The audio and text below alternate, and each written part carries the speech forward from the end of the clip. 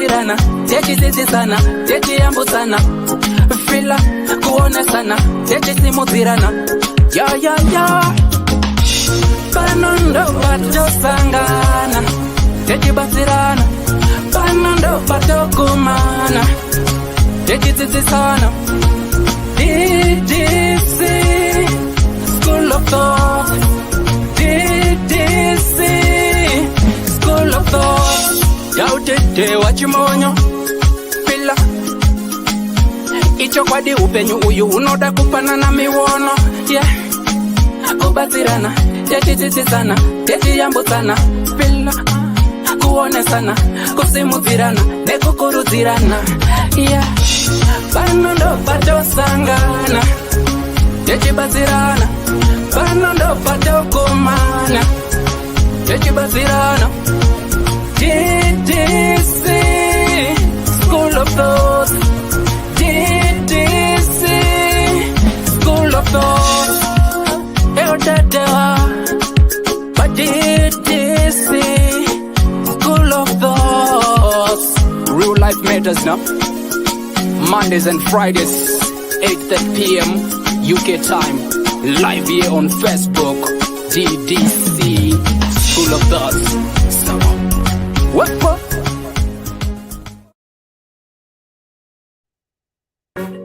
Ddc Currenters.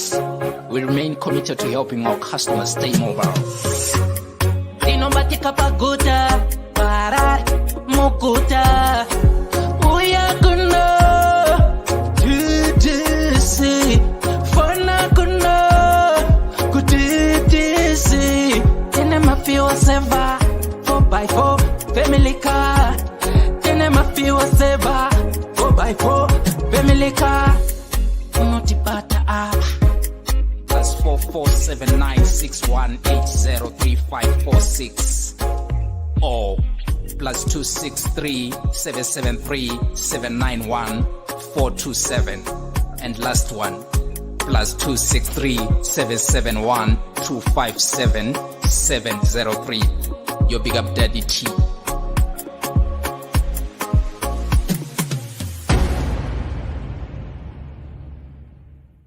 Whiches Marabilo one time. Ungabe udinga indawo yokuchadela kumbe udinga indawo yemhlangano esikubiza sithi ngama conference space. Ikulu indawo ema-Golis Resort. Loba uthanda ukwenza imidlalo enjengokugada escape, ukugada amabhizi kumbe ikanu. Woza uzobona ubuhle bemvelo. Ikhona njalo izipline ema-Golis Resort. Kumnandi labantwana asibakhohlwanga. Ikhona imjingo emihle emangalisayo emkhulu futhi. Ama-virtual reality lama TV amakhulu atholakala ngaphandle. Hawu wakuhle ema-Golis Resort.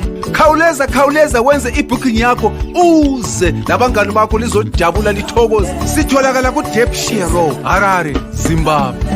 Ma-Golis Resort, an adventure and a leisure paradise.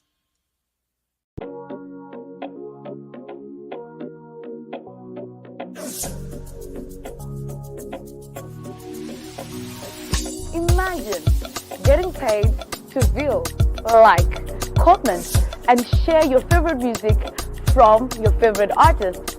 Now, that's an easy job and convenient. All you have to do is to visit us at www.musica.online, which is an amazing platform that allows you to get the amazing music that you need. So we're calling upon even the listeners and most likely the artists to upload their music and listeners to get paid for listening to the music. That is convenient, trust me. Hello, good people. Say, Sunday morning, Mashabezula, Masheli, Janiba with two. I hope and trust I find you all well. Mukoma Gwango Mori say, and each Ramur say, Sibo, say. It's the boys. Bo, Chiramur say. Alipa mute. Okay. Mkoma kwangu vari boss avo ende vari kufara unge benzira nonga pembe msitimu. Zofadza Dewa wakati watiri right ako. Ndiri bomoto. Sharp. Good. Right, andichera vanenge vari pamute. Right, regatiti tine Milton chakanyika chimuzaya changu sei Lucy Katowa zviri sei. How are we? Simbarashisa, tell my brother, how are you doing? Celia Shawayo. Mukoma gwangu pakati panonzani zviya. Ani? Celia chi? Shawayo. Shashwayo. Celia Shashwayo, how are you doing? Sonia Smith, what's up, my dear? Bridget Bepe. Ndepi tapinda. Yes, murdo takaenda. Stephen Chikuta zviri sei. Tendai Lisa Gambis, how are you doing, my dear? Right, pano ndasiya rapa. I don't think pano ndasiya. Good people muri kuzvigona sei. Right, murdo takaenda. If it is your first time coming here on DDC School of Thoughts, please do likewise. Follow the page, like the page, and share the page as well. Please, if you've got a story that you want to share with us, please do likewise. You share your story, then we bring it here as a case study. Then your people's opinions and views might be different. Panapa, it's like a clinic, a hospital. But Panapa always try to maintain the good relationship with our listeners and everything. Panapa,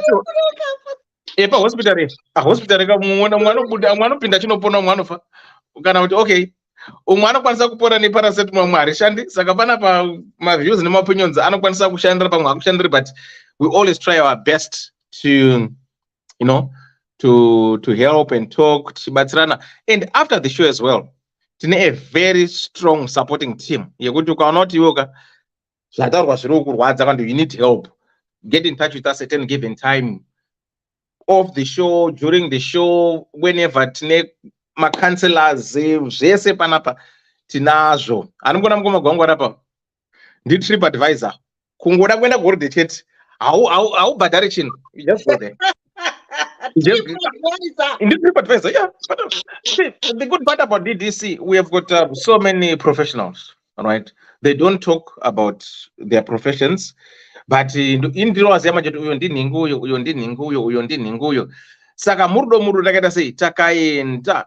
Right, regaendida iso zvozai zvinongonakidza munongoziya zvinhu zveDDC. Right, regaendida iso flyer ndakaisapo izvo zim turn up musi wa1 July. Please guys, please, I beg, that's the only show iripo this weekend musi wa1 July. Get your tickets, ndibatei, endai palink. I think achirita £30, VIP £70.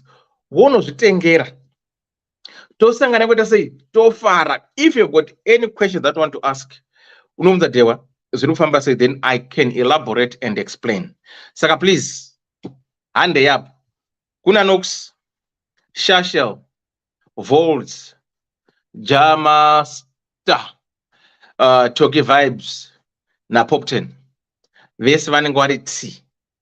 Saka musi wa1 July ka Leicester takaenda. Right, regai nditi nini, right? Tonight's program sponsored by DDC Rentals.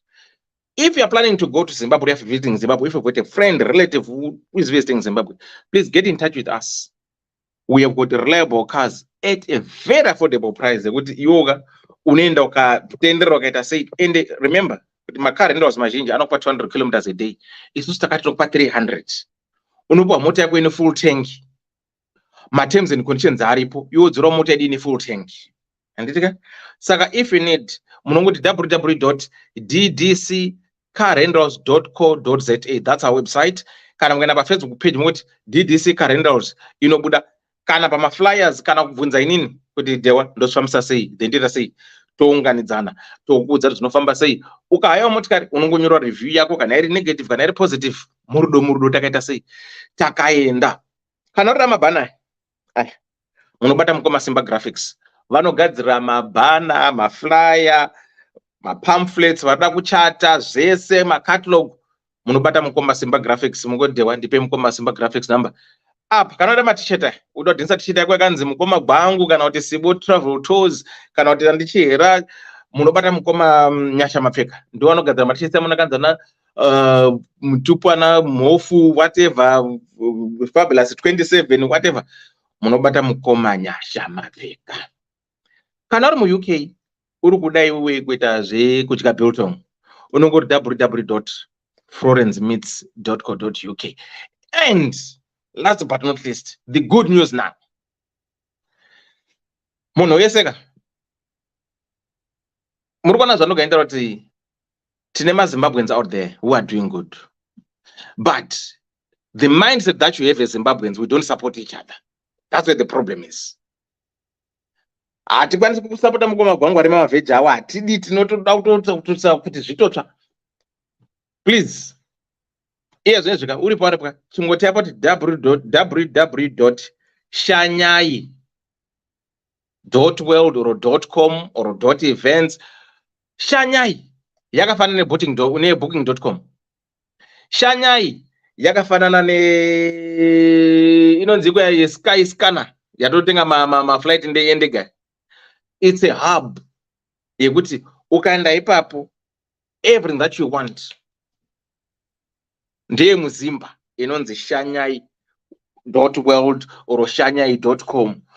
Totengawo matiketsi tobhukawo zvinhu zvedu zvatinongoita kunana World Dream, zvinoita kunana Sky Scanner na booking.com, mawebsite ndapikwa na Google chimwe zvakadaro. It's a search engine inokunzira everything to you.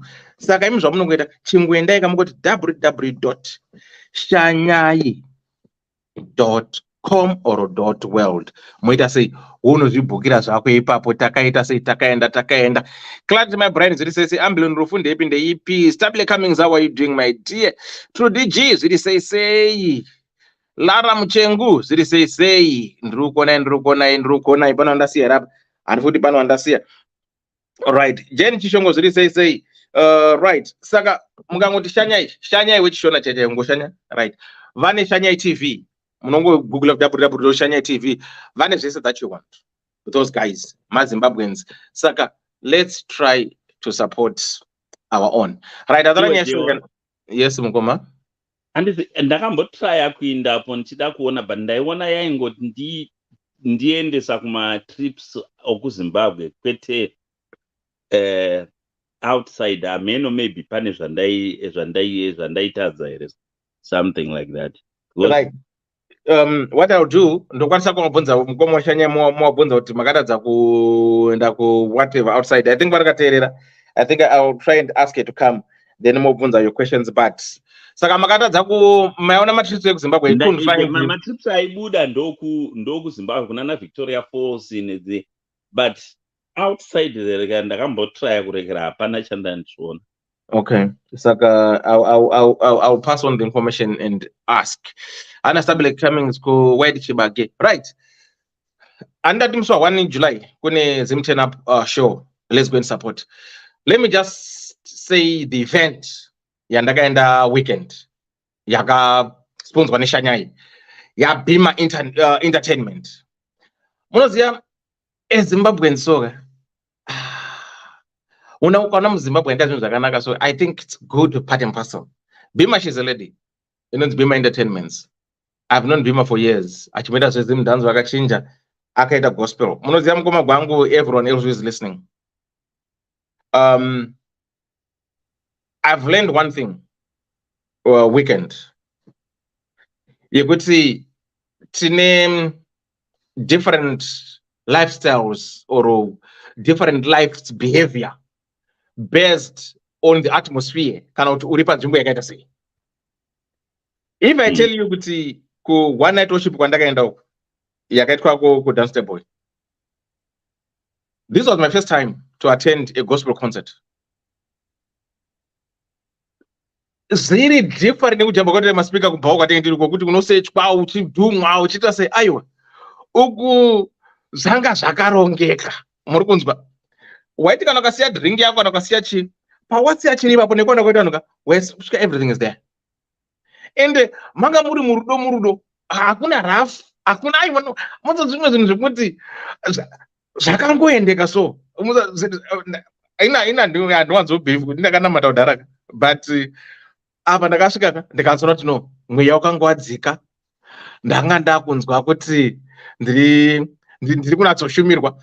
And the difference futi nemartist ndeyekuti I've dealt with so many artists. but ava vandandinawo weekender are very humble, level-headed. Munoziva munoziva kuti vamwe kuti I wish matistede ezimdanzel nevamwe vese vaka vachimboenda vachiona the way how gospel artists interact with people. I think they only know one or two things. Mukanzwa mukoma gwangu anoti paSaturday show iyi haana kutorwa picture naartist wake anenge achinyepa. Munhu iye ndiri kuda kuti kwakuzotanzi kuiswa maartist anokwa mabhodhika toda kuigota sei no vaipinda nepane vanhu vachigara mune vanhu. Muri kunzwa pasina barricade onzanonzi aiwa maartist garai kwenyu mega uko aiwa no panga paine VIP section but yanga ine 3 access zekuti one can just walk in. Makadi mukoma gwangu murainda kutorwa picture ende zvirisina kana pressure kana kuita sei. I was so impressed and I was so touched throughout the night. From I would say apana pasikaziite maglitches they were there. Sound system ndakaenda mashows akawanda sound system was top notch. Sound 10 out of 10. 10 out of 10. Timetable vanhu vegospel vanobata nguva pakanzi 2 o'clock vanhu vanga vatomona 2 vakanzi from 2 kusvika na4 mutorwa mapictures they were there. Maartists they delayed to come. Vakatanga kuya Ndana Lloyd nevamwe people getting pictures. Zvakasta delay I think in 1 hour pachimwe tumwe tunyaya but from 5 until 12 midnight angari mafaro chete. Muri kunzwa mafaro zvanga zvakaendeka. The only problem that I faced or that most people faced haisi problem ya sponsor, haisi problem ya promoter. AC yakakurirwa nevanhu and it was hot. I think that room 20-30 degrees. So makazoguma mukazopisa even though the AC was on but makazopisa until I would say maybe kuma 10 ndipo kasiyata a little bit cool down. But besides that VIP yanga ine madrinks masnacks waidya uchiita sei aiwa no I wanna say Bima Entertainment sando dzako. I think if some of these promoters dai kwaya kwamboona shanyai for sponsoring the event, all the artists who were there, Marilyn rinoona ngari manager of the event, munoziva kuti ndiye akatonditaurira nezvakachitf ndandina bhururu wenyu ndaito ndichataura newe ndisingazi kuti already munoreka akataura zvikabhudhi ndiri kureka ndokupisha kwangu kai sisiwo vai munoziva kuti chii. I think tinongofunga kuti people can manage my events to be event manager varume chete. No, that lady she was on point. She managed that event smoothly. Muri kunzwa and kunyepereka from the press conference till the end of the show. She made sure kuti everything was according and she looked after every. Ukanzwa munhu anochema hake kuti pane zvakazoitika hatizoshaya zvedu unongwa hapazoshayikwa 1 or 2 vasikafari. But I will say nini personally I deal in different promoters and no free access, but this was my first time to attend a gospel show. I'll give them 9 out of 10 in all areas. Sound system 10 out of 10 in all areas. Artists, everything was perfect. So ndikanzwa kuti kune concert futhi yegospel artist gospel artist ndinenda and trust me it was on fire. Ndakaona vanhu vachipinda mumweya mukoma gwangu vanhu vaipinda mumweya. Munoziva kuti ndakashokwa tsoka ndichiona vanhu vachipinda mumweya havana vekuti vegona kuti yes zvaakomborerwa. Yangari angari magitare aita ngane mharidzo yangari present worship. Muri kunzwa anyone can go on stage on dance. Saka zvingori then mukoma Nyasha Mapfeka, I don't want to forget that brother of mine. He did a great job. Pictures videos aiwa munoziva kune vanhu kuti kungomba matomu so kuti shamwari ka do this ka aiwa zvinenge zvakangoendeka. Shanya, he did a great job. Be my entertainment degree. Everyone who graced that event. Vanhu vacho munoziva kuti munhu yaingosvika achingosvikana sonka hapana kana pressure zodanza muda mbuta no kana munhu yaingosvika mukoma tiketi rangu fa opinda uri kuenda VIP here VIP kudenga unodzika unodzika zvanga zviri smooth sailing. So I just want to say Be My Entertainment, thank you so much for the job well done. Shanyai events, thank you so much for sponsoring the event. Mary Nirnona Gomo, you are awesome. 1 in a million. Thank you so much. To the artists, Mese and Nare Muromonemi, Sando Zenyu. Right, since I've been doing this, my pictures, whatever, I will say, God is my witness. Akuna artist akambondi follower kana with a friend yangu on Facebook. With all that I do to them, akuna kana one. But I wanna know sort of the Check sure Zama, Dr. Wenima Shaba, prophetess Matambire, if I'm mistaken the name, Anna Dokasi,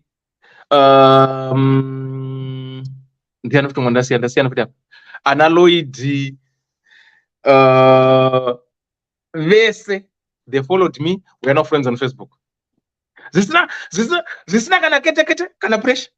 Ndopo mnaona kusiyana kwe maturity ne level yevanhu kuti vamwe vari so down to earth zvekuti they appreciate your time, they appreciate what you do to them without even asking. Vese ana prophetess Matimbire dzashamwari dzangu, ana Yokaiwashe dzashamwari dzangu, ana Mukomalodi Tevedzai vese dzashamwari dzangu, ana Nyasha Mutonhori dzashamwari dzangu, ana Pastor Tinashe. But all these years that I've moved with all these Zimbabwean artists, hakuna kana wana kambeta shamwari on Facebook. Kana kungoto say, but with these ones, at times you need to appreciate what other people do. Ndopo na level yekuti vanotisiane. But anyway, we had nice time, we had good time. Mukanza kuti paita event ye gospel. Chimboendai mbonoona. I think munobva mine different mindset, like what I'm saying. So anyway, ndapedza uko. Right. Mashi stories say right. Mambo kadzi Eleno muri say.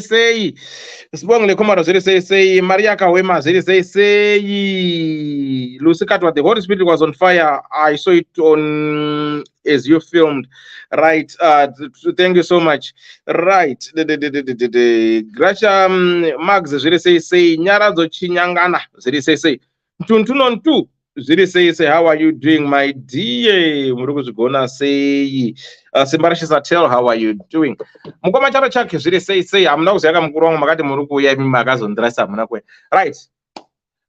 Panas, I'm not about this. You want to eat something or we want to do something, then chip in the chili message. Aiwa, chendingangotaura ndechekuti varume yehe munoita mashozi enyu kuti anze asucceed kana kudona vanhu. Yeah, I've seen vamwe vanhu hazvinaki hazvo kuzotaura nezvemunhu akafa. Pakamboya rimwe bhendi kuno, the artist is late. Ndakanyarira mumwe mufana apo wabikirwa sadza kubva kumba kwevamwe vanhu. Mufana uyu akangosvika zviya zvokuti ndodawo kutobva foto narekera naartist. Wabato ndikasirikanisa ndatomboenda kana pastage. The way he talked, ini kubva musi iyoyo ndakati kutogwa mapicture namaartist ndonga munhu wandakatozotanga kutogwa rekera vapana ava naSulu navayabamunini vake uyu unonzi ani uyu. Nice one. Alan.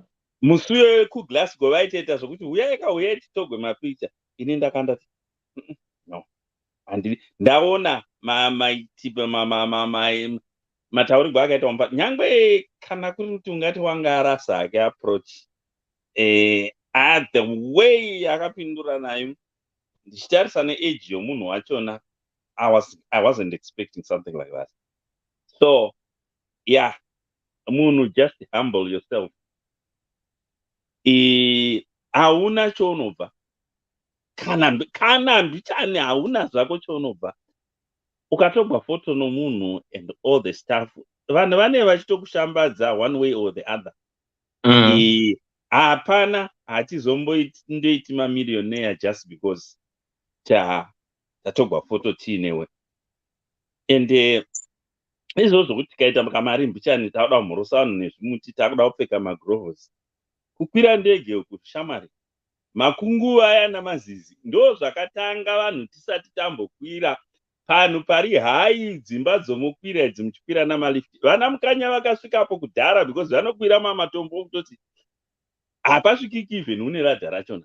So vanhu ngatitry to humble ourselves, not only the artist but any zvake munhu anongofunga kuti aita kamari and stuff like that. Let's just try to humble ourselves. Ndofunga that's all what I'm happy ndichinzwa kuti vamwe vaitogwa marekera uyu zvakanaka vachiita sei. Ndo zvinhu zvetikurudzira. Izvi zvimwe izvi zvinozoitwa navamwe vanhu tikabhoikoda. Ndoona even chero vamwe vanoita tumabhizinesi. Ndambochena migwa navamwe mai ndikazonyara kuvaudza nyobvu ndiri mushopu mavo imomo. Ndaona kuti ndikataura munomu tichiri 2 vanogona kuzoti baba vavoda kundibata chibharo, ndobva ndazvidzora. Haikona kuti vanhu hatiuifanika ike noma-African shops awanda. Ukatsabata vanhu zvakanaka, we don't come there. As simple as all that. Tinoenda kumachapati. So, vanhu, mari iyi ndakaona inenge inotinetsa kuihandla. Kungonzi ndaaka business watengesa kana majuru ako kana ishwa dzako. Hey, humble yourself. Thank you. Thanks mukoma gwangu. Right, murudo takaita sei takaenda good people, regai tichipinde tichimhanye chanhasi tinzwa kuti nyaya yakamira yakadii. Right, for those who are just joining us, welcome to the show, welcome to the program where we discuss real life matters of the heart. And please do likewise, if you've got a story that you want to share with us, do likewise. If you want to be on the flyer or if you want to be one of those panelists up there, there's the link that you can click in and come in, or you can phone pakambudza kane WhatsApp wita sei uya utaura nyaya yako. Right, nyaya yanhasi yakamira yakati hanzi she lied, hanzi akanyeba murandakadzi. Hello Elder and Ddc, I hope I find you all well. Elder, please hide my identity. My story goes like this, Elder. I'm a man aged 30 years of age, and I've been dating this 28-year-old lady, and I was making plans to marry her end of this year. Elder, I have one child from my failed relationship, and she also told me that she has one child as well from a failed relationship. Elder, I was very much honest with her, but this lady lied to me because it turns out that she had another child with another man, meaning she has 2 children and not one, as she said. Elder, my worry is, why would she conceal another child? Elder, to be honest, I'm heartbroken, and this makes it difficult for me to go ahead with the marriage plans. Elder, I was honest and open with her from the onset. A marriage built on lies is not good. How can I marry someone who lies to me about issues like this? Elder, I wouldn't have a problem if she told me the truth from the onset, but for me to find out, it's a blow below the belt. And why lying? Elder, when I confronted her about this lie, guess what her defense was? She told me that all the men she dated before me refused to marry her because she mentioned that she has 2 kids, and therefore she felt it was better for her to lie about the number of her children. Elder was advised never to trust a woman who lies about the number of her children. Now I don't know what to do. Elder, should I proceed to marry her or run for my dear life? Elder, to be honest and truly speaking, I have feelings for this woman, but now I'm scared to go ahead with the marriage plans. Please advise me on the way forward before I lose my head. Thank you. I'll be in the comment section. So, here we have got a young man, or a man who is a father of one, who is dating this young lady, 28 years of age. Um, and this guy had plans with this woman that they're gonna get married end of this year. So during the dating, courtship, whatever I call it, this guy was honest to this young lady. Say, look, I've got a child of my own. My relationship didn't work, so I've got one child. And then he said, same as me as well. So that makes the two of us. I've got one child as well from a failed relationship. So everything was okay. Everyone was honest on their onset. But only this guy to find out that this young lady, she lied. She's got two kids. She didn't tell the other child that she's got another child. And this guy, when this guy found out, he was very heartbroken, devastated, and everything. So he went and approached and asked this woman, look, I was honest with you from the beginning about the number of children that I have. And even said to me, also have one child. And the lady, in a defense, she said to this guy, my guy, my apologies. The reason why I lied about the number of my kids is because all the men that I've dated before you, it didn't work because the moment I tell them that I've got two children, they'll say, no, I can't marry a woman who's got two kids. So I end up resorting in saying I've got one child. So I have to lie for this relationship to work. But this guy is not happy with the whole situation. Said, no, how can I marry somebody who lied to me? She should have just be honest with me from the onset. So can we say this young lady was wrong by lying? Or can we say what she did was based on her personal experience from other guys who rejected her because her number of kids were too many? I've got somebody who wrote, Anna Verukai said, anogona kunge reason yaakapa iri yeshuwa varume vanozviita vazhinji vanoda M1 not 2 saka iye she's desperate anotonyepa, of which it's bad to build something based on lies. It's better to tell the truth pane anotokuda wakadaro chero uine 5 vana. Iye murume kana achida munhu wake ngamuregerere, vakadzi vazhinji ndo zvavari. Saka hanzi vakadzi vazhinji ndo zvavari zvekunyepa izvi.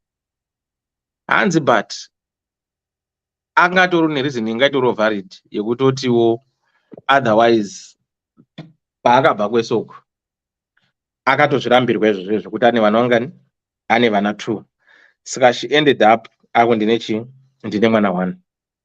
Saka I don't know kuti pakadai so apa murimi vaoni vabati venyaya munobatsira sei mukomana kana musikana wayo, because namboti panapa pahospital ka unokwanisa kupona, unokwanisa kufa futi, but hatiurayi zvedu, tinongotaura tisase tichionesana takadaro.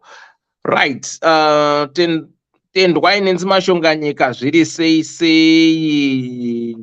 Jonah Morris, how are you doing, my dear? Stable, I've seen you. Messi ndakona, I think I've Princess Mpofu zviri sei muri papa, ndakona muri papa panel. Pano ndasiyara. Mukoma charo chake ndakona, Clarity ndakona, Mashu ndakona, Messi. I think I've seen everyone here. Sibongile Kumal, how are you doing? If I didn't greet you, then my apologies. Petty Dube, thanks for watching. How are you doing, my dear? Eleanor, how are you? If I didn't greet you, then unengo wangoita zvakomunyama, but otherwise nyaradzo chinyangana, I always try to greet everyone. Right. So hands my uncle married a woman with 7 children. Yes, saka pakaipa. Right, mukoma kwangu. Yeah. Munoti nenyaya yemukomana wayo. Mukomana akaenda honest kune musikana kuti look, inini ndine mwana wangu 1. Musikana akati akane inoshasha ndine 1 futi, but iye aine 2. Mukomana kwazvisa find out kuti no, chimoko chakanyebera, chimoko tanzi no, the reason why ndakanyebera ndeyekuti because vese vakomana vakambonyenga ndakadana nawo aka ndikauza ndiye vana 12 what atikurori auroreki chinhu. Saka the best rega ndichinyepa ndiroreke ndozokudza wandiroora kuti ndino mwana. Hatinganyanyi zvedu kuda kumusungirira because love yachona inongova game yokunyepirana both ways.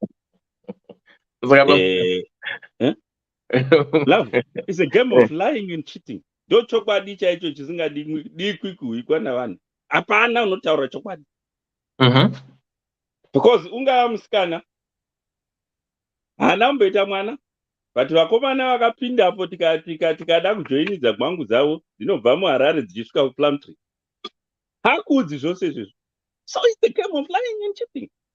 Chokwadi chacho chetoda kutaurirana panapa. Zvo apa pataurwa zvapo wataura kuti ndine mwana ndine mwana one ane iye ane uyu. Yes, zvinowanikwa muvanhu. Iye ndikana kwakuri kuti ari panapa ndikamubvunza kuti unodei munhu akauyu wokuti unobva Harare kusvika Plumtree nouyu zvake una vana 2, let's assume akangozivana navarume 2 ipapo. Wounoda ndeupi? Kana ari panapa ndimubvunze. Because ukada kutsvakana nezvakawanda wazviziva, anokuda here zvaanga achiita zvacho naunga uchiona zviri zvomunhu anokuda here? Kana mhinduro iri yokuti anga achiita zvinhu zvinokunakidza, then uchasiya umwe chichongomubvunzisisa kuti aiwa chero una 3 chindiudza ndichigara ndaziva hangu usatya wonzwa kuti ndowavhura iwo magete echokwadi ndokuti akuudze chokwadi chachona. Problem hatidi kunzwa chokwadi musociety medu. That's our problem. That's problem number 1 yetinayo as a society zvedu, both men and women. Hatidi kunzwa chokwadi. Ipo panapa ndogona kutaura zvinhu zvokuti ndisi gwema like ndotadza kutaura chokwadi chiri chinogumbura angava Sivongile kana Sonya. Ukaona wakadero maprincipals akahana kumira zvakanaka. Chokwadi ngachitsemugwe sechokwadi, vanhu votsamwa kana kufara nacho. Ndo zvinhu zvinoleka musociety medu. Because varipo vamwe vakadzi vasina vana, but ukatarisa vanhu vakapinda muuyu macho, you will be shocked. I'm telling you this. So, wazviziva. Kuna amwe mai notoni kwandaigarawo. Vavana musikana anga atokura aigara kuHarare, but vakavanzira murume wacho, vakaroorwa nemusoja. Saka aigara achinetsana nawo, imogarire nomurume asingadi kundiona, because vakava kunyepa kuti murume uyu haadi kukuona. Ivo vachinyepa varivo, vakanyepa actually. So, kunyepa musanyanya kubhesa nokunyepa, but ndo zviriko zvacho. Mulavhu munonyeperana watewa. Imo mune etinoti love. Ukateerera kambokaya kaSteve Dongi makoni kuti ndiye ane rudo rwechokwadi. Kambokaya kakabayiwa ende pakakwenyewa gitare munhu achitaura reality inoitika mureketa, inoitika mulife. Iyeyo kuti handizvi kana usipo wanika 10 kg gone. Arikupedza upu hwachona makonzo here? No. Igame yokunyeperana iyo munoti love. Ukangozviziva izvezvo hauondi nomunhu chero ukazeti gwazunu. Kana ndichipinda murudo nomunhu fanika zvandakaita ini mukoma kwangu, aiwa ndinopinda ne60% ndichasiya 40, kana ndongopinda ne50-50 ndizvezvo. Iyi 50-50 ndo reservera kuti ndichahwa mamwe mabiri bobi anogona kundirega. Once wadero waisa mashoko absorbers musystem mako, chero ukaiti kwazvimwe zvinhu zviri serious zvakaita sei, hauiti stress. Asi kana wada kuchembera, tarisira chokwadi mugame yelove. Wotarisira chokwadi imomo. Nyamari unowanda nezuva 1. Ndo zvinhu zvetisingazivi vanhu chipinda.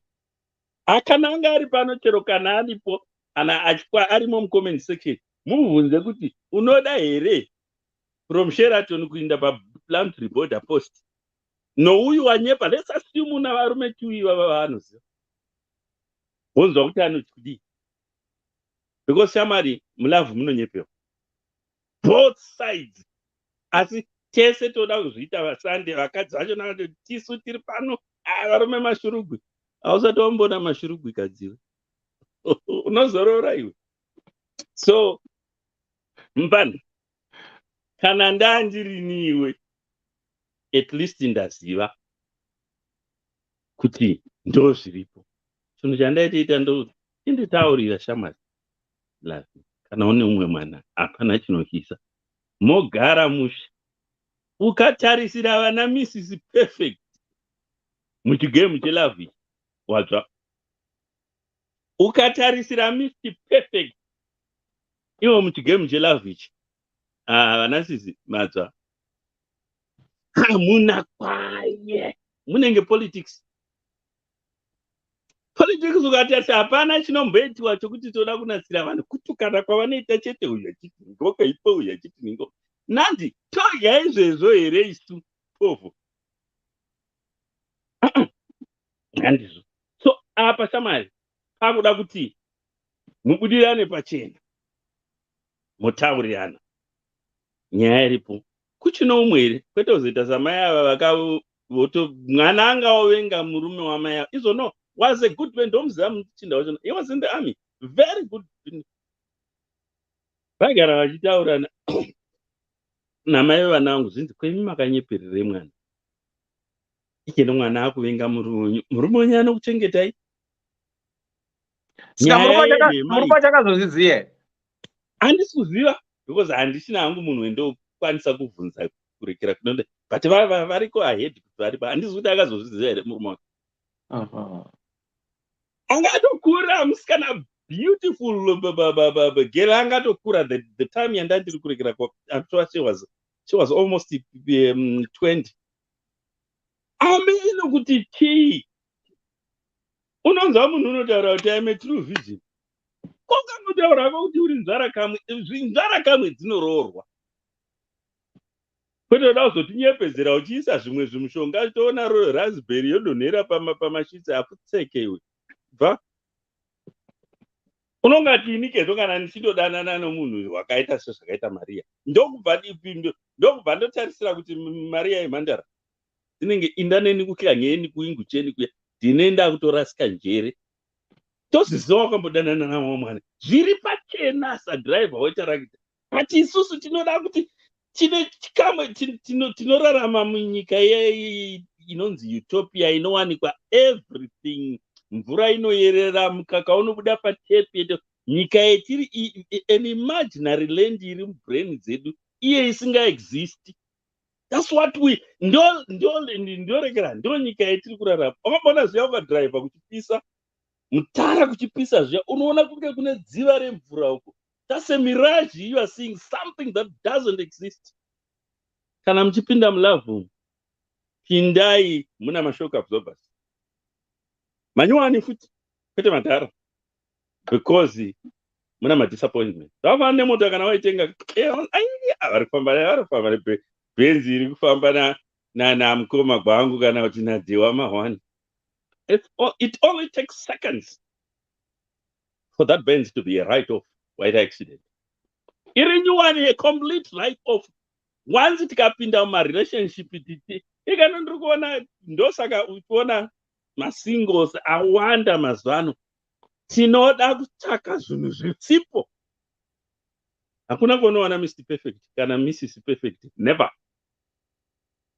kana takuda kutaurirana chokwadi reality youpenyu chaiyo chaiyo no so decision ndeyako asi inini ndinokuudza kuti the next person uchandosangana naye kana ukafunga zvokusiya uyu can be worse than uyu uchandowana ane 7 vana kana kuti asina anoti I'm a true virgin kunogadzirwa mazuva ano kwakugadzirwa zvokuti unoona fanika uri kundotema gombo iwe uchiinda murekera rakarimwa kudhara they can do that iyo hama dzedu dzenguo refu woti wakaona virgin anosekera godo somukadzi wepiri achikuseka kuti handakazoriwana rema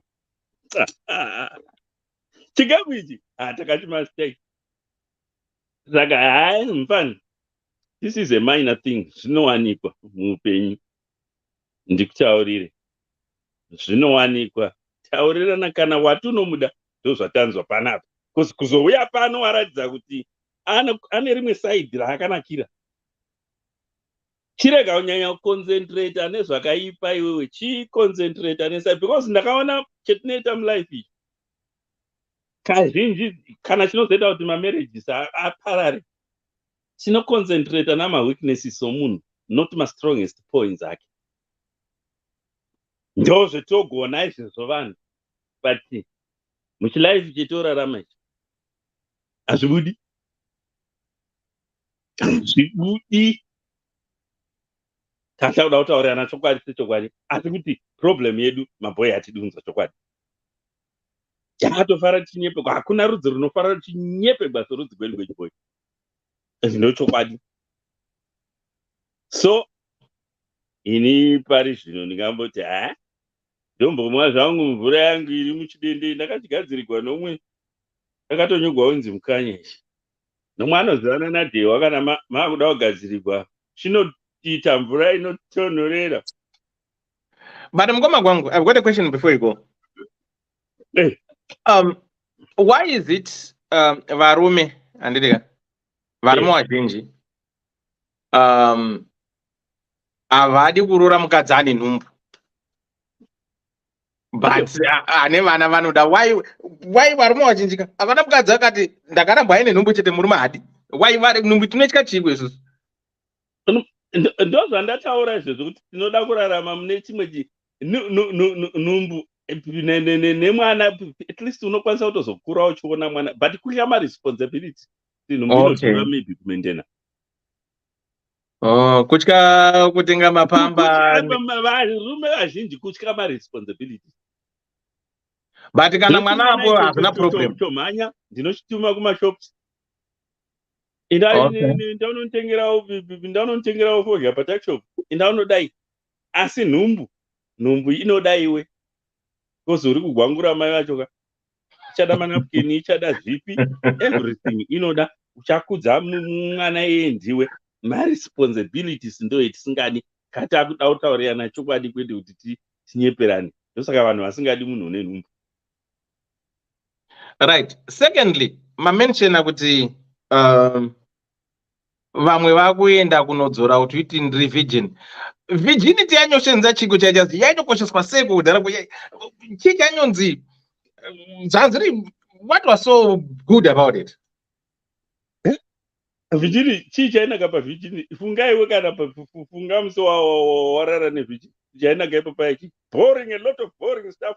Uri kugredha panhu panyuwani tasori kurara nedombo. Yeah.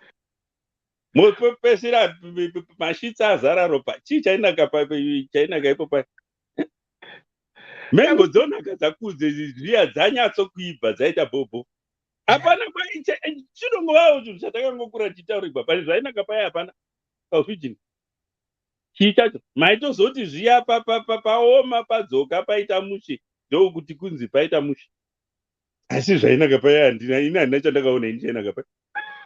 Kugwadzisana chete pai. Murugwadziwa ropa achitsazara ropa waudambo ndomawacha futi kudharata tisina mawachi meshini. Nekurumwa zvirekera izvi. Unorumwa apa pakazviti unonzwa pachesta. Zvinhu zvacho zvese zvakangodhakwa-dhakwa.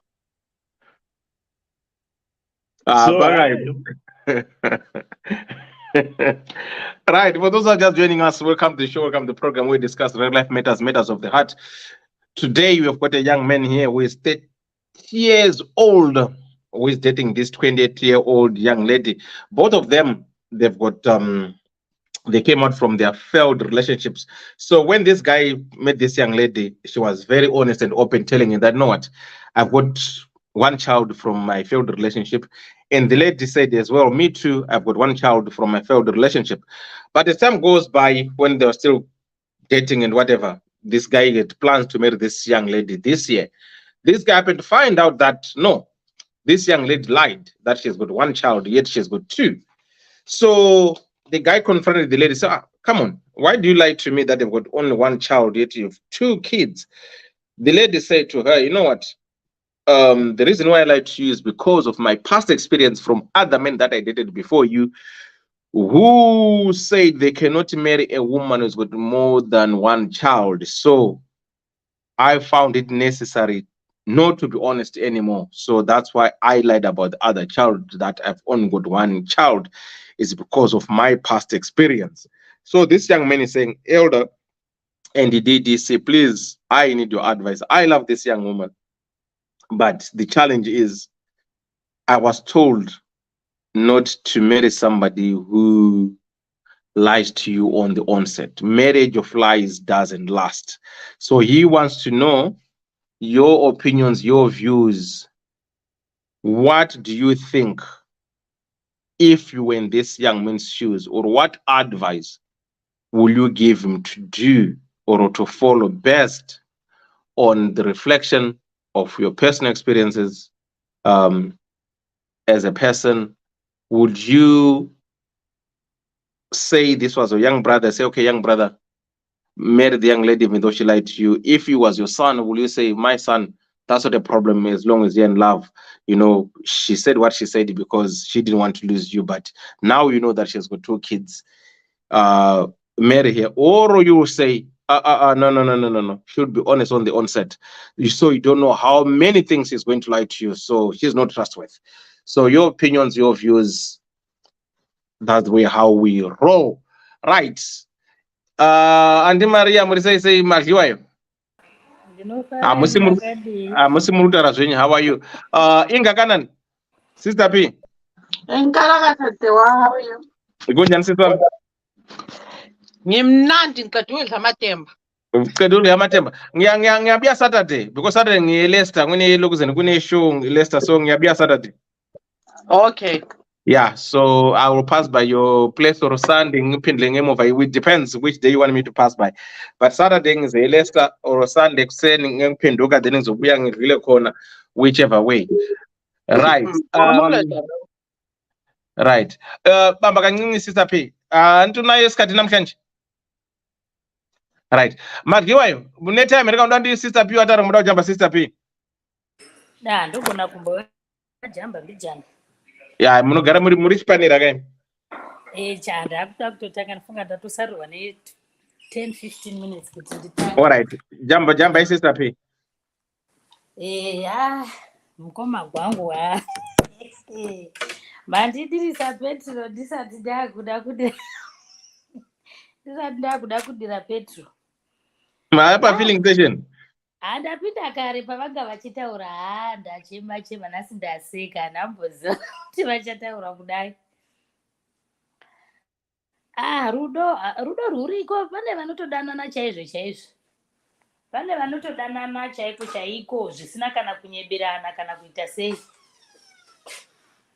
Kozouyawo vanogara vakabhesawo vane vatotangawo mukunyeba. Ina hangu ndichiona nyaya iyi musikana uyu already akakanganisa paakanyeba ake. Akakanganisa kunyebera umwe wake, dai akangobuda pachena. Zvobva zvaita, but zvazvadai tochiita sei? Ndo pane mubvunzo, because iye pachake ari kumuda musikana uyu. Nekuti anenge atarisa maqualities akaona kuti kunze uku kuchanowana umwe munhu akadai haachamuwani. Saka odini akati bheta ndishingirire hangu ndichingogara hangu naiye, asizve kundinyebera kwaaita. Akagara zvenaye chachigumbi cheupenyu hwese. Akaona mwana uyu achavenga mai avo kuti asi akandinyebererei. Ofuchi vanhu mazuva ano zvavakuita chero zvavakwanisa kuita kuti vanhu vawane love. Vanoenda kun'anga, vanoenda paivo vari kunodzoresa ivavo kuti vati kudzoke. Handi kurese kutsvaga rudo. Ningoona kuti shuwa Plumtree Bed Bridge wochiona kuti zvokwadi ndochiita sei. Malguya, hold on. Unongoona kuti chii? Yataurwa zvePlumtree to Bed Bridge yataurwa namukoma gwangu sei kuti mileage yafamba. Mileage yacho kana yafambawo unenge wakuona kuti mina mukoma gwangu semu WhatsApp group. Aiwa, asi toda kutaura nachokwadi pamileage apo. Aiwa, but Malguya. Vakadzi haiti. But Malguya. Mileage, Shanda said that thing, it's a muscle, man. Come on, guys. It's a muscle, but mileage yekuvakadzi inotisakadza zvese nebody. Ndosaka muchinzwa kuine saying yekuti a man is old as he feels, and a woman is as old as she looks. Malooks anochinja. Because apa uri kusangana nema AK47, mapistol, machi hazvichina tsaruka anomajika, ndo paunozoda kunodzoresa paya manje hazvichadzoreki. Handi munoona. Saka zvinonetsa zvinhu zvacho kana zvasvika pakuti uchizoti uda kudodanana nani, iwe wachovha kudaro. ende kazhinji vanhu vanoda kudzikama kana vambochovha. Kana vachovha chaiko chaiko ndo panozwa dai panapa ndachidzikama pana ndopo uchitsvaga uko kusetla ipapapa mai ava hazvishamisi kuti musikana uyu akati chovhe aona kuti manje vakomana ava vari kuramba vana 2 akati bheta ndichidzoka kuplan A yokuti ndine mwana 1. Saka ndo zvitoripo iwewe kana uchidaiwo mukomana kana uri kumuda munhu nokuti zveshuwa dzimwe nguva quality inonetsa kuwana. So kuti quality yako urambe unayo, you have to forgive her, wogara naye, but womuudza kuti kana ndikangonzwa chero chinhema chitukutuku chakadii, I'm done. Otherwise unotozonowana ari wese, wotozonouya kwandiri ini ndine vana 8 ndokuudza kuti ndine 4. Pauchazotoona kuti ndiri mbuya wamako ndo pauchazoona kuti ya pakaipa wakutonzwa vana pafoni wotoona pakatonzi grandchild number 1 achifona wozofunza kuti asviku grandchild ari kufona ndozokuudza kuti tatogara hazvizonakidzi manje. Uye varume vamuri kuti vanoramba nhumbu chasiyana chii nekuramba nhumbu veta kutochengeta iri nhumbuzi uchinyatsoziva wozoona kuti kamwana kacho ako kakura ako haako kari kuenda kuchikoro pana vari kuchengeta vasiri vari kubuda kumadhn zvinoshandei? Aiwa no. Ona munhu ako ane nhumbu mude akadaro wogara naye Okay. manabukeni 5 woti shamwari inini nhumbu haisi yangu andaafoda way 5 Okay. kuda handiti muwirirana. Okay. Modanana wotenga woti handizonyanyisi kuchengeta sekuchengeta kwaungadai kwaita baba, but because ndinokuda hati chingogara. Vakawanda vanhu vakaroorana vanhu vaishori nenhumbu asi vaudzana kushamwari ndine pamiri unondida hako asi ndine pamiri aiwa uya tigara. Zvinezvi zvakuda mabvumirana manje ende uchimuziva mwana wacho kuti uyu mwana uyu hasi wangu ende zvinochengeteka zvakanaka ende zvinofamba zvakanaka. But izvokuzoudzwa kuti nhumbu ndenyu mukoma wangu imi mochizoverenga mazuva morava moona kuti mimba haisi yangu ndopo kukonana. Hazvibetseri kuti kuzorambana pakati perwizi mozoti aiwa iwe chibuda muchikepe hazvizonakidzi manje. Saka ndonasa kuti mukomana uyu kana achida because mazuva ano quality is hard to find. Quality chaiyo is very hard to find.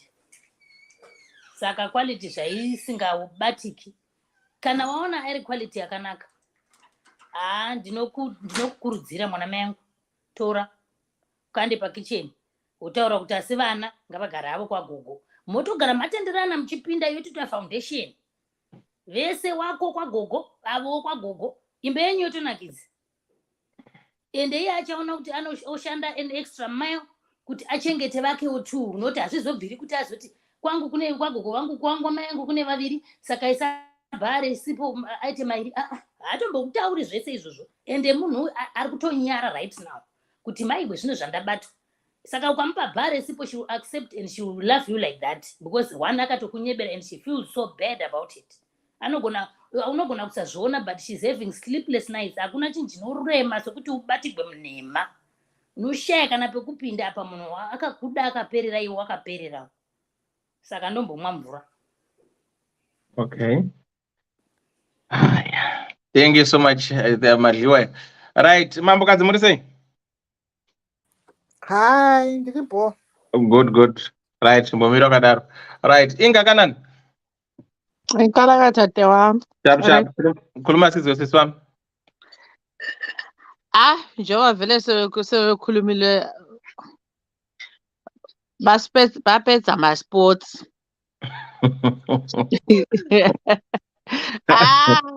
Ngoba kwangu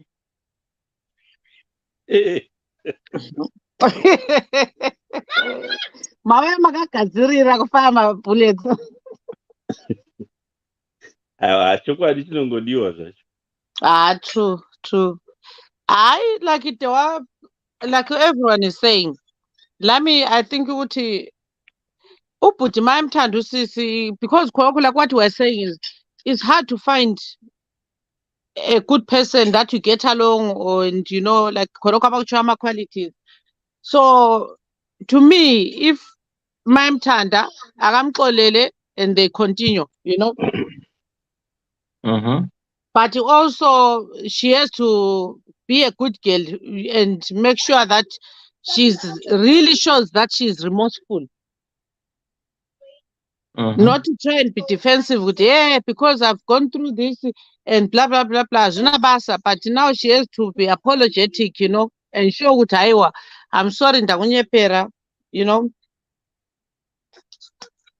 But when it comes to love, if he really loves her, real love, it won't destroy their relationship. It's just a hiccup, but he has to learn to forgive her, and they move on.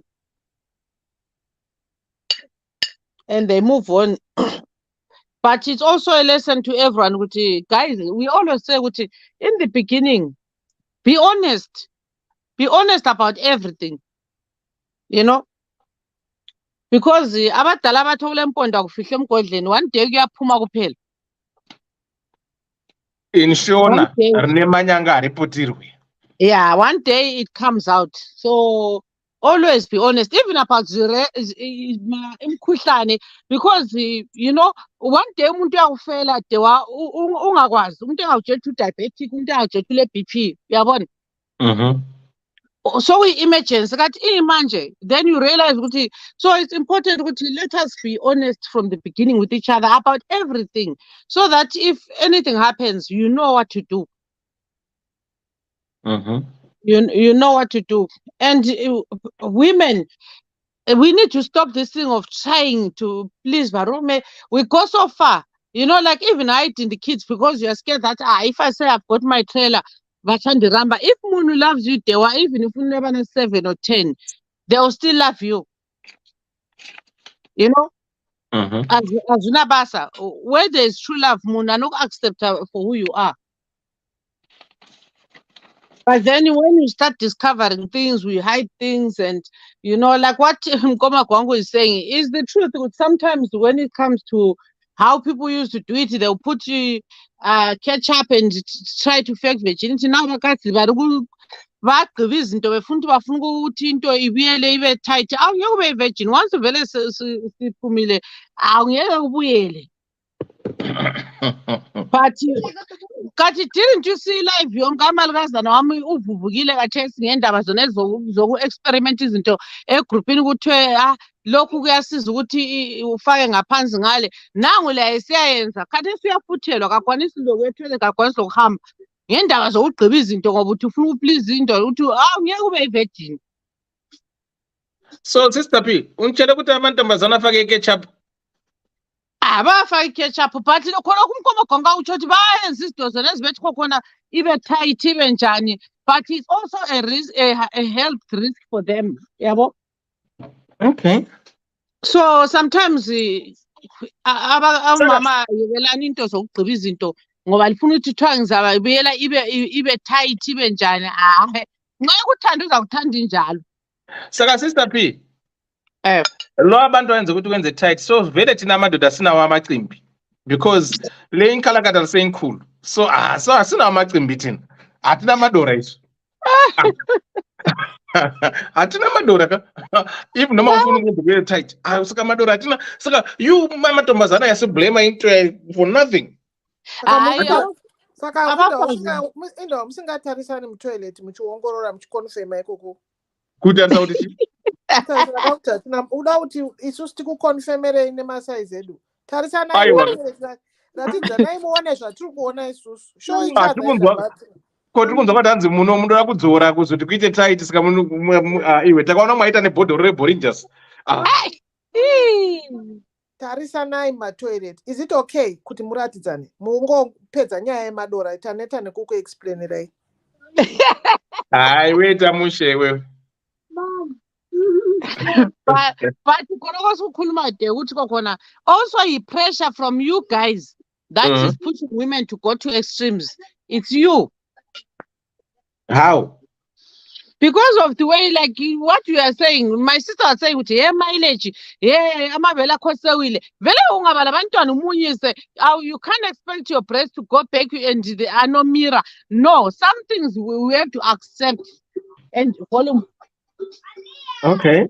some things you have to accept. No, I've got 4 kids, so you can't expect me to be a virgin or expect me to mazamango will be like Upright. yeah. But then you guys sometimes you criticize to a point where you want to please Vanvanoita surgery, they go and have liposuction and everything. You know, all these things are very risky. But most women, they are just doing it to please men.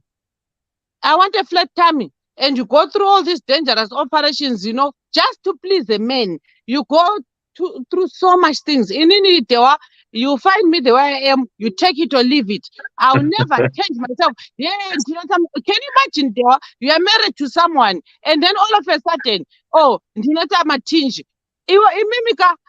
you find me with them? Zvinongosiyana. Iwe mukati mukawa munhu wana achitaura mufunga kuti vamwe vanodaiwo vana Netherlands, Holland, maflati pasina chinhu panapa. Some men like it, but Yeah. mina hangu handidi. But it's about, isn't it about kuti as you get older, things don't stay the same as they were when you were young? Yeah. Saka the same way you guys zvinenge zvakuita unge mapopo ashava, matumbu enyu anenge abuda kunze, you've got gray hairs on your chest. It's the same way gravity hits our breasts. Gravity also hits your balls. We also get bellies, you get bellies, but somehow you arrive there. You want breast facing the same direction. Balls face the wrong direction. I don't understand that. I should not balance. That's why I'm saying with Bakati, let's cautious ourselves, our health, because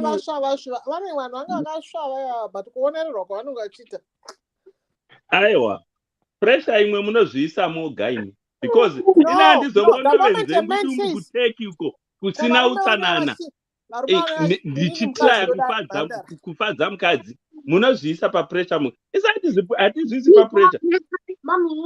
Aiwa, varume vanoisa vakadzi papressure pakuti munonzwa ndoda iri mhandara, but iye murume haasi vheje, handirori iri mhandara, ndoda yakadai, ndoda yellow bone, ndoda ane mahips, ndoda ane akadai. You demand all those things. Ini mukadzi akadai handidi. You put the women indirectly under pressure. You do. But hamunzwi vasikana vachitaura kuti toda varume vane maflat tummy, toda vane vasina mapopo akasvava kusasuku, toda hatiuyi tichidaro, we are quiet. Tete murugara kunyika ipi mi muri kutaura kuti hanzi kwai hamunzwi kuti vakadzi vachidai. Vakadzi ika zvinezvi. Aiwa. Vatete toda kuva very honest and being open. But being honest, ngativei very honest. Rugare rwenemi toda kuva very honest. Pakamiswa murume apa. It's not going to be easy paari kuti angotora mukadzi kuti I'm going to pick this one agotomuda. It's very difficult. Vakadzi variko mazuva ano haungoiti mawira mombe, unofanira kutova munhu. Kati tichitaura munhu titotaura kuti unofanira kutoonekera mamasuro, totonatso kukugeja, tichitotatso kutarisawo kuti zipa yacho yakamira sei, tiri kutokuongorora. Vakadzi variko mazuva ano haumbotoiti zvese kudhara kuda pavamusi anenge vari kuma40s probably, ndo vanhu vanogona kuti they matured in that era yekuti zvinhu izvozvo zvava zvisinganyanyi kukonzerwa, but not now. Iye zvinezvi unotoshaya kuti kana unomutanga sei apa achipfuura nyange uchimuda, ndau unenge uchinatsoona kuti hapana apa nefiriji randinare iri hazvibuda. Saka tete musati hanzi that situation iyena varume ndo vatori pamahwanda. Kandamita category ramataura kaenda kura kai. Aiwa hamuchiona manje. Makura. Kwete zviriko mazuva ano izvi zviri aiwa ukoko hakusi kutombotaurika. Ndosaka muchiona kune a lot of failed relationships. It's because of these things zvavanoda. Vanotanga kutarisa zvenyama zvacho kuti nyama dzacho dzakaungana here. Kana dzisina automatically haachaqualify. Aisa ungotarisa kuti ane mazino here anogona kutsenga nyama. Auchiona. Matopedza zvenyu. Vakadzikana pakati bhegi chero ukati zino rimwe chero kanzi haichaji unotondotsvaka kuzha agere pabhegi ipapo. Unge asina ke kana asina mari yake but ina haiwa ina handidi Ino vangani vanayo? Mubvunzo uno vangani vanayo? Mari yacho? Hatati vanhu vacho varume vacho varume vari pamahwani eudhadewa unoti kushayiwa mari inzwai kushayiwa mari woshayiwa bhodhi yacho washayiwa bhodhi yacho woshayiwa hunhu zvinhu zvazvo zvakawandisa zvine zvichishayikwa saka varume vazhinji vamwe vamuri kuona vari kungofuma vakangoti zii mudzimba umu unenge achiudzwa iwe kuti hapana kuti hapana zvauri kundiitira pano ndakangogarira vana vacho ndo vakabuda nemadora iwaya vati ndo vacho ndaangogarira vana waakuudzwa vanhu vaakagarira nekuda kwechinhu chakaburitsa vana vacho nokuti zvadi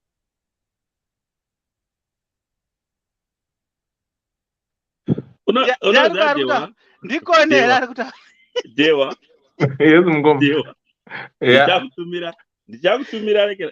ndichakutumira imwe vhidhiyo yandakatogwa pandaenda kuLuxembourg paya pane zidhara rechirungu ranga rine zvidumbu uko saka kamukadzi kachona kakavinga bhegi patati tiswima payapo kakoda kuswima kachiuya kachitaura neni saka kakadanwa pasaiti zvikandoita exchange of word kakangopfeka reke rako kachibva kabuda mudhara iye wakasara wodhidha oga kakadzokera kurumu ndakakoshawa kukutumira reka ndichakutumira rekera yachona ndikati uyu akagarira bhegi apa hapana zvimwe nedumbu rina babava because vava vakatoisa zviya zvimwe zvokupfekera izvo kuti vanyatsosima zvakanaka asi dumbu kwarari riri kwacho ndakati uyu mwana akagarira bhegi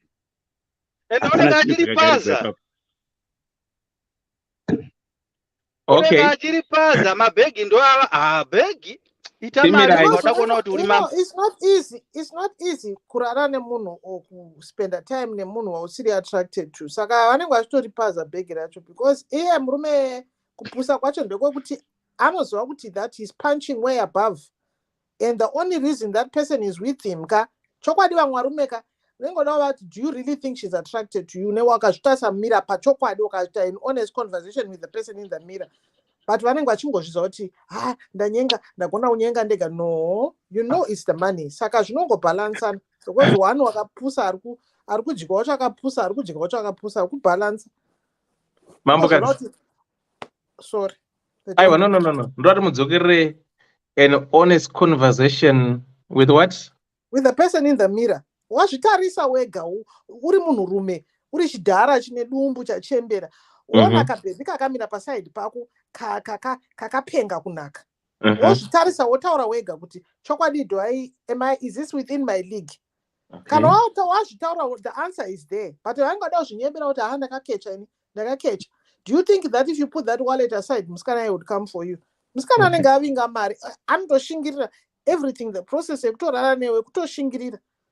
Okay, but is it not the same with no? Is it not the same with what we see per social media, especially per Facebook or per Instagram, when most women airbrush themselves, filter themselves, they became something? Yes, but are these people being honest with themselves?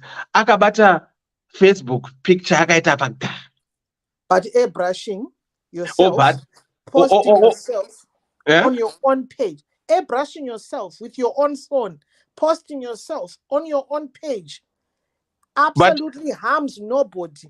No. Mira, it deceiving element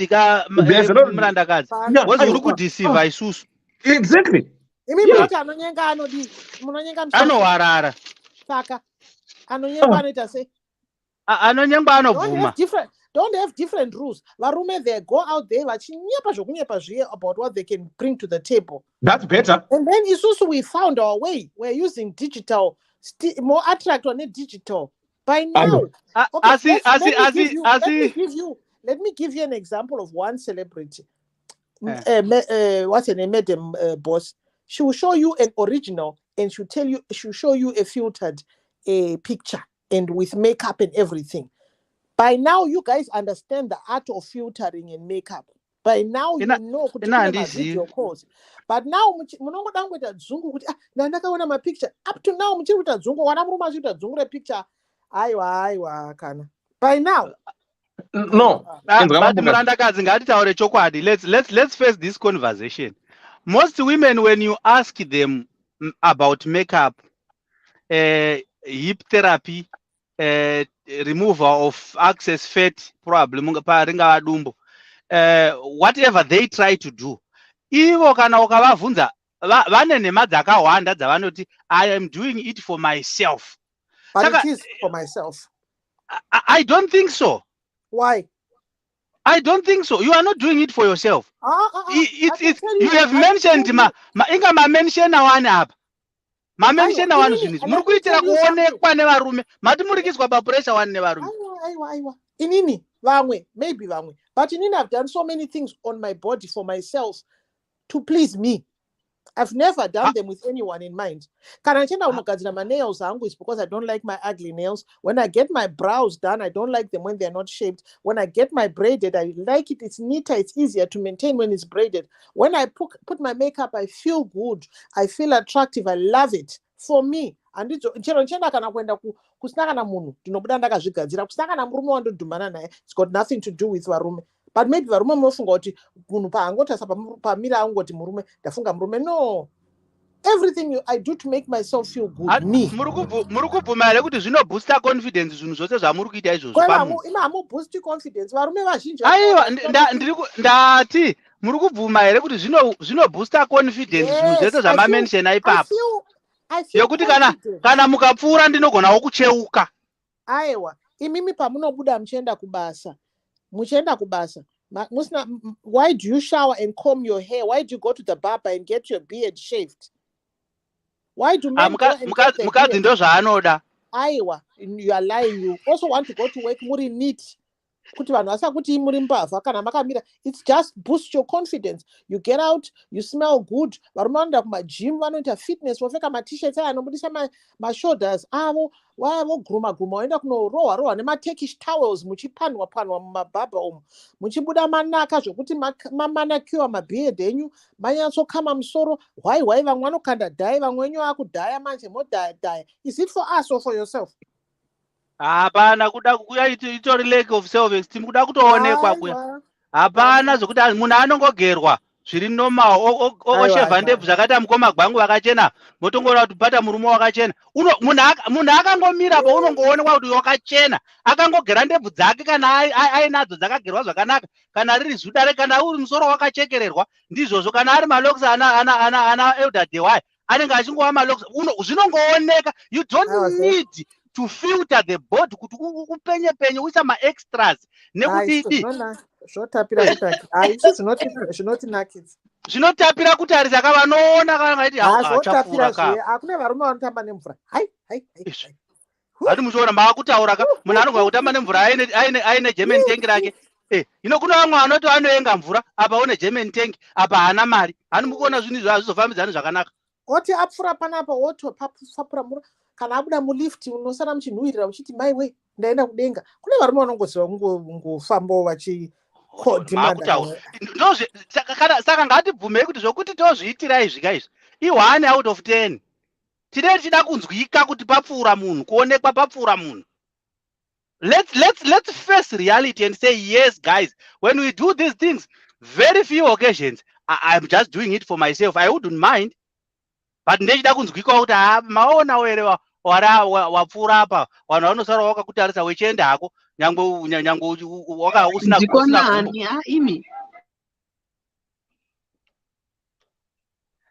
taura sister P ndanichambopindura sisi. The truth is, my sister is refusing, but most women, they do modifications to please men. Thank you. Most women, even makeup, it spoils your skin. But most munu are not butter. And then after that, you wake up, you see a different person. That's why I love my natural face. Because it's me, it's real me. But then you can butter so much. It's light. But some women is like a doll. You don't even recognize the person. Ipapo ndobvumirana pamamost women ini apa Christmas haina tree ndipo mumba mangu handidi. ina handitiri munhu ndozviitira pamamost apo handipo Exactly. ndigari But then ndataura ina you know handipo what? pamamost apo It's always a ndozviitira ndega problem when zvandinofila somebody. ndozvandinoita ipapo. It will always Aiwa, be a problem. guys, let's agree to disagree I and would say of probably it's not a 50-50 situation. It's an 80-20 where we have got 20 are doing it for themselves and 80 are doing it to attract and to be seen.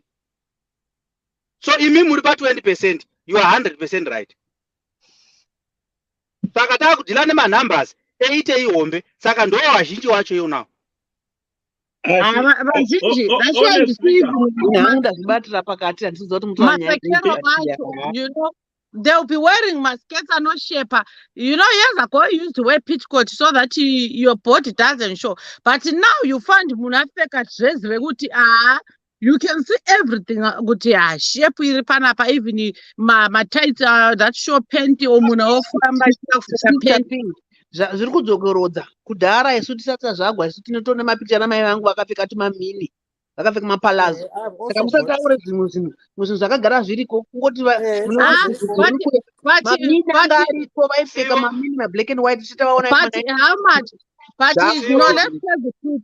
But how much mini? Do you see the mini emazuva ano kuti vamupi outside? Right, let's face reality. Pane nguva yekuti unoona the reality is kana tati tichitaura kuti back in the days kwakanga kune nhenbe vanhu vakauya vakagona kuziva kupfeka, right? The moment yamakaziva to dress well handitika ipapo ndo patiri kuti ndo panofanira kunge pane majority. Ende mukatarisa vanhu vazhinji vanotoziva kuti kana munhu akapfeka zvakanaka akapfeka sei, most of the people know, but that is not how they do it. Ndo pane dambudziko. Saka imi minezi machezi muchiti zviri kudzokorodza, but tiri kuti madzokoredzera acho nawo ndiwo here in an era where you actually have an idea yemapfekera unofanira kunge uchiita. Ndipindure here nokuti mati sivo ngandingopindura 2 cents dzangu. Munhu kana uchipfekera munhu unozvipfekera munhu sei? Kana usingafili comfortable, kana uchifila comfortable inofunga kuti unozvipfekera iwewe. If you feel comfortable with your clothes, if you feel comfortable with how you're wearing, unotopfeka woenda. Kana usiri comfortable unotobvisa kuti hazvisipita panapa zvikwega umirira umbozwa nemunhu. Variko vanotaura zvavo kuti mamboona here mapfekero angaita sibo, ndivo vanenge vachitarisa vachiona, but inini pandapfeka ndaichazoona zvinyatsotifita ndikabuda mumba ndikaenda kwandaenda, but ndazvipfekera inini kwete ndapfeka ndoda kuti mukoma Paul vandiona ndabuda. Sivo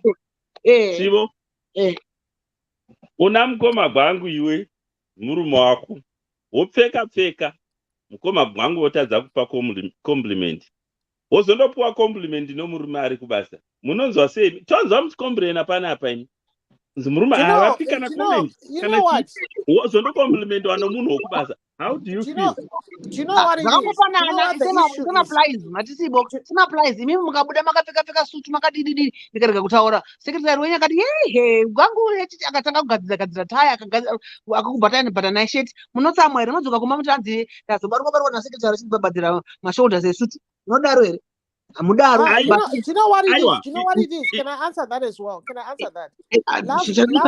Love language yevanhu yakasiyana.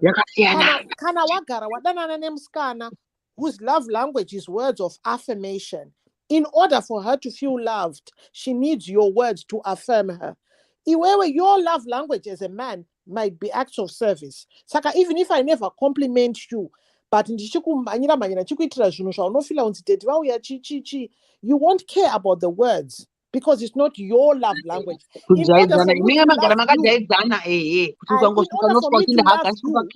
order for me to love you effectively, I need to understand your love language. So if you understand this lady's love language is words of affirmation, I will compliment her. I will seduce her with words. You will find because you understand. But as long as you don't give her the words, you haven't understood. And love language is very personal to somebody.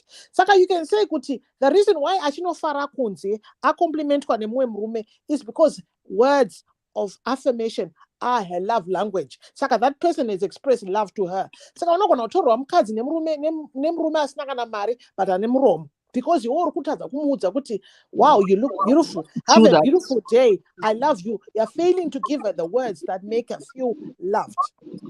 Just like varume vanobuda mumba kunogara nemusikana asina nebasa rese, because she's understood his love language, which may be even just iyoyo pane vapinde vakuita maeko vakukanganisa rhythm. Yeah, so that may be that why you get surprised kuti why mukadzi uyu, why murume uyu achienda kumba kwe small house kusina kana chiriko, because that small house has understood that man's love language, which may be touch, which may be whatever, and that's what she's giving him. Saka ipapo ndo pamunoti kanzi wabuda wafarira compliment, watsangura compliment. Kana waona kuti mukadzi wako arikutsangura compliment, you don't know how to love her. Unogona kudzoka uchimuitira zvese zvimwe zvese achigara akatsamwa because you don't know how to love her. Dzidzira munhu wako, don't generalize. Dzidzira your individual kuti in order for my partner to feel loved, this is what I do. Both ways. This works both ways. That's why a lot of relationships don't work. Vanhu havazivi ma love languages emwo. Apo I second you, ndo apo ndinokusupport and ndofunga tese tinogona kubvumirana nazvo apo. Because chokwadi kana iwe murume chaiye kana mukadzi wako unomuziva kuti anoda zvakati, kana kuti inini ndinoda zvakati, mukadzi wako nacho muchizivana, munoitira naye izvozvo. Musi waunokanganisa ndaunonzi chiko chachinja nhasi. Tinombotaura pano. It's not transferable. It's not transferable. You can have other women that you've dated and you've been a wonderful lover because you've understood. But don't ever think the way you love Mary is the way you love Sibo, and the way you love Sibo is the way you love Uyo. You get it so wrong. You might be by coincidental have had the same women with the same love language. Also, and problem. And that works both ways. I love this man, I know this love. Then you love Muno. But I'm on live, neighbor. Hey. Have we gone off topic? Vandazonzi iwo zvokuda kutengerwa tunhu vandazonzi iwo nda kutengerwa tunhu but iwo unozvitengera 1 tunhu vona kana kuti okay masamba akatosiyana apa ko kuzvitengera zvinei saka ndinozvitengera zvandinodai kana maruva acho ndinozvitengera maruva unozonzi wachinzi maruva ayo komrade vanotoziva kuti maruva sisi tinotozvitengera maruva saka hamutombozvinetsi kana achitodana kutongonikombedzera nemari otoisa mari zvake muakaunti but maruva ndenda azvitengera kudhara saka ndimbomiri kuti achanditengera notoziva kuti kwaari hazviko saka pane zvinhu ndosachiti love ocompromise zvimwe zvinhu haakuitiri. Hold on. Sekuru Benford kule kweni nalopi waungana wani aiwa mira ndonzwa kuti because mese mataura nyaya ye-love language so Benford wapinda maimaiti ndodzoka kutopic edu asati adzoka topic edu. Sekuru Benford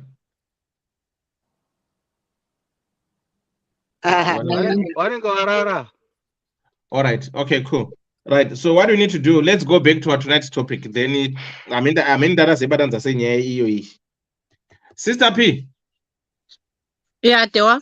I finished. Like I said to my brother, if he loves her, he should forgive her, and they continue their relationship.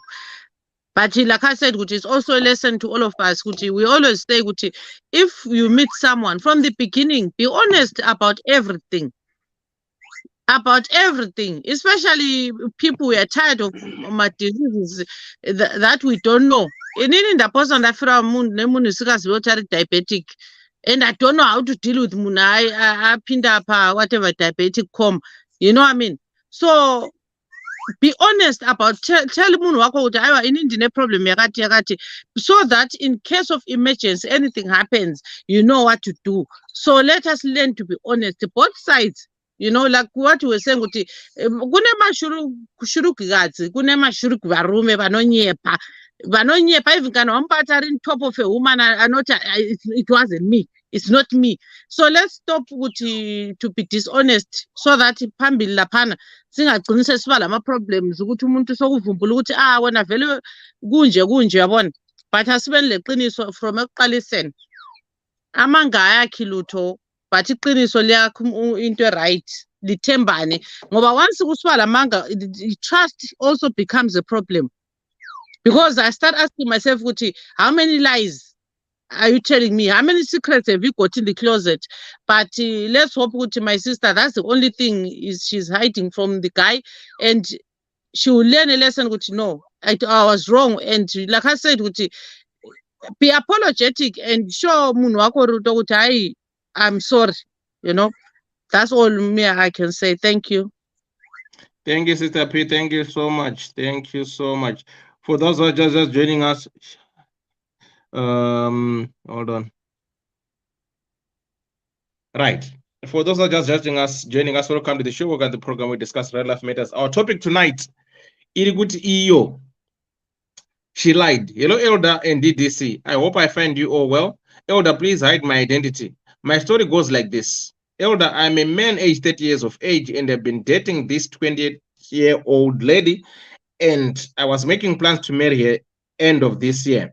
Elder, I have one child from my failed relationship, and she also told me that she had one child as well from a failed relationship. Elder, I was very much honest with her, but this lady lied to me because it turns out that she has another child with another man, meaning she has two children, not one as she said before. Elder, my worry is why would she conceal another child? Elder, to be honest, I'm heartbroken, and this makes it difficult for me to go ahead with the marriage plans. Elder, I was honest and open with her from the onset. A marriage built on lies is not good.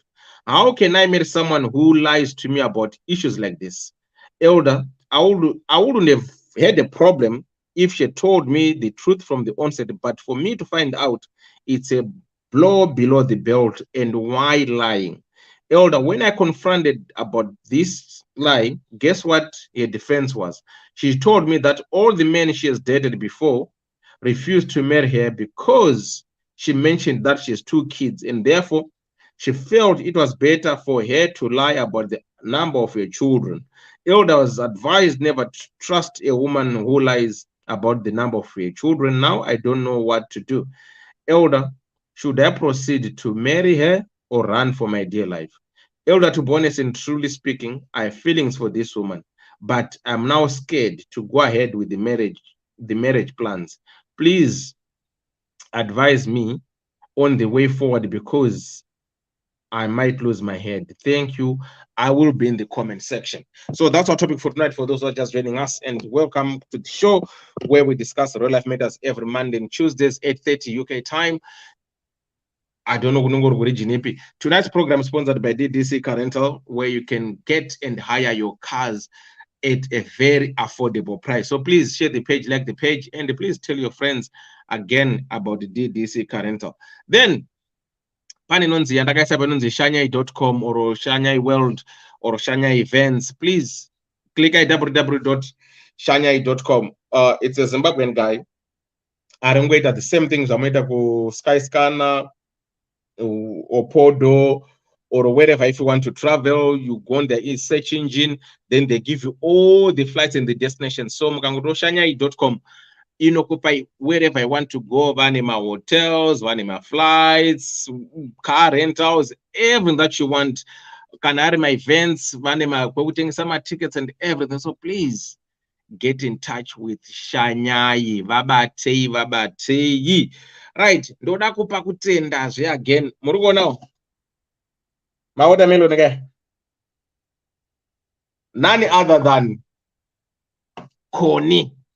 Akantumira mari kanzi watengai mawatermelon, ndakatumirwa mari yangu saka Koni, thank you so much. Watermelon amandiri kudya. Last time ndaitengerwa watermelons na Sibongile, not Sibongile America, Sibongile Kumalo. Saka this year Konati Elder idyai watermelons, saka nchamborova mari andatumirwa. I think ndokwanisa kumbodya July wese ndokwanisa kupedza mbodya watermelons nemari yakona. Kakongi, thank you so much. Mambo kazi, chimuti yako muri. What's your take on this one? Mreton, pano ndisina muri sera. Sekuru Benford muri sei. Mambo kazi, then mkoma Powell, then Sekuru Benford. Number one guy. Oh, all right. Sibota, all right. Sorry. Ongosa order, shita order, sorry. Then mambo kazi. Ani muna arguta ma echoes. Ndivunga zvaita. Ataura chokwadi yake mublazi kuti tinogova kamusha sei nezvidhina zvakagadzirwa nemafufu enhingi ehudhu haazi harizi ivhu like false kunyeperana, but zvinodii zvinowanikwa and ivo nga vachitaurirana kana achimuda zvakadzama anogona kuona beyond kana kuonawo evaluata the reason yaakapa kuti musikana uyu zveshuwa akatambudzika nekuda kutsvaga, nokuti pedzezvo anozopedzera akuzoti saka wakadana nevakomana vangani kana varume vangani usindisati ndauya ini uchida kuti uroorwe, andozviona zvinozonetsa because nhamba dzacho dzinowanda achiti ndakazokaona kwangu akati kuti unoona tu akatisara kana una dhewa Dr. Lava akati amazi ndoda M1 yambotaura. Saka reason iyoyo inowanikwa sere kune vanhu kuvarume nekuvakadzi kuti anondonzwa kuti anazvo kuti mukadzi ane vana 2 kana ane vana vakawanda kana kuti mukadzi ane vana unonzwa munhu achidaro, but iye anogona kunga anotori nevana hobho akadzara varume mhemenotonosamisa sei anenge akadzara vana asi anonzwa achiti handidi mukadzi ane mwana. Saka zvinowanikwa apo zvakwavari neruudzamu hwemereji yavo nekuhwisisana nemwoyo wakewo iye kuti anokwanisa here kuregerera, because izvi Joshua ndiwo utanga manyepo. Pane zvimwe zvinochazongobudawo mukufamba kwenguva nekugara unonyeperwawo tumwe tunhu. Handifungi kuti hapana munhu angataura inini ndinogara nemurume wangu ane mukadzi wangu hapana chandakambonyepa. Even it might just be a little thing kana kuti big thing. Hapana munhu anotaura chokwadi all the time. Ndati hapana musandisipikisa. Unotonyebawo something kana kuti wanga uri kupo kuti ndapfuura nepakati watonyeba waonekwa uko wasi wanyeba kuti ndapfuura nepakati wanga uri uko. Saka zvinowanikwa izvozvo kuti unonyepa. Saka iyi hombe ndiye kungoti aida kuzviprotecta kuti aona anomuwana. Saka iye kana achimuda ngaamuwane votogara vatobudirana pachena kushamwari. Pane mamalies here nokuti ndatodzikamidza kuti ndikuwane ndada kuti tiwanane. Saka pane zvimwe here zvinochazobuda pamberi apa kana zvauchada kuzondiudza pamberi apa zvinova zvanofanira kunge ndichiziva ndisati ndamidzika onzwa kuti vanodii, because at the end of the day this is nation yake. Wambotaura the one kuti pano unouya pano pamwe uchirwara unogona kutowedzera kusvika pakutofa totokuviga, kana kuti unouya uchiti uchirwara tobva takubaya jekiseni wobva utopora utofara utogara utoita inonzi long live. Saka zviri kwaari iye nemajekiseni atiri kumupa panapa kuti ari kuporekana here kana kuti ari kuwedzera kubaya pamwoyo, because mukadzi wacho ndewake, mafeelings aya ndeake, vana ava ndevavo vari vaviri, nokuti sofa vatova ne3 vasati vatanga mubhedha wake vavo vari 2 vane 2 vemukadzi uyu ne1 uyu. Iye mumwoyo make anogona kunge achida mukadzi, achakwanisa here kuda kuzodawo vana ava sevake. Ngaazvibvunze izvi mahomweki ake anofanira kunge achizvibvunza iye ega achizvipindura kuti alright ndikaregerera, asi vana ava ndinokwanisa here, ndinovada here sababa, because ndifanira kuda muti nemusanzi yayo. Ndizvo munotaura muchitandi uzviwasanzi neminzwero. Saka ndiyo homework yandikukumbira kuna mukoma kuti vakangoansa vachizvibvunza vachiti ano mukadzi wangu ndikwanisa kumuregerera, handikwanisa kutaura naye kuti pane zvimwe here zvinobuda. You'll be surprised kuti iye anotoona tumwe tunhu tokuti akazoudzawo mukadzi wake anozoshamisa kuti wakadii kundiudza paya ticharidzirana murudzo, uchakanda matombo pamasbestas edu kuti tichitaimirana, yotoita nyaya. Saka hakuna kusina tumwe tunhu tinozongoitawo kuti munhu adi atoridza tsamwa kuti dai ndakaziva. Saka zvinhu izvi bhalazi zvinowanikwa mufunge, ende matoita zvakanaka kuti mazvozviona henyu musati matobhadhara sekutaura kwamaita. Saka chivai nemwoyo murefu nokuti munhu wacho muri kutomuda, muchaona ari wese. Mukada kutanga zvimwe mazuva varume kana kuti varume vakadzi vakuita sevarume, because pane varume vakuroorana vakadzi vakuroorana, munomuzomutyawo mukadzi wekuroora. Itobata iyeyu motomuguruma zvamada, handiti ndozvomoita. Ndiripo here? Iwe uripo? Ndaona wese wakomana kavo. Saka ndiyo yangu yandiri kungotaura kuti ivaiwo henyu mwoyo murefu wokuregerera, mobva mataurirana kuti pano kana pane zvimwe zviripo zvichada zvibude ngatizvitaure openly, nokuti tichava munhu mumwe chete yakarehwa nebhaibheri kuti mukadzi nemurume vakasangana vava munhu 1. Ndova nemisoro 2 nemakumbo 4 nemaoko 4 vanenge vari munhu mumwe chete. Saka ngavataurirane. Ndofunga kuti kana iriyo iyo nyaya iyi ihombe asi idiki, nokuti zvinhu haazi mashura, zvinhu zvinowanikwa, hapana shura apa. Nokuti ndatirwa mashura makambozoona here? Hakuna, hapasi shura iyi. Vanhu variko, vakadzi vanotowana 3, 4, 5 anotowanikwa agogara agochengetera nemurume. Saka iwe kana uchida munhu wako matoita laki mhuri yatokura before musati matombotanga kudii. Saka motogare pasi motororana motofara. Motowedzera kamwe kamwana 1 mobva maita 4 zvinhu zvakwana because vana vakudhura mazuva ano. Saka ingoitai kana 4 mobva maregedza zvinhu zvabhalansa. Ndini zvangu Sibo. Ndataura ndito 2 cents 1 from Dangupo. Thank you so much, Sibo. Thank you so much. Mambokadzi. Mambokadzi wachipera. Adona. Mugoma Powell. Then Sekuru Benford. Right, ndinda kutaura. Yebo. All right. Ndofunga nhau yechokwadi chaiyo iripo Elder Dewa ndeyekuti nhema dzagara dzinorwadza. Especially kana dzikabva kumunhu waunonyanya kuda. Zvinoti batei. Unoona munhu kana akaziva from the beginning sekugamuchira kwaanga akaita kuti akagamuchira munhu nemwana wake umwe chete apasina wechipiri. Izvozvo ndo zvinhu zvinobvisa trust yese mukurarama kunoita vanhu kana mungava mumamarriages. Kuzotaurirwa chinhu papaya zvinhu zvingadai zvakangogamuchirwa musi wokutanga kuti hano wangu inini ndine 2 vana. Ndo zvechokwadi. Because unenge achiti paakanga achitaita budget yake waitoti tikazorova twedu tumwe 2 taane 4. Saka zvinezvi manje akuchilimitwa kuti achizobata basa ikokoko because unonga akundotarisa nhamba yena yoona kuti nhamba yakwira.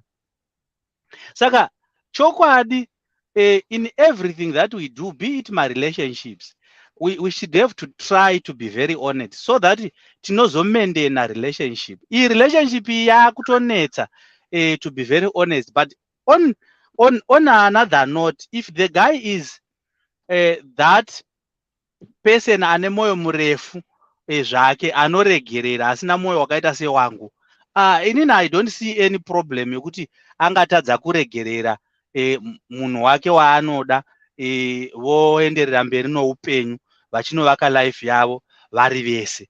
Anokwanisa kuzviita. But chatisingazivi ndechekuti if this lady, remember we are just trying to find out, hapachisina here chimwe ndo twega here ndo panenge paane dambudziko remibvunzo rokuzotaurirwa chinhu papaya. Unonga wakundofunga kuti hapana chimwe here ipo papa manje kuti ndazounzirwa yemwana yenayo handichaudzwa zvimwe ipo papa. Hani muri kupaona. Saka let's try and build these relationships pafoundation yechokwadi. Kana munhu achingogara angofuratira ngaafuratira asi wamuudza chokwadi. Zvakanaka izvozvo, but nyaya yatiri kuita ndeyekuti tiri kuita dambudziko rokumhanya nokukurumidza kumedza nokutsenga kuchada. Tinodzipiwa. Ndo zvinhu zviri kutinetsa mumarelationships edu. But with that being the case, Elder Dewa, vanhu vanoregererwa nokuti apa haana hake kuuraya munhu mukadzi uyu. Wazongotaura aona kuti inini apa izvinhu zvagara either way hapana kwandiri. Haana kutaura ba. Murume ndiye akazozviziya ega akazobvunza. Asati ataura. Murume akazviziya ega akazomubvunza akati hana kuda kuudza because vese vari makandinyenga ndaenda kwaudza kuti vana 2 vaindirambira izvozvo. Saka ivo handasingadi kuudza. Zvino dambudziko ratovapo nderokuti manje nemapinduriro akaita mukadzi wacho onawo manje haasiwo manje. Ungadai akawa pasi akaumburuka echitaura kuti shuwa chindiregerera ivo kana vari hanzu moti hanzuka shuwa zvapakaresveka. Zvino iye nyaya yekuti munhu unozotaura manje achiratidza kuti haana hanya ndo zvimwe zvinhu zvinomutsa hasha. Saka asi nhau yose inongodzokera zvahayo kuna baba munini kuti baba munini kana muri murudo zvokutodaro aiwa handioni sokuti ringaita dambudziko nokuti munhu wamagara wamuri kuda. Asi kana muchitaura kuti imwimwe hamuchakwanisi kumuvimba semusikana wenyu, well hamusati maroora. Nokuti zvinezvi nyaya yatakunetsa ndeyekuti vanhu vambodzidza upenyu ndo vanenge vachinzi ndo vanenge vaitaurwa namukoma gwangu vanenge vokura kuti hanzi vonakira kundofa harizofa. Saka ivo vadzidza upenyu vanenge vane zvinhu zvakati wandei zvavanenge vadzoka, saka marelationship ava vanenge vava kutoti yavabata iyo naye yaanonge ari kundoona kuti ndiende natso kuita unonge ari kuda kundoichengetedza. Saka kana uine mwoyo wakapfava, une mwoyo wounyoro, haiwa handioni sokuti ringaite dambudziko iroro zvaro. Chinongorwadza ndechekuti the way you have discovered it, uye kuti zvaizosvika kupi zvakanyararwa, ndo nyaya. Iwewe chirega kuramba uchifunga outside the box, because kana ukada kustretcha manje rubber pen yacho manje inodambuka, because uri kustretcha beyond your mindset kuti saka kana akazodaiko kuzoti saka ndezvipi zvimwe ndo zvinoita munhu kana achida kutsvaka tsvaka. Saka isu ngatisingoti haiwa wazviziya mukomana, chiregerera musikana kana uchimuda sezvo wati iwo uchine rudo naye, nokuti hatina kunzwa uchitaura nyaya yekuti hauchamudi, wati iwo uchine rudo naye. Saka hapana chakamboipa pakuti muite sei muenderere mberi nezvirongwa zvokunovaka upenyu hwenyu.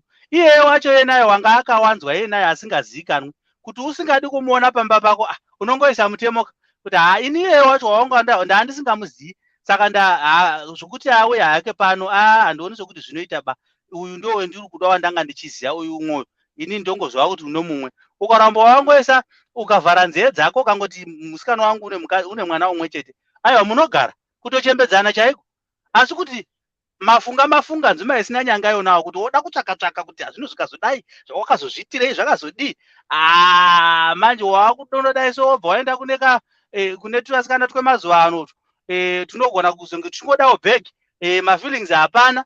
Saka chengetedzanai kana muchinge mawirirana. Asi kuti nyaya iripo ndeyekuti maakuchida kuti muchigara pasi musetorane groundwork kuita kuti pachirega kuzova nenhema dzinonga dzaakunoramba dzichitaurwa mukufamba kunenge kuchita upenyu.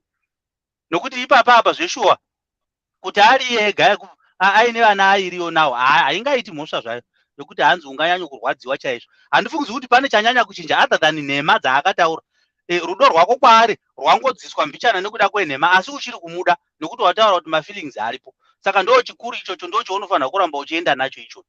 Saka basa pamberi baba munini, motidana kumaroora touya tondotaura navakwasha kuti vari kuda kundochaja yakawanda mari, taoti aiwa kwete, chitidzisiraiwo pamutengo, nokuti takazorerwa nhema, hatinongozvimirira izvo, harisi dambudziko zvaro. Ndo maduku mashoma eudadewa. But I've got a question Paul before you go and send up Mambukadzi. Imimi mati it's okay, anditika. Woshika nada with mwana ngoti mwana wane ndiano yachigara pano anditi. Remember, we are talking of someone who is 28 years of age, anditi. So meaning to say, whenever give us to if you want to give a fair birth control, total one is 75. Total kata mwana is 21, umwacha 5 years, whatever the case might be. So whenever they actually know kuti avandoma vedu anditika. So how is the other child going to feel uyakatorwa one uyu kuti akwenda kwakarorwa mama, the other one osara anokura achizofila sei, even the mother herself angaridya here richipinda rekuti ndinoti chiyo ane one wacho wakadideclare kuti ndeye wako, then leave the other one behind. Is it going to sit well with the mother? Kana kuti it's another tricky situation. It's a very tricky situation here, because remember, munoona nyaya yacho chainonetsera ndeyekuti nyangwe iye musikana naye paakanga ari kunyepa, musabvunza uchiti wanga ane zororo, wanga asina zororo. Saka kutobuda kwazvo pachena uku ndo paari kutotanga iye waakuchifunga kuti ndaakurambwa zvangu yezvino zviri nani pajere raanga ari kundopika rokuvige munhu mupenyu. Jere iro nayo rakaoma manje, because wanga ari kundoega munhu kuti handina mwana iye ainaye. Saka apa situation yainaye is very tricky, especially hatisi kuzwa maarrangements avanga vainawo even pamwana wacho one waanga achiziya kuti vanga vakaarrange sei, hatisi kuziya. So everything chinoda kuti chichiitwa lay down iye zvino manje kuti right zvavavapo vava vaviri, what is the best way yekuita withhold situation yacho so that isu tinoramba tiino rudo rwedu rwatiinarwo. Ndosaka ndambotaura paya ndikati harigoni futi kuita kana dambudziko kuti angotora zvake davi racho nemasanza aro, because imhuri yake unogona kungotora akandochengeta kana achigona, nokuti nyaya iri pakugona. Ini mwoyo iwoyo handina, saka handizivi kuti zvinoita sei kuno kweva davi rinenge ranyepa, ndiye ndaakutorwadziwa. Yeah, I think kudhara kana kuti vaiviga vana handiti manzwira ndaita anga rekuti anongosununga mwana wacho handiti ka sei zvakaita adoption mwana wacho apotwa kana mai vake nambuya womurera uyo obva aisa kugara kwana mai nini kubva kubocha unokurira ari kuhwedza kwachienda kuchikoro handiti ka then kamwana kongokura kari kuna mbuya wakachikoti mama kakatedza imwe kuru yese imwe kuru inenge iri pamushai that way kana akazokura akazoroorwa ka uyu mwana wake anenge achingotosisi kutera rumwe rutende rweso runenge pamusha. But for this one now I think is different because vese avakava vane vana vekuti 28 atori nemwana wake 2 uyu 30 ane mwana wake 1 from failed relationship kuti mamitisana mazodai so saka ndangobvudza muchallenge yekuti dai kurunzi okay amuregera kuti okay zvamatara kuti ndikuti shuya nehwana wakadeclare kuti ndiye wako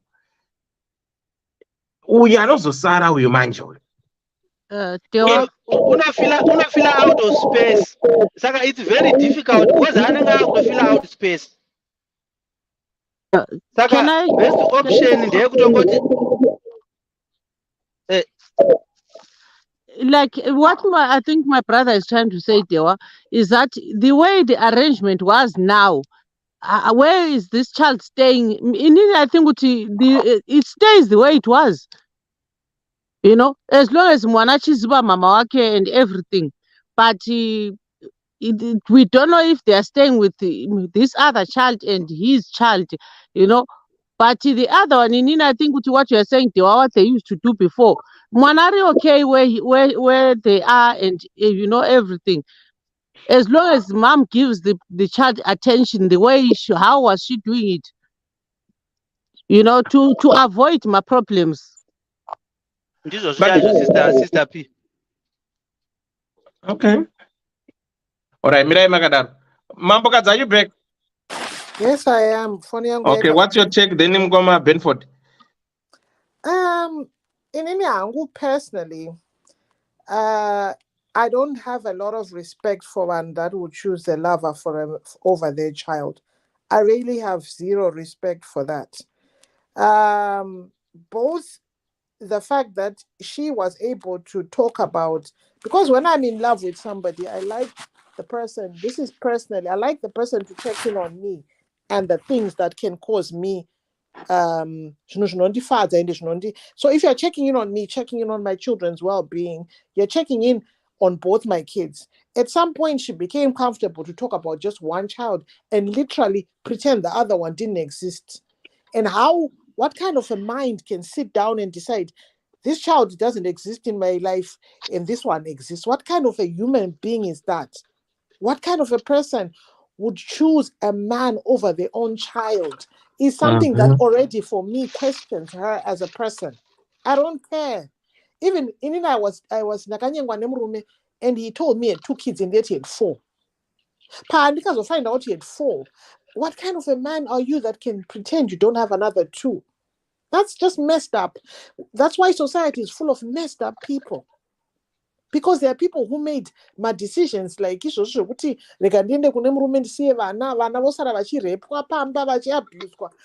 mom chose a man or a man chose a woman. I'm coming as a package. And if she's got no integrity, even her own blood doesn't matter.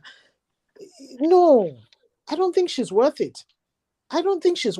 For me, personally, when I get into a relationship with somebody, tell me what because I don't want to be that person where we've agreed, we've got 2 children, we've looked at our budgets, we're being practical, we're not being romantic. We can afford to look after, we're going to look for a house because we've got 2 children, we're going to do holidays because we've got 2 children. Don't show me another 2. And expect me, just accept me and love me, because the way we've paved the way, planned our lives, life is just not built on love alone. Love does not conquer all. When somebody is bringing another 2 extra mouths to feed, those children do not feed on heart emojis. 2 children that need the same love.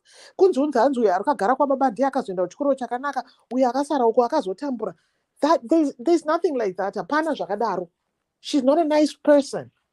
Because at some point, she decided her children hindered her from having marriage. At some point, her children were a hindrance. I'm sorry. At some point, her children were an inconvenience to her sex life and her marriage. That's what they were. And I don't have any respect for her. Zero respect for women who would choose a marriage over Vanna. Zero respect for a man who would choose women. Don't get me wrong. Don't lie, you've got kids. You can leave your marriage with 6 children. I've got 6 kids. We are divorced. I've got a lot of respect for you. I've got 10 kids. We're divorced. I've got a lot of respect for you. Because you've got your children. I've got a lot of respect for me. But do not come to another woman and say, I have nothing. I'm all alone in this world. Just me.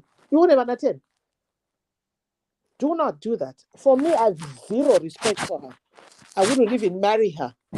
I would not marry her. She likes herself more than she likes anybody. And when you're a real mother, your children come first.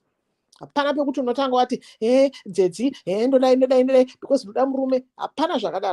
a real, true people, real mother, her children come first. A real man, his children come first. Get out of my way. Don't take it weave, makeup, but I don't believe I've got zero respect for a man. I think I can get Vanavak. I think I declare and and tichiita zvinhu kuparapara mbini ma-leftovers vana vako vasina chikafu handiityiki zvakadaro. Giyo can get away. She has zero respect for her children and leave her. She must learn to love herself, learn to be comfortable with her situation, learn to value herself enough to come correct. I am here. My name is so and so. I have 2 children. If the man says he's not interested, he's not your man. This woman is not your woman. Go and find somebody else. I have zero respect for her.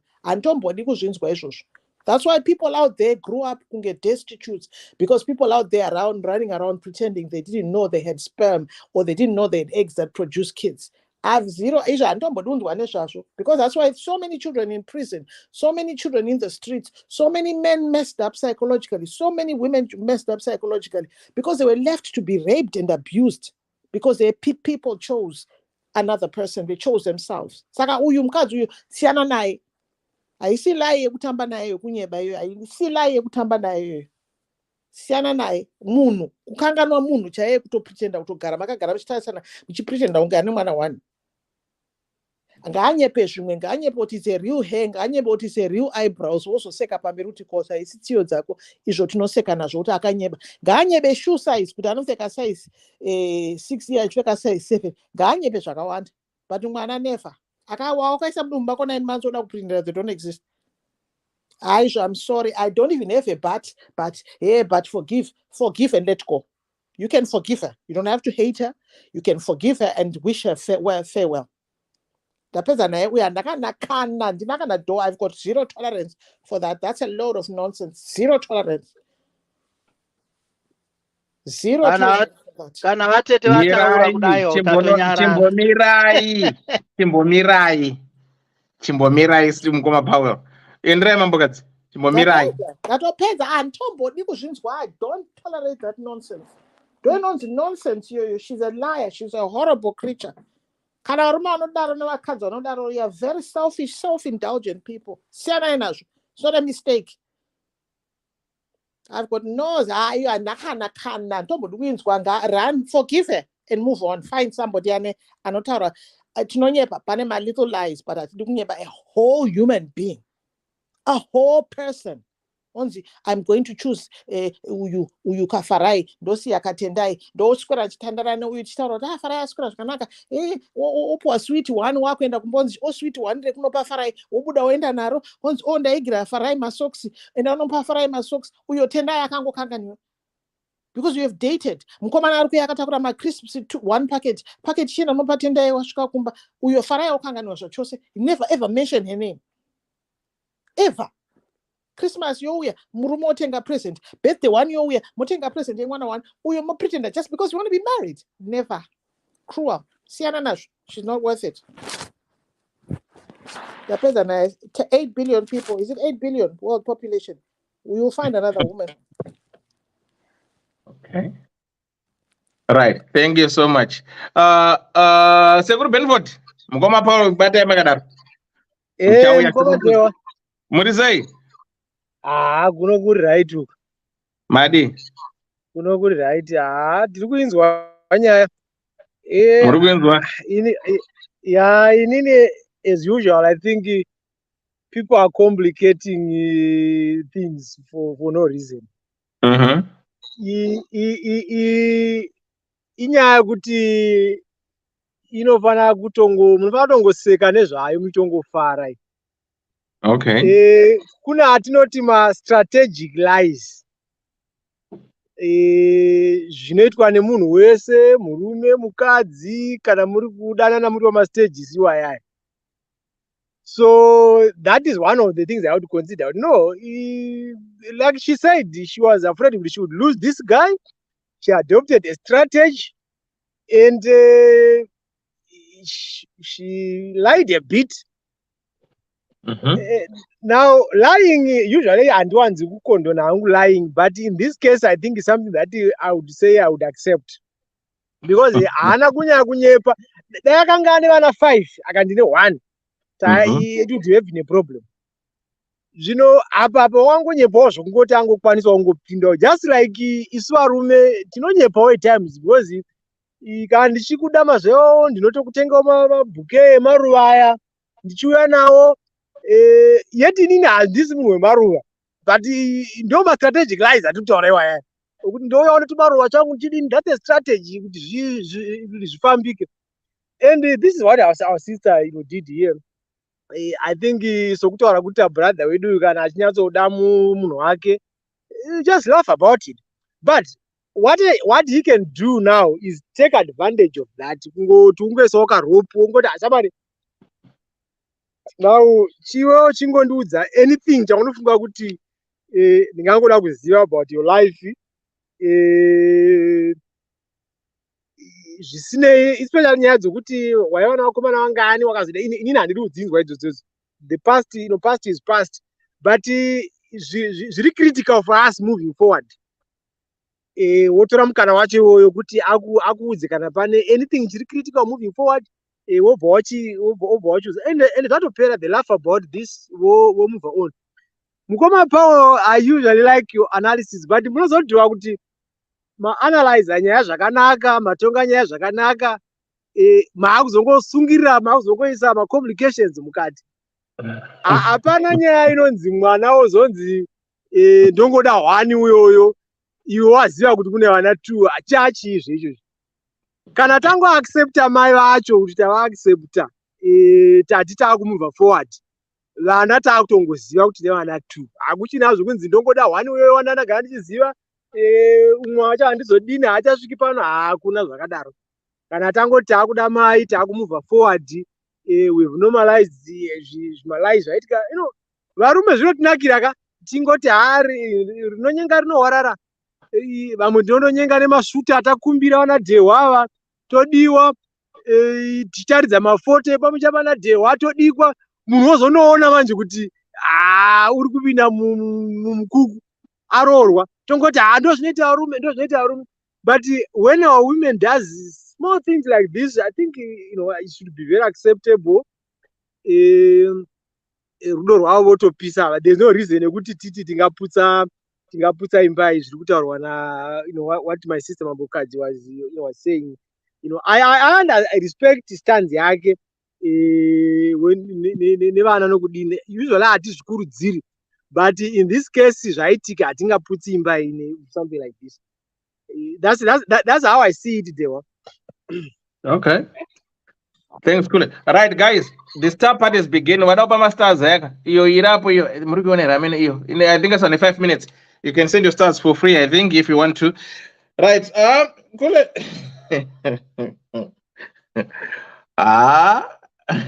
Mugoma Powell. Mugoma Powell. varipera mukoma pawa wadona hey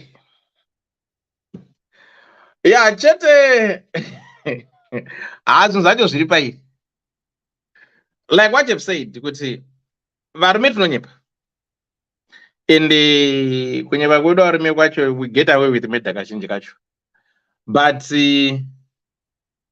like what you've said Sekuru Benford, I think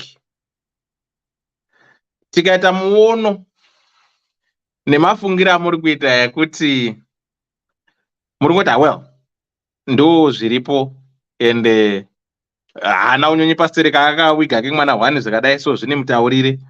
Yes, zvine kunzwisika kwazvine matauriro amaita munhu ese anonzwisisa matauriro amaita kandi kuti you have managed to convince me, right?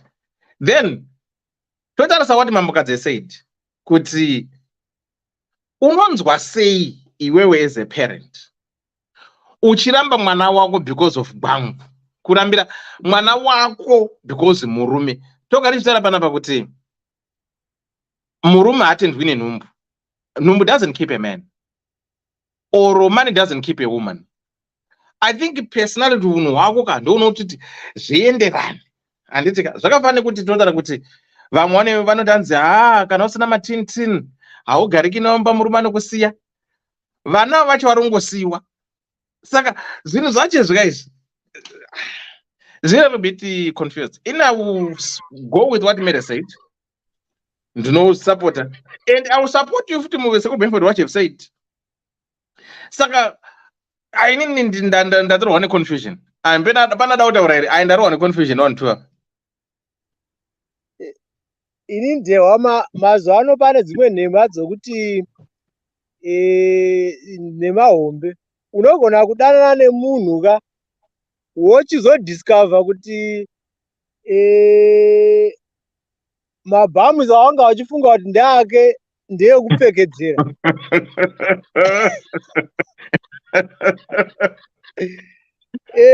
Nhema dzakadaro idzodzo ndo dzisingaiti.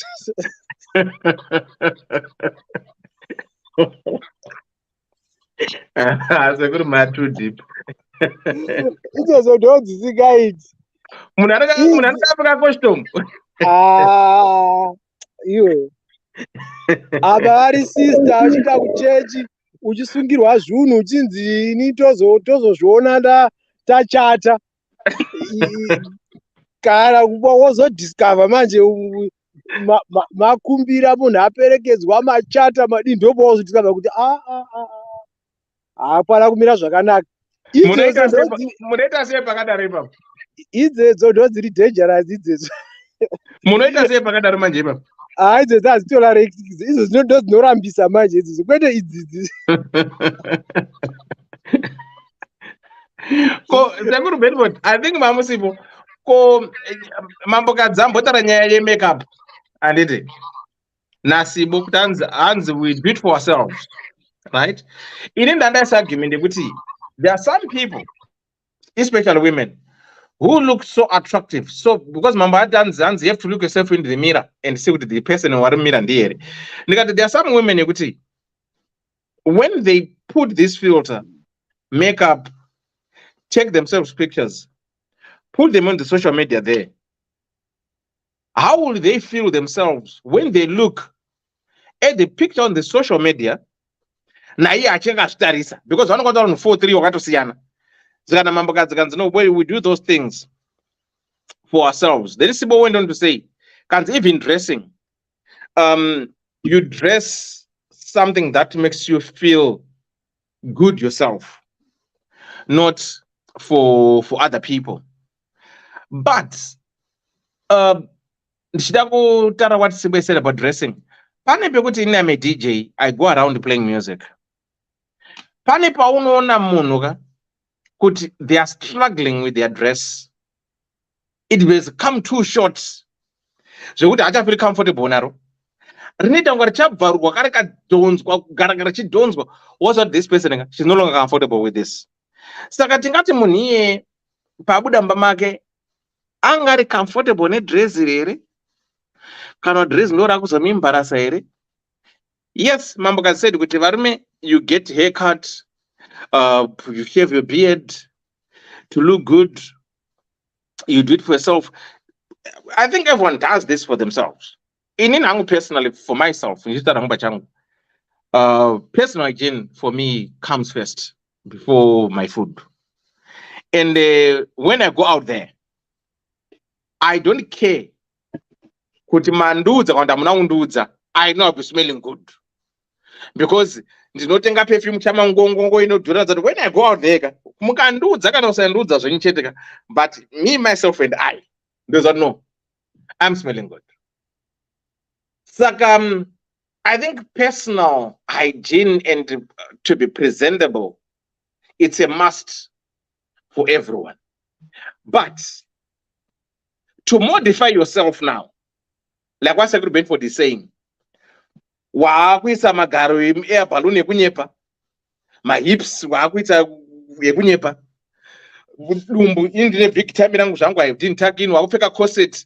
I remember a friend of mine akakecha the DJ kubawa anakurwa nemunhu flat tummy magaro bobo azosvika kumusikana akati kuti ndingwangu yasvika kwemusikana ambetera nyaya panapa ane shasha yangu anzi ndakatorera zvangu dhehwa ndakanzi hana nazobvesa ka ndasara nekavhesi ndakaisa gungogwane pasi pamubhedha musikana ndari kunogeza hanzi dhehwa munhu achidzoka so kutoita manyawi akamonera tauro rakasungwa mazamu hanzi akuzora kemba akatsika pacheya tauro kuti gudumu hanzi dumbu semumboti dumbu kuti kwata handikati shit hanzi foni yangu hamene yangu ndakati zvirimu ndati hello uri papi waita breakdown mina tuyako iye zvinezvi hanzi I had to get out from there because akavhunduka dumbu rakabuda mucoset. Saka there are certain things zvekuti people go above and beyond to pretend to be. Yes, Mugoma. Problem dzandataura pakutanga zviya ndati inini vanhu tinoda kunzwa nema. That's the problem. Panapa vanogara vachitaura munotiisa papressure munoti kana paFacebook o masocial platforms ese tinozona munotiisa pressure muchiti munoda zvakati. Yes, kudressa tingadressa tichizvidressa, but a chunk of ladies do it. Ukasa complimenta mukadziwe, she won't be really very happy. Quite a number of women. Yes, kuna vamwewo zvavo vasina basa nazvo. But ukabuda usina kumcompliment achena.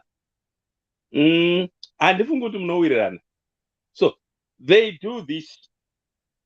Oh, that's natural. Varume ndo vasina isati basa necompliment izvi. Kubuda ndike mabudiro andaita kana ndine ndikabuda ndine chi. Varume havana basa, but vakadzi vanoda compliment. Ndochokwadi chaicho. Let me tell you something. If I sleep with you last night and I call you or send you a message the following day and say Shumba wakandigona wena, baba makaitamba basa, hansikugona kana nhasi kana kuconcentrate pabasa.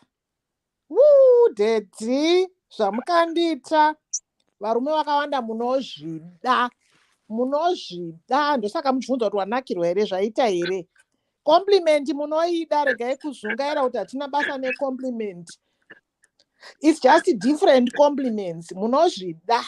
Now it's a different game altogether. It's a compliment. Hey, but compliment. Zvetiri kutaura pano tikutaura mukadzi adresa achibuda mumba. Macompliment anoto. Tiri kutaura mukadzi adresa achibuda mumba. Zvavana kuti unorova zvibhakira. Kwedu kumasvingo ukataura izvozvo kuti uya unorova. But mati compliment vakadzi vanoita. Tiri kutaura mukadzi adresa.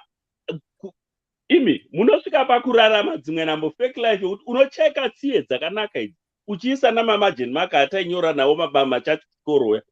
But you know something, if I buy a dress, there are certain cuts of dresses. I wanted to address the wapanya ma control. I know my control pants or whatever it is, my tummy tuckers. There are certain dresses. You've had children, certain cuts of dresses that look better when your waist is pulled in by control pants. Those control pants ukapfeka They don't make you have humps. The dress fits better. Even zip sometimes, ramba kuvharika. Nekuti hauna kupfeka control pant. It's got nothing to do with you. If I wear that dress without a control pant to bring the tummy in, zip haivariki. If I buy the next size, the dress is too big. Saka sometimes it's about the way a certain cut of material, a wedding dress or whatever dress is cut, it needs a control. It needs a strapless bra. It needs a certain way tucked in, a certain part of your body pushed a certain way. Sometimes it goes with the cut of a dress. That requires not to tenga swatchinzi, tenga in a strapless bra, tenga dress in a control, even even wakadzi vari slim chaivo vari skinny vasina madumbu vanenge vachinzi wear this dress like this and put this on your thighs. It brings this and it makes the curves look better. It's got nothing to do with you. Sometimes it brings the product to life. That's it. Sometimes ukarukwa msoro so inini I find ukarukwa msoro first day my skin looks pulled back a bit. Noita unge ndaita ka facelift. I like that look. Not I look younger. Kana ndarukwa nchangovha kurukwa msoro. Hazvina kuti ndarukirwa mimi. But it's not all about you guys. No. That's all we're saying. No, you are kutaura a different story. Tiri kuti isusu zvamwari chaizvo chaizvo. A chunk of ladies. One day, vaine murume ukabuda usina kumcompliment. And havanyanyi kufara nazo. And there is nothing wrong with that. Izvi zvokutaura kuti hatina kumboti varume havadi, yes, there is panokusaidi kwavanoda compliment. Taikura tichiita zvibhakira ukauza unzi yes, apo paiwanga uchirova ndonga uchirova kumeso, yes, we liked it.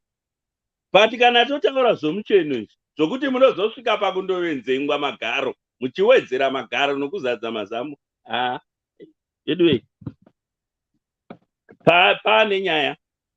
Wamakamboona murume anondotatamura gwangu kuti irebe ndiani? Nyange ukataura yenyu kuti une kadora. They do now, apparently, Mkoma Kwangu. But I think the problem you guys are doing, the problem you are doing is you are bringing a surgical tummy tuck, surgical breast reduction. You are bringing that in the same brackets as Munashandisa eyeliner to enhance limited hair on their face. Ashandisa lipstick or foundation to tone skin. Ya urukona unge vani mavanga vakamboita chicken pox vari mwana mbiki or vane mango masports anova make a paranoid. Maakuzvibatanidza nemunhu aenda kunoti rega ndinobviswa tummy tuck. Maakuzvibatanidza nemunhu ati rega ndise weave because handivhudzi rangu harikuri. There are certain aspects of a woman that makes them feel feminine. Part of that is having hair, sometimes it's having nails, sometimes even munhu ane a skin condition yekuti ndakavhara vanhu havazonditarisi. Maakungozvibatanidza in the same WhatsApp group kuti it's for us, it's for men, it's for men. Maakungozvisanganisa. You're just putting it in the same pot. Mambokat. That's what we're arguing about. The problem is still, it's not you. When you remove all that you are using to enhance, still there's a person behind that one. So that's why what we are saying, Guti, sometimes we hide who you are, and then when reality comes, it's like I'm with a different person. You know, it's same with Barube Mazubano. They need to stop. You know, when you first meet Mambokats, they will be taking Congo dust, and you often out is good in bed. Down the line after a few weeks, Muno no kara 1 week, no bonde. It's like, dude, are you the same guy I met?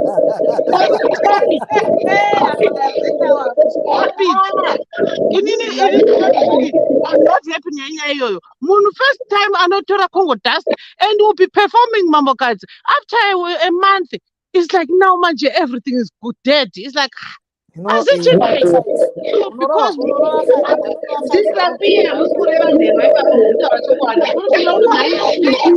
it and I was so pissed off. I was like, hey, corner man, this is not what I know.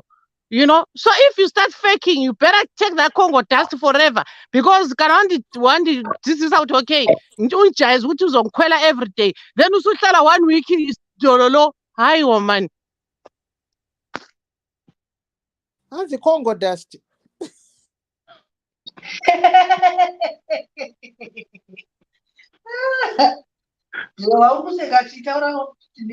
Utaona sister vi kunyepa here varume.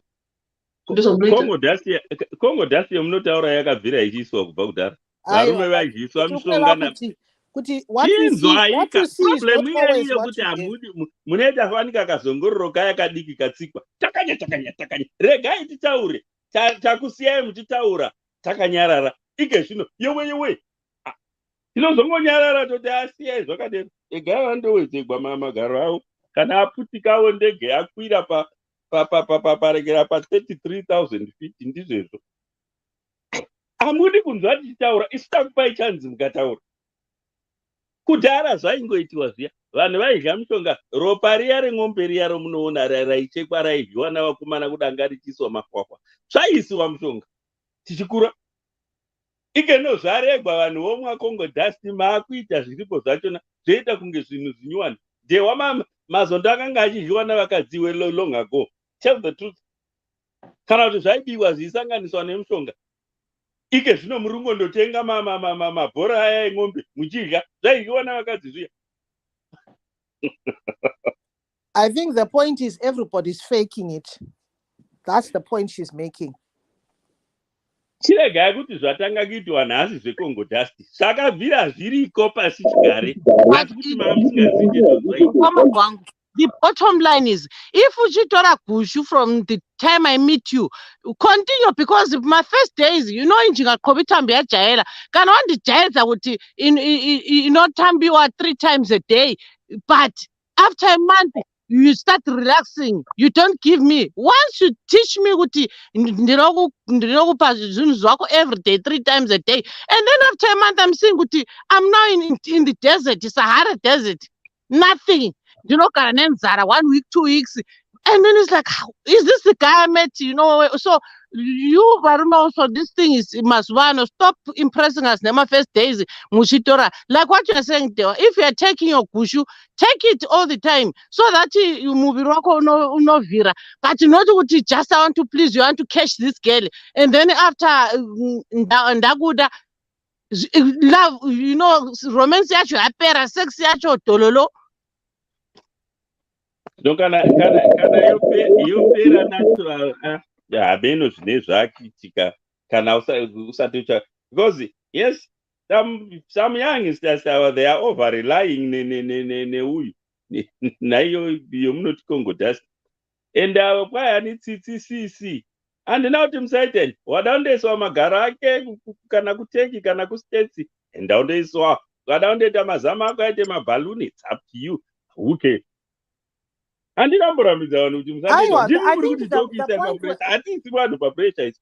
point we're making is that the point is that you are mixing too many extremes. Muruti munano draw face. That's an eyeliner for £1. As opposed to munaneta a injection to enhance. Punishment, we're trying to tell you. In summary, you are not that important. From the moment we look in the mirror, everything we do, every corset we wear is in honor of you. You are not that great, you know. Just so you know, FYI, you're not that important. It's for ourselves. Sometimes we know it looks better that way. Sometimes we feel a certain kind of way that you may not understand because you're not a woman. But it's not all about you. FYI, you are not that important. Let's just be clear. And don't worry, it's not about you. To summarize it, FYI, you are not that important. Sometimes it's a self-esteem thing that is individual to a person. Musazofamba mshungoti taisa filter, tashanta mafilter, taisa weave, tafeka makoseti in honor of you. No. Take a step right down. It's not all in honor of you. Sometimes it's in honor of ourselves. It makes us feel good. Simple. You're not that important. That's where we are coming from. And we said, we don't put anyone on pressure. You do what you want. That's what we're trying to tell you.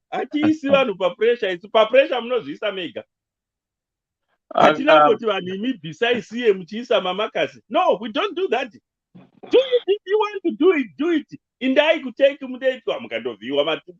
It's up to you. Who cares? like I said from the onset, kuti panapa it's like a hospital. Umwe anopinda muhospital anobuda, umwe anokwanisa kumbogara mazuva, umwe haaponi. I've learned one thing today, because all this time, I would love to say Mambokadze have explained it well enough for me, myself and I, to understand. Now my narrative and the way I'm going to view women when I see them out there is going to be different from the way you've said it. I didn't realize or know that there are certain dresses that you have to wear them in a certain way. You have to add something of them. You have to do this because you are doing this for A, B, C, D. Now I understand. All along, they are for the for the sake of doing it. But now, because you have explained it in depth and you have made me realize and understand and see the reason why you guys do it. And when you do it, you are not doing it for us men, but you are doing it for yourselves, for you to feel comfortable, to have the confidence to walk out there, to feel yourself with, no, this is me. I'm feeling much better when I am dressed in this kind of dressing, or when I have this makeup, or when I do these eyelashes, or when I do this. So on that, I've learned something. So this is me. I cannot speak for every man, but for me, I will say today, you have said it well, and I've learned on that.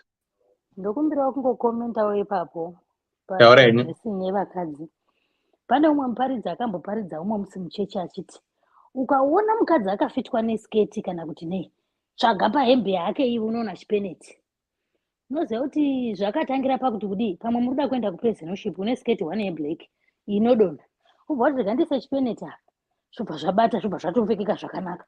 Saka 1 2 vakadzi tine dzimwe hembe dzekuti chaiwo kana usina kupfeka mabhra acho akatogadzirwa akatosiyana siyana. Kuna aya ane mawaya anoti zambo rinoti twitwitwi, kozouya mamwe asinawo mawaya, kozoti ekuyamwisa ekuti hauchariti katsva, zamu wakungobudisa nepachiburi, wongobudisa munyato.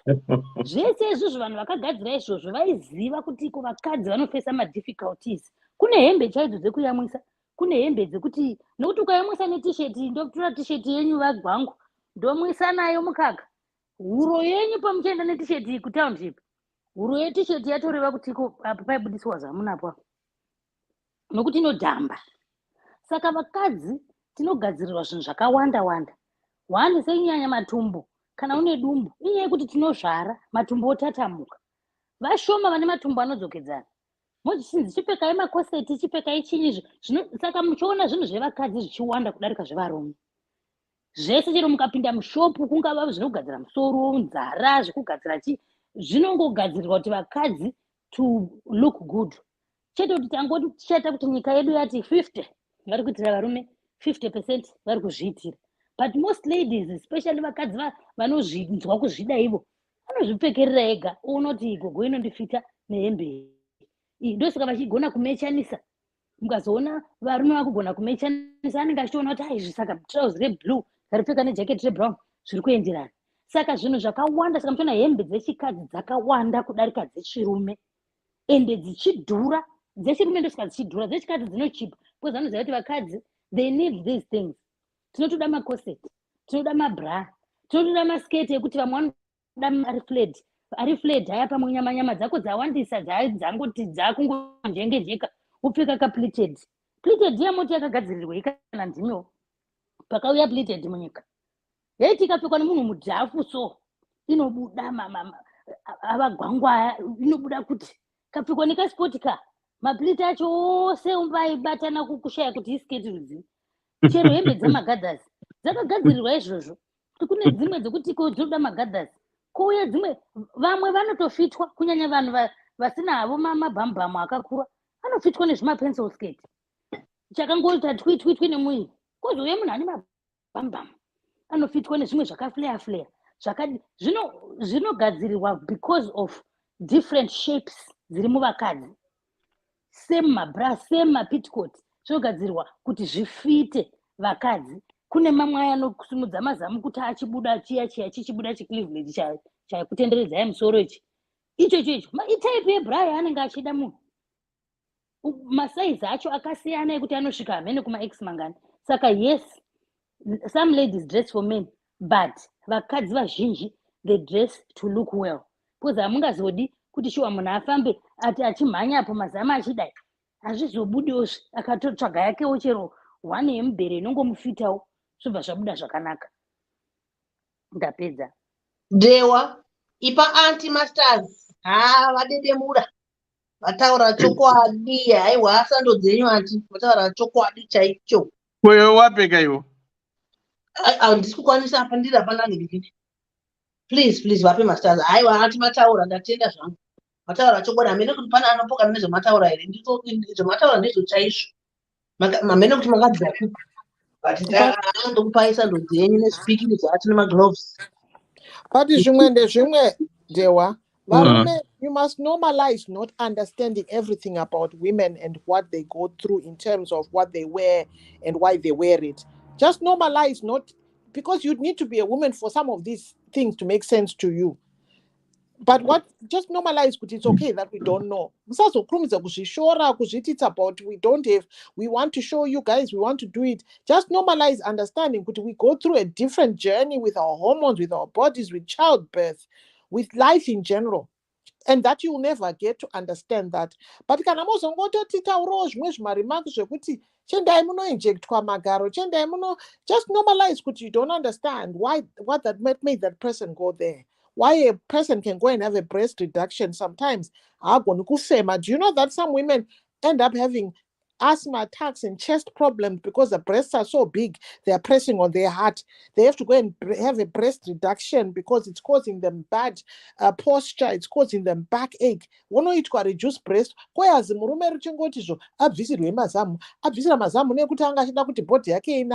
You don't understand. My health implications because of breasts.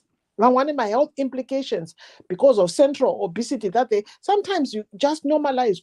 We don't understand it rather than maybe write it off to some superficial reasoning to why a certain action is being done by a woman. If you don't understand, you don't understand it.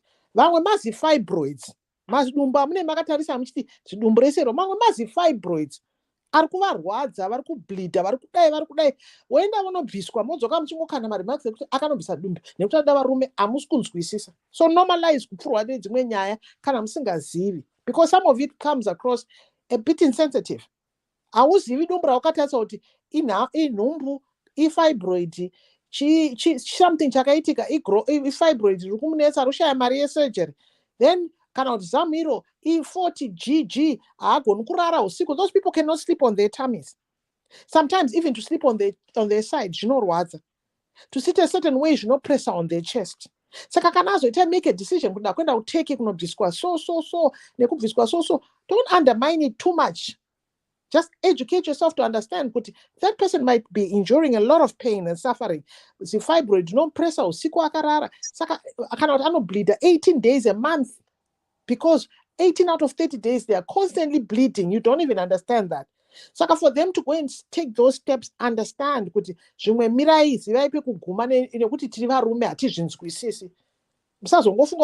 just about bonde.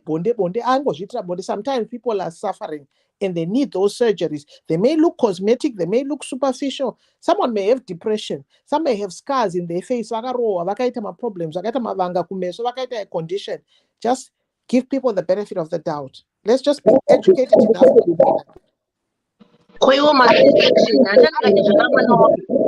Mambo Cat.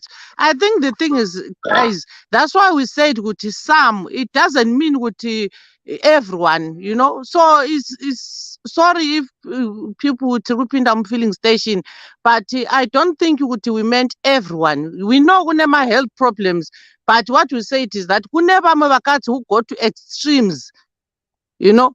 But we know that I always say some people that have got weight, kune hereditary people and weight. Even as singatya, I have got people I know that like that, you know what I mean? So But vanajewa vanozviziva, and I'm educating the men. Vanajewa munozviziva here kuti vamwe vakadzi vamunotizii ari kuremerwa nezifibroid havazvizivi. So if we don't as women educate them on the extra bits, if we just keep patting them to think that what they understand, which is shallow and superficial, is all about them, then I'm educating them beyond what they know. Did you know that kune vakadzi vanotadza kurara nenyaya yemazamu? Did you understand that part as men? Do you understand kuti kune vakadzi vanodzimirirwa nemazifibroids kuti mamwe mazidumbu aya haasi sadza chete?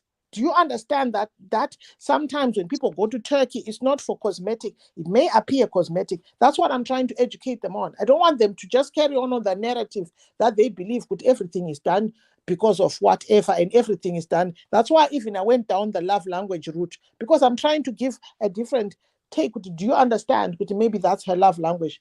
Do you understand this could be medical? Yes, there are those that do it for attention. But maybe the way it's Ddc Skool of Thoughts is so you can have a thought on another angle, so you understand. When you look at a woman and a dumpu, think about it before you really just think the first reason. There's other angles that could be addressed. I would say, thank you so much, everyone. Thank you so much, Mambakazi. I would say, this is the beauty of this show. And I would love to have this kind of debate conversation, especially when we hear it from you women speaking. Into bonus, I didn't know about all these things. What Mary is saying, I didn't know about all these things. The reason being, I always speak for myself. I've never dated somebody who's got big breasts, big bums, and what have you. So I don't know. Right? But you saying this made me think deep, reflect, changing my perception, things when I view women. See, now I'm seeing them differently. And I'm glad, Kuti, the way you're explaining it, right? Urwe explainer, Usiripa filling station, Urnas explainer with your in-depth knowledge, raising awareness, making people like myself to have second thoughts of viewing and now understanding what some women go through. Like what Auntie Malkiwa said, tinema different cuts, ma splits, ma splits or whatever. Ukapamu sport car, it doesn't fit. So I would say maybe 9 out of 10 men, maybe we don't know of all these things, because we are visual beings. We just see what we see without knowing exactly what's behind or underneath what we see. Like makeup, I didn't know that with some people, they put this makeup maybe to cover their cuts, their bruises, or their spots. I didn't know about that. Just think makeup, makeup, but you've said it. Now I understand when I see a person with makeup, I have to respect them. But why are they doing this? If I see a woman without makeup, I respect them. But they don't wear makeup because maybe they don't have those spots, or maybe they don't have this, maybe they don't want it. I have to respect them. So we need more women who will come and talk to us like you guys are doing, not to belittle us. But the way you guys are saying it, even though you guys are saying it, you could see a real man will learn and reflect, and a real man will take 1 or 2 things what you guys have said about the love language, about the compliments, about how women behave and how others act. I think this is the beauty of this show. This is the beauty of this show. Someone brings a topic, and within that topic, to a lot of open gates where we withdraw, extract some information, and bring it together and come out. Tine chinhu chekuti ane nzeve kunzwa nzeve dzekuzwa chaidzo anenge achinzwa. I just want to say, guys, thank you so much, ladies, mambokadzi, and all the women. Thank you so much for educating me myself as a man, and I know my colleagues, my other boys who go. Thank you so much. Dewa, ndimboisa 2 cents.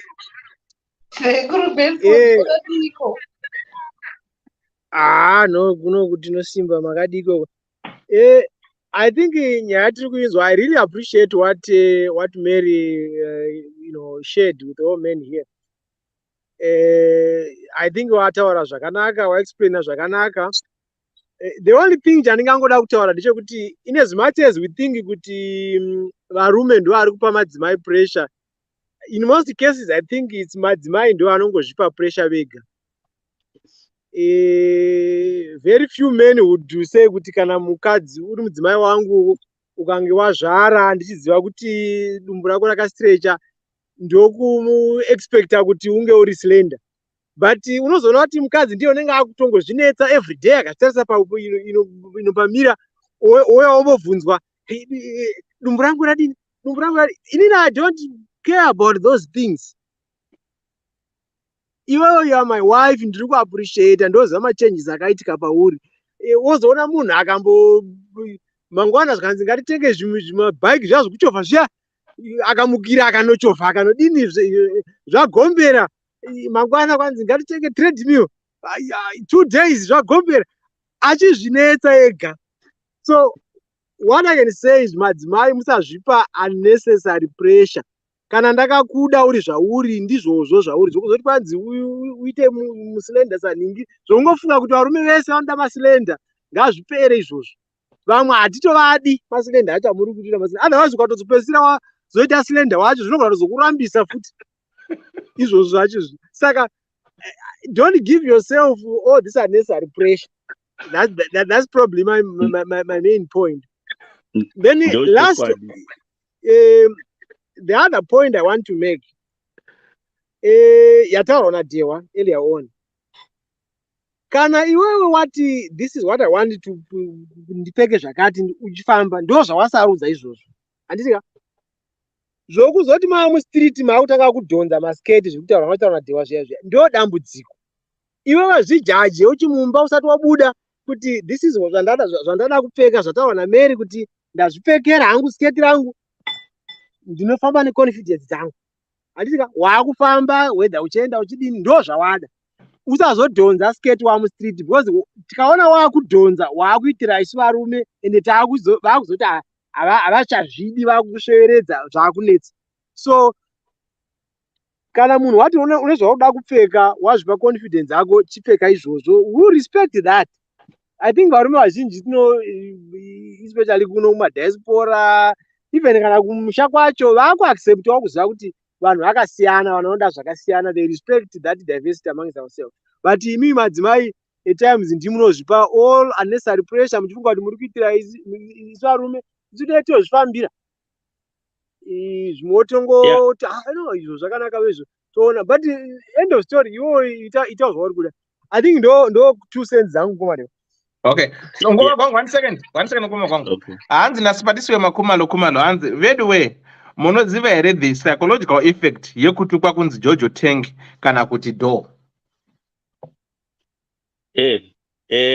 Ndichida zvangu taura ndonga ndambozvitaura kuti vanhu vanozvipa pressure vogadewa. Ndo hava mwati mapicture munoisa marekera munotipa pressure. Hakuna munhu unopuwa pressure nomumwe munhu. Vanhu vanozvipa pressure vega. Ndenda vamwe vari kundoisiwa mazamu acho, chinzi handina mazamu, vamwe vanondoisiwa magaro, vamwe vari kuda kuredusa matumbu acho. Confusion yoga vanhu vanozvipa pressure vogadewa. Zvakafanana nezviya zvokuti ini ndoda kurarama life inorarama naDewa. inini ndofana kuona kuti ndini ndinouya first kuzvifadza ini before ndisati ndafadza ruzhinji. Once wada kurarama life yokuda kufadza vanhu vari kunze, you have got a problem. Pressure tinozviisa tega, ndochokwadi. Vanhu tinozvipa pressure toga isu vanhu. Hakuna murume zveshua ari normal anozoti mukadzi indaunowedzekwa magariro, indaunoda variko vana Jehovha vanotaura kuti toda masaizi 0. Isu ari pano tinotiwo magonyetiwa wati ndoyetofamba nawo ndokubasa kwedu. Takangosiyana siyana varume. So pressure tinozvipa tega mukati umu. Hakuna munhu unombozonzi iwe indaunoita zvakati, indaunoita kuti ini ndakaenda pandaenda kuteki last year. Ndaida kundorekera, ndaida kundochenesa mazvo. Ndakataurirwa nomuteki chimwe ndombosenza naye agency kwendienda achibva anditi Thomas, you are my friend. Yes, I'm a Turkish. Turkey is my country. Shamari, nyaya dzekundokalisa mazino idzi, zvimwe zvinhu zvacho zvinoitwa zvisina utsanana. Zvizhinji zvacho nazvimwe zvinhu it's not really registered. Regedza, ndakabva ndarega. Mazinowonawo akanaka. Regedza, ndichida kundochenesa mazina. So, ndaida kundozviitira ndoga, kwete ndingati ndatumwa nomumwe munhu kuti vagwangu inda munochenesa mazina enyu. No. So, pressure tinozvipa tega. Kana uchiti unopiwa pressure nomurume kana kuti nemukadzi, iro ratova drama. Zvokuti vanhu vangati yerekera, ini ndikangoona kuti t-shirt chandakapfeka ichi chakuita dungu kuti ribude pashi. Ndiite fanika ndine mimba yamatwins. Ndinongotenga t-shirt yangu hombe isingati dumbu rangu mbambamba. Kwete kuti ndatumwa nomumwe munhu kuti ndaunozviita. Ndiri kuzviita inini ndichida kuzvirekera. But nyaya yatoramba ndeyekuzoti aiwa tinopiwa munotipa pressure. Namataurirwa anoitwa madora panapa. Handizi kuti varume vangani vaide vakaenda kundozama kundoitisa ma-extension. Ati aiwa, zvinopinda nokuku zvobuda nekuku. Asi vamwe vanhu havagoni kurekera, havagoni kuzofanika zvataurwa kuti munoziva here psychological effect yazvinoita. Kuna vamwe vanhu hadeta tichizviteedzera izvezvo. Shauti gwe tinomboitiwa nokurekera. Hadeta kafa kudhara. Mr. Benford ipapo ndobvumirana nemi. Pressure vanhu vanozvipa vega pressure. I think because you are a man who doesn't give pressure to a woman, don't summarize for all men. Sorry, 1 second. Wakomanaka. Please munditendero constance murinda. Akandumira marotenga watermelon. Watermelon riri kunaka wakomana. Hey, ndatenda hangu. Endera kumbere mambokatsi. That is just because you don't pressurize your woman about her body. It doesn't mean you are speaking on behalf. Kune varume vanoshusha vakadzi. Tinozviona out there. Sometimes when we come and tell you kuti varume vano pressure vakadzi, we are not talking up. We are talking from isusu vakadzi. We are more communicative than varume. Saka kana takudzai zvaudzwa kuma-women's group zvataurwa kuvakadzi vakaungana techitoziva the general trend kuti there is pressure from men. Itoriko.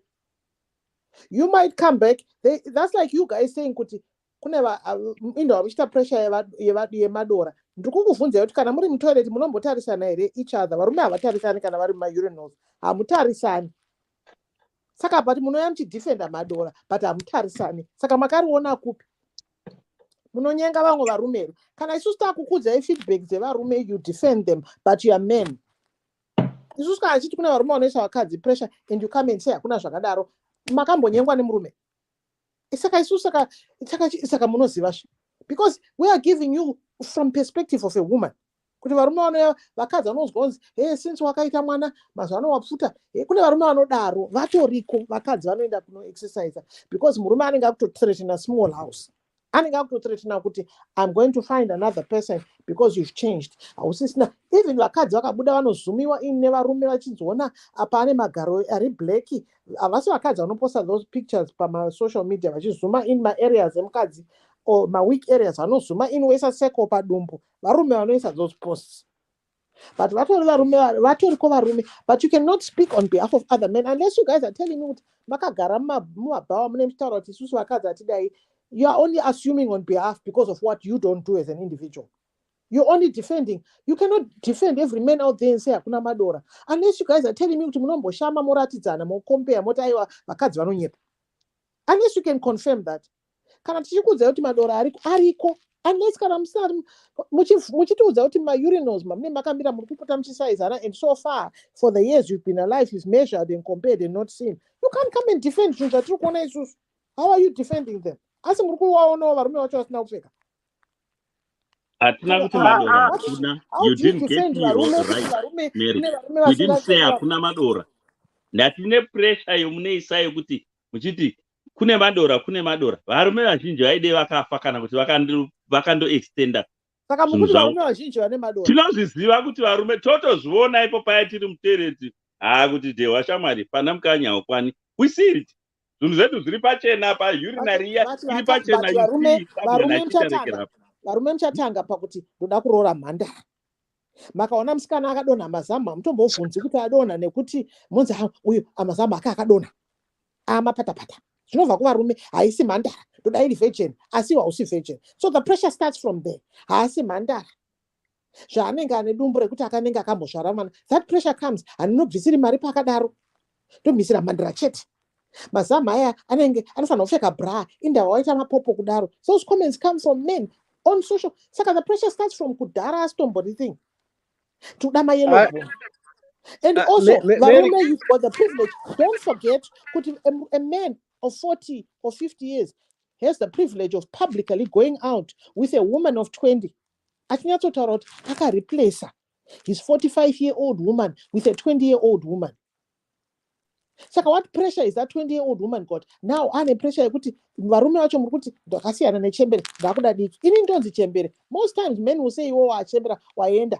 Asi unangochudzwa nemurume ane 55 kuti ini ndaenda, iye ane 55 ndine 49. Anotokudza kuti waenda. Iye unonyenga musikana ane 30. Saka I don't understand kuti munozoti we are on even. Hapana kana pressure. Asi iwo mangwana at 55 you're dating a 35-year-old. Then you say hapana kana mungozipa pressure. Yet mukudheta vana vadiki. Society, it's a lot of nonsense. Musikana akangotaura kuti akarara nevasikana kana kuti akarara nevakomana vangani. Ndidi hausi mhandara. But mukuzisa pressure. Muri kuisa plenty of ways indirectly. Akasiyana nemukadzi wake akanotsvaka diki kayellow bone. Musikana wacho mukadzi wacho onekwa ari mutema hombe akubleacha akudhaeta nekuti akuona kuti come on. And then you say atina bokusaipa pressure. Mangozipa pressure. When you're doing 101 things to indicate or to put the pressure indirectly, just because you haven't verbalized it. Because you can't tell us kuti murumano kuti ndangana pressure nesha look like ndiri 55 but girlfriend yangu 25 but ndangana pressure newe. Come on. If I come with a guy ane 35 in Indian 49, then I could see Elena no askana muregere chembere yese isiyana naye, but it's okay. The other way around is okay. In Indian I could say ichembere wakubatira mwana chewamusiya. But not gonna pressure nazvo. Not gonna pressure. Come on, guys. Doesn't mean that because you're not saying it, you're not showing it. Mary, let me answer you. And that drop. My battery is getting low. So, kana tichiti munozvipa pressure mega. Hadisi kuti hakuna varume vakadaro. But for example, the point yawapa yekuti munhu unenge akuti dumbu rako rikaramba rakadaro, I'm going to a small house. Hakuna kujustifya chifambi chinenge achida kuita munhu like that. That is nonsense. Kana munhu akakudza kuti ndakunotsvaga side chick because dumbu rako riri kukura after giving birth. That is nonsense. Ukanzwa murume achida kudaro unomudza kuti kana unoda kunohura enda unohura. You should never go to gym because murume wako wakuti kwanzi dumbu rako riri kukura. You have to go to the gym because that's what you want, that's what you desire. Iwewe pachako. You can't be forced nomwe munhu kunzi because even ukanojima kwacho kana munhu achida kuhura hazvimuregesi izvozvo.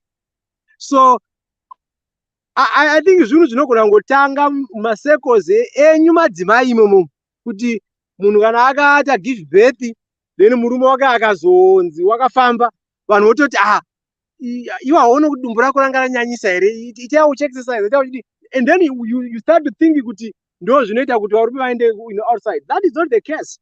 So that is the point we are saying. Hakuna justification inoita kuti murume wako akuguti kwanzi dumbu rako razodii because wadii. No.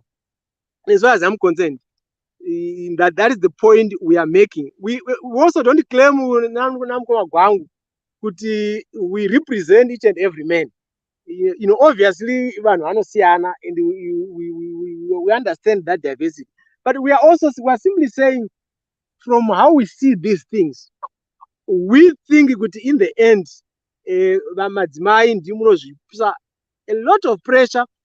It comes from vamwe madzimai, it comes from imimi pachenyu. Varume inini sokuziva kwandovaita hangu inini mambokadzi ndichikupai, varume havadi zvinhu zvakawanda. Varume mudzimba umu havadi zvinhu zvakawanda, zvimwe zvezvamunofungira izvi. Varume, we are not all about those things. Kana tiri mudzimba, what we need is respect, we need my families that are intact, we need that's all we need. Zvimwe zvese zvamunozenge makuita izvo muchinouyisa chakuti zvatongova zvenyu zvamuri kuita. That's the way I see it. Right. Mirai, papinda andiclare na masibanda. Andiclare muri sei? Andiclare shobhodona. Masibanda muri sei? Ndiripo muri sei? Andiclare ngwari papadona. Right, ziri sei taura iti masibanda. Andiclare dzokai. Kutaura nyaya yekuti hanzi ndaibatira pamusoro kai. Yekuti hanzi munhu haana kutaura kuti ane vana 2. Exactly, ndiyo yacho. Inini I've had conflicting advice. Handida hangu kunyepa. I've had a lot of conflicting advice out there, even pano pashow chaipo chaipo. Handiti. We've talked about things like courtship and what. A lot of times when vanotaura kuti usangomhanya kungoti then ndikazoinge ndine vana vangu ndikazokuti imbomira umbonyatsona kuti munhu imunhu werudzi. But this lady, I think she then took it too far. Kuzosvika pamakuda kutororana asina kuzotaura. I think that was it's not okay. But then pane dzimwe nhema dzekuti ukadzitaura dzinokufushira. Once wangodzitaura dzikangobuda mukanwa mako kuti uzozvirivhesa, it's very very hard. Things like vana. Kana uine 5 ingotaura kuti 5. Kana uri kutonyengwa nagwango kuti anomboseka achiti magame park, itongogara wataura kuti Thomas baby, unoona mwana wekutanga uya ndishumba, number 2 ndimoyo, number 3 ndichakati, ugare wataura hako. Agara azviziva. Kana achitongoti ndinotya game park rako iri handidi, zvigare zvangoitika kubva kwokutanga. Because ukazonyepa nditi mawani. And the age yavari manje, age iri delicate, and the age yekuti mufesi ane more options. Saka age yakaoma kuti ukanyepera munhu mukabhowana chances dzekuti anogona kungorova pasi ngoti ndogona kutsvaga munhu dzakakura stereki. So yeah, she's in a very hard place. Kana akazobvuma hake kuti chokwadi i2 vana zvinenge zvakuenderana nekuregererana kwavo. Some people vanogona kuregerera zveshuwa zvopera. But for some things, my relationship sometimes are very delicate. Kuti hazvizodzokedzani pazvanga zviri. Makatororana kudhara is different. Musati. Yeah, kana munhu akutodhauta zvekunyora tsamba kuna dhihwa. Akutodhauta zveshuwa. Ndowekuzoti munozoungana munorega kuita show up kuzoroora kwacho. Ende hama dzake dzikazozviziva wese wototaura kunzi tati tingokuudzai tisati tasvikako kuti makazonzwa here kuti muroora kwatiri kunobvisa mari uko kune vana 2 hasi 1. Yotanga kutoita debate. Vanongofuma vataurana kuti hapana ari kuenda ikoko. Iye otogarawo because iye mwoyo make he is already doubting it. He's already feeling betrayed and all these things. So it's hard. It's hard. I feel sorry for because the time yatofamba ka matosvika pastage yekuti zvinhu zvaakuda kuita zvakanaka, then nhema dzawakataura dziya hausati wadzigadzirisa wobva wabatwa futi. Tight, ari patight. Inini kungoti maybe zvinoda zvitaurwa nevanhu vechidiki vazvitaurire vega. Inini at my age handingambonyepi dewa ndinganyepa here. Iro dumbu racho ringanyepwa here irori. Hazvibude kakangondiona ndakamira unotoziva kuti rakambodhamba iri rikastrecha. Mikaka yacho inoonekwa kunzi yakambokwekwetkwa. Hazvisina manyepero handiti. But age vechidiki hakuna, but there are also people who kuti akamira pauza nevana 5 unoshaya kuti nei makatakura akabudisa nepai handiti. So variko vanogona kungokuudza kuti ndine mwana 1 and they look like they never even had a child. Zvokuzobatwa manje ndoma 1. But also if you are in a relationship, chokwadi chakangonaka. Relationships hadzisi dzekuda kumanipulatana kuti ndikanyepera dewa zvakati ndokundirorwe. It's not okay. We should teach our kids izvozvo kuti it's not okay. Don't manipulate someone into marrying you because akazokuroora kana kuti mukaroorana, even ari mukadzi ukanyepa uri murume, once maamumba ka pazvinozongobatwa chete panotanga kuita ka resentment and the marriage yenyu yakutoparara. It's not okay. It's not okay to lie. Handisi hangu kuti vamwe vanga vataura kuti kudii, but yeah, it's not okay to lie. I wouldn't condone it, but kune kuda kugarwa nawo pasi vese vari 2, then mukomana anyatso make a decision. Because mufumo nemurume ukaona akutofunga zvokuti ndimbonyorera dewa ndichivabvunza, haachatodi mukomana. Haachatodi. Anenge anga atogara angori ari kuziva kuti vanhu vachanditaura kuti ndikuroora mvana handiti. And then wese uzoudzwa kunzi wakanyeperwa, actually M2 haisi M1. Saka it's tough, but kana asingachamudi musikana ngaangomusiye zvake, ungomuudza kuti wakanyepera and I don't think the pressure I can stand it, so that she can also famba pachine time. Ndokufungawo kwangu hangu kwanhasi. Funga kwenya kunoshata kwakanaka chose. Right, amana tauright nzobatsirana na Dr. Rose ndirambire nyaya. Ini ndino mubvunzo wandoda kuvabvunza iyo doctor. Imimi mwana zviya akataura kuti munhu wendiri kuda uyu inzvaraka 2.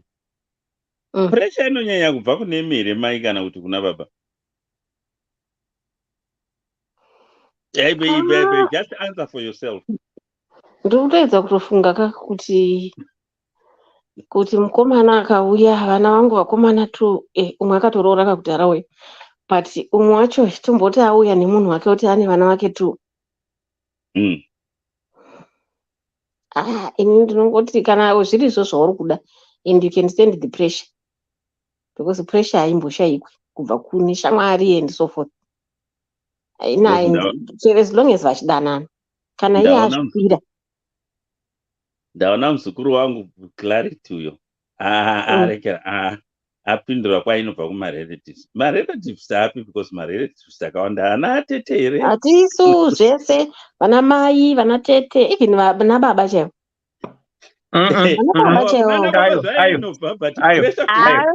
Most is women. Dr. Rose, vakadzi. No, I want to be honest with you. Let's be fair. Mwana wangu akaya panapa achidede mukadzi wangada kuroora nawo wake 2 handiti ka. I have no problem with that, but the mother will disagree with that. Women were the one who have a problem. Vazobuda pachena zvavo vana. Ndike vavona vavanda kuwanda tiri kungoedza kuzviimagine handiti. I'm just trying, because I do have a son, yeah. Saka ndingoedza kungoimagina sure Obama wangu uya dewa munomuona ose dread. Nemanakiro ayo ya nemusikana ane vana 2. Anoona Zvinhu zvokuti aiwa, but zvinhu zvokuti I think zvakuendana futi neage one attitude yangu inini kuti nenda kuzvifunga kuti musikana uyu neni takasiyana chini ame single parent. Saka nenda kutoda kutombozvisa mupfungwa dzake kuti mushoes dzake kuti these things happen. And kana wazowanawo munhu wako asina vana, it's okay.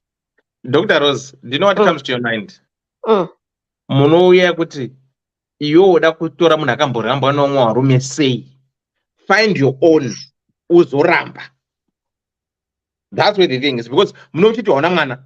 Andika kudanzi mwana wenyu mukomana ana vana wake 3 vakamboita achiramba wakadzi andika.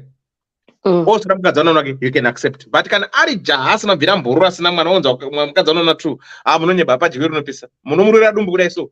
Kuti iwe 9 months. Yes, but I guess you are right in the sense yekuti wekutanga uya paakarora handimuzwa nyaya yacho kuti anga ine musikana then he made another lady pregnant handiti. Yeah, isu tanga tatoronga muchato zvese taronga. Wamaida asi wakatora. Handiti. Exactly, mukatombondiudza payadewa kuti musaite stress Dr. Rose, kanzirai muchato musevapedzerane at the end of the day waane mwana naye ndiye waacharora. Tikatofunga kuti zvadewa, but ndo zvakazoitika for sure. And I remember mai vemusikana she called me tikataura tese vakati muzwa kuti chi izvezvi ndakutoimagine kuti mwana wangu akunopinda mumba achitanga kuita step mother. Isina. Saka zvozobuda here. Step mother wemwana aitwa iye aripo. Ndikati mandisa pataiti zvikanzi chingozvifunga iwo. Mazvoonaka. Saka sure pressure and vakaisa pressure for sure. Kusvika tazongoitawo give up kuona kuti zvaramba. Ndachida kuwedzera panyaya yevakadzi apa kuti inini zvazvitaurwa nasister Mary ndizvo chose, but mukada kutarisa kuti vakadzi tisu tinopanana pressure, avo varume chero vakaonana madoro avo mumatoileti mavanenge varume havanei nazvo, nokuti vane madoro engadai vakatoenda vakanogadzirisa. Pangani vanoenda kusouth vachiona pakangonzi enlargement, vamwe vasingaendi vachingodzoka vakadaro. But isusu vakadzi handizivi kamentality katinako kekuti nyange ukaona munhu aisa domasapo ari kutengesa wotoona matomatisi ake afamba, iwewe wotora wako unoisa pasaidi zvezvo kungozwana masimba zviya. Ukaona munhu akangozvizvarirwa akatsvuka, newewo regai ndinotsvuka, pamwe hazvisi zvako. Vakawanda vakadzi vanenge vachingoda kungotevedzera zvese izvi zvekuenda kugadzirwa izvi zvazvekutevedzerwa ende nekuimpresa vamwe vada kuimpresa varume. Yes, tingangoti ekota vari kuitira for their health, but vazhinji kutaura chokwadi vamwe vari kupinda sekwende izvezvizvi vanhu vakaenda kuya kunonzi kuweti kuya varume vainzi vari kushayikwa varume here. Vakadzi tine kamwe kakumhanya katinongoita so tinongomhanya all over, we are all over, tongoita kunge huku dzisina musoro, tinongori all over. Izvezvizvi mukatarisana COS akaenda kuma-COS varume vamwani varume vakaenda kuma-COS. It's like vakadzi tine zvinhu zvatinongozvipa pressure nazvo. Kuna hana dumbu nendofanira kuti ndakasikwa zvandakasikwa ndiri. Saka regai kana ndatongoona murume akandiudza kuti shamwari wakakoresa, that's it, ndotosiyana naye, ndotsvaga anoenderana neni. Because at the end of the day hakuna munhu anoshayiwa partner. Hazviiti chero munhu aine chigumwe 1 munotoona aine nhumbu, chero asina makumbo munoona akatakura nhumbu. Uya murume anoimba anodza negreat man haana mwana izvezvi, haana kuchata white wedding, akadii kutarisirwa pasi, haana kuchata nemunhu ane makumbo nemaoko. Saka meno kapressure katinongopanana tichiudzana futi tisu tinosmagla mafuta ekutsvukisa tisu. Ukaona murume akutosmagla mafuta ekutsvukisa atotsvaga mari ende anoita big deal rake opinza mari yake otita mari yake, tinopusiswa so isusu nevarume kuti murume nekuti arida mazama akadai, murume arida dai. Vashoma vanotopfekera kuti aiwasvi kana ndichifamba apa ndofanira kuti chest out ndofamba ndakati ndini pano. Vazhinji vakungoitira varume, otherwise zvangova zvekungoitira varume zvega zvega, handiti munoona. Saka inini ipapapo ndinowirirana namago angu kuti vakadzi tinozvipa pressure tega. Inzwai nyaya foni yangu kuda kupera moto.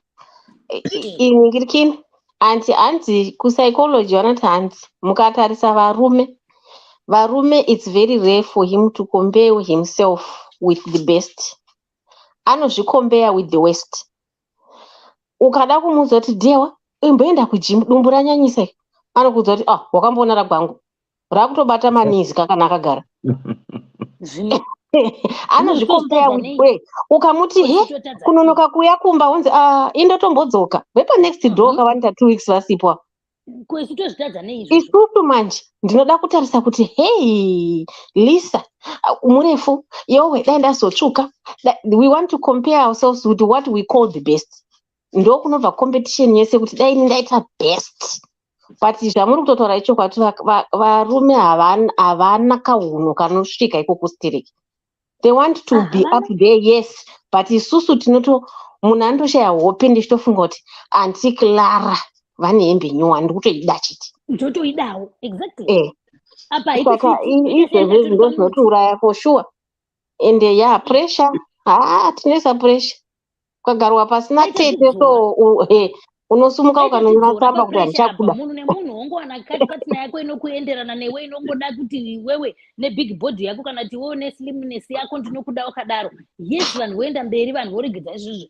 Otherwise vanhu tinopera nekufa. Mukatarisa zvese zvinonge vakadzi ndo top notch, vari kuita ndo vanoita zvihombe ndo vanovhura hombe dzekuda kungoita ameno munhu agutsikani nezvaari kungoti aya ndo zvandiri zvide self love. Dai vanhu vagona kutenga mabhuku eself love vazvidzidzire kuzvida iwewe pachako, because hausiwo wakazvisika, ndimwari akakusika. Already you are blaming God kuti sei makandisika ndisina magaro. Saka vaida kuti vaite sei?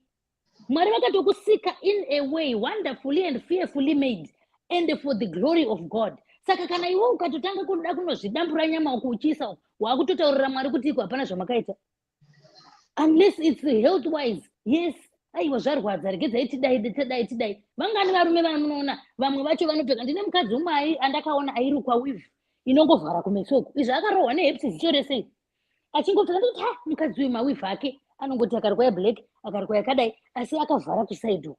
Ndobva ndazopinda musaluni achirukwa kwakuona kuti hepsi yanenge achivhara ko munoivharirei kana yakabuda zvine basa rei. Kubva papo akati shuwa asi munoreva uti akutorukwa mamwe maweave asi aingovhara achingoti ndofamba sei pavanhu. Zvinhu zvinoitika pavanhu, zvirwere zvinouya pavanhu hazvina kusikirwa kuti zvinotaurwa chero mubhaibheri kuti matenda ariko. Unorohwa nehepsi, unochekeka kumeso. Yes, you can make up unogona kuisa ko kuzonogurwa nyama dzimwe uchidamburwa zvazvi. Makeup is natural yekuti inogezeka kaubvisa ende haina after effects, haikurwadza haikwatanuri ganda. But zvekuzonobleacha kubayiwa majekiseni pamwe patsvuka pamwe paita patema wesi manje kana mazoita zvezvemudzi kana vanhu vazoita maaccident hapachasoneki. Vakadzi ndo vasingasoneki nekuti ndo vari kuita izvozvo. Saka vakadzi dai tambomira kuzvipa pressure zvideuri zvauri ingozvida kuti ndo zvandiri, ndiri mudhafu, ndiri mutete. Kana asingandidi ibva famba uende, ndichadiwa neandinondida ndiri dhafu kudaro chete. Chatingangoencourageana sevakadzi, yes, eat healthy, kuti tiseguramba tingudya munge vanhu vanopenga. Yes, totodya zviri healthy to maintain body yako zvakanaka, kwete kubva wadya zvekuita obesity. But the main problem iri kuvakadzi kuti izvezvizvi ipressure iyoyo mukadzi uri kuzonyebera murume kuti ndine vana 2. Ipressure yekuti uda kutopinda marriage kana mukoma Benford marriage dzine varidzi vadzo vamwe vanofanira kungofa vasina. Hana declare it. My second son, who is 25, is dating a lady with 3 kids. Very bitter pill to swallow, but I've accepted it. Your monkey, your circus.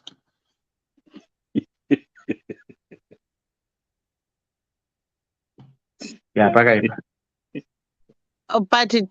like what we were saying here, we women, we are so bitter towards each other. We actually, instead of right. I see what. Hold on. Don't check out watermelon and then check out rapid. Could I think about watermelon? Rabem Urushka weka.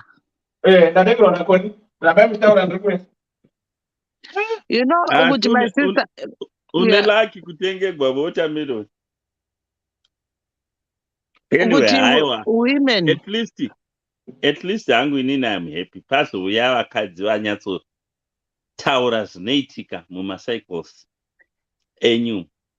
kwete kuti kwainini pano zveshuwa varume tingahwera tichipa pavanhu pressure kundodhidha taiinda tichindodhidha tichionana umwe anerekera anomupa vanga umwe ane poloneki taingosekana ipapo zvoperera ipapo padhidho ipapo zvino zvenyu izvi at least mataura vamahiwayo chaizvo chaizvo. Women, we are tine tambudziko. I don't know how can we change, because tisi tinokuvadzana teka, and most of the times even on my social media the people who troll another woman are women. And it's so shameful sometimes. Could you ask yourself, to women, you are a woman as this one, but you kana mwawira netambudziko, tisi tinoseka the most. You know, so sometimes I think we need to love each other as vakadzi, because things that we go through, they are the same. You know, but sometimes we want to laugh at someone. I'm better. As long as you don't laugh at someone's problem. But I wish we could love each other more as madzimai, because most of the times we destroy each other. We destroy each other so much. You know, even like what we were saying, even when you have got kids or you get into marriage or chi, most of the times women gossip mulaini. Mamuona. Hey, I know Zutiani. Did you see what she was wearing? My mfundis. You know, so it's us. And then will now go and take a car on Square just because of we talk. Women, sometimes our mouths, I wish you could zip them and to tonyara tona. But you never find them actually men vanobatana.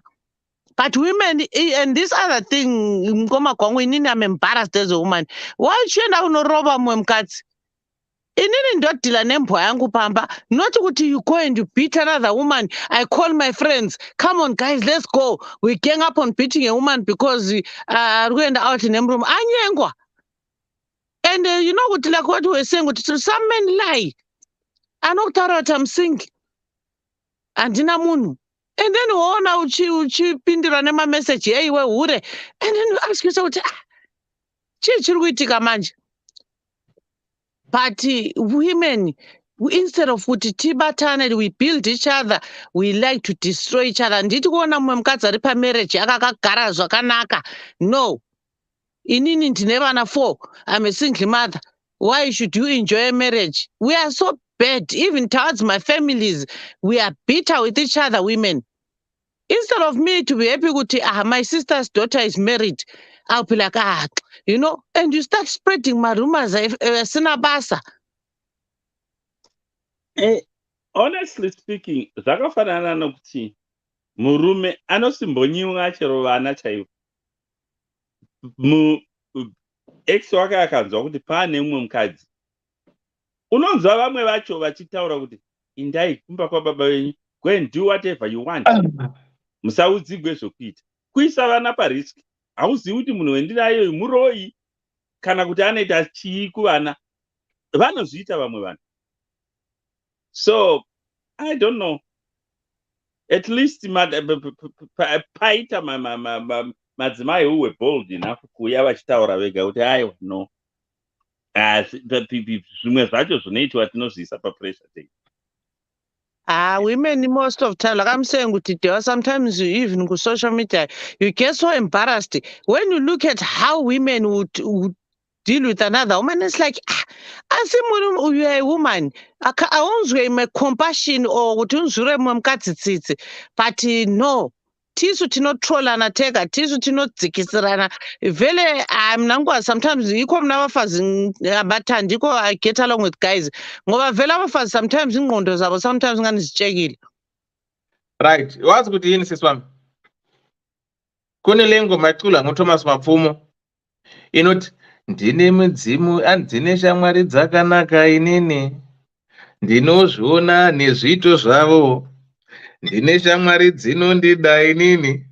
Ndinozviona nepandinofamba. Handina munyama iwe shamwari. Ndinofamba zvakanaka ine shamwari. That's Connie for you guys from States. Nditengero chini chinonaka kwangu neni ndicho off. kunzi dewa ndiri kutengera watermelon. That's Koni. Ndiri kudya Koni. Ndikoni murinda. Hanzi na Koni mari yangu yadyiwe nemunhu wemurume. Cheki yandakanyorerwa so. Kuti ngoma gwangu. Koni anombohumana zvake. Cheki yandanyorwa naKoni kutenga mawatermelon soka. Ndosvika jura ndidya mawatermelon chete. Sikadewa. Idyai mawatermelon. Muso muchakonana. It will be 5 years achitaura nezvewatermelon ire. Unorutsa mawatermelon awakadya 5 years ago. Aripi ndimuudze ko. Ibabu ni mari mukadzika.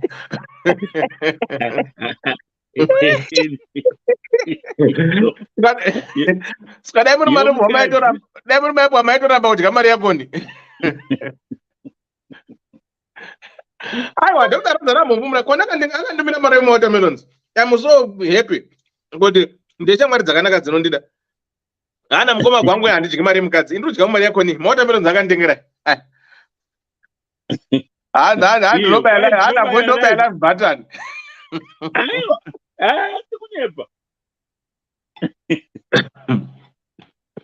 Koni, thank you so much. Uzala luchema ketewa. Kana ngicame ubusuku. Hayi blood rami right. Ene vele ngalala ngivuke. Wazi ukuthi even noma ngiphuze coffee or Red Bull or ngidla ama-watermelons, ngiyalala flat out angivuke ebusuku. Hey, but I hope utasondoda le tuko khona after kwangu was 2 minutes you are gone. Mina? Ayo, if ngome gwangu angilali. Iwe awungadeleli wena. Ay, egwangu. Ukudya kwadala lokho. Egwangu. Sister P. Varipo vamwe vakadzi vokuti chera akati gwangu pano 360 degrees. Nepapa pavapa unoti aiwa mukombe wacho ngaupfuure.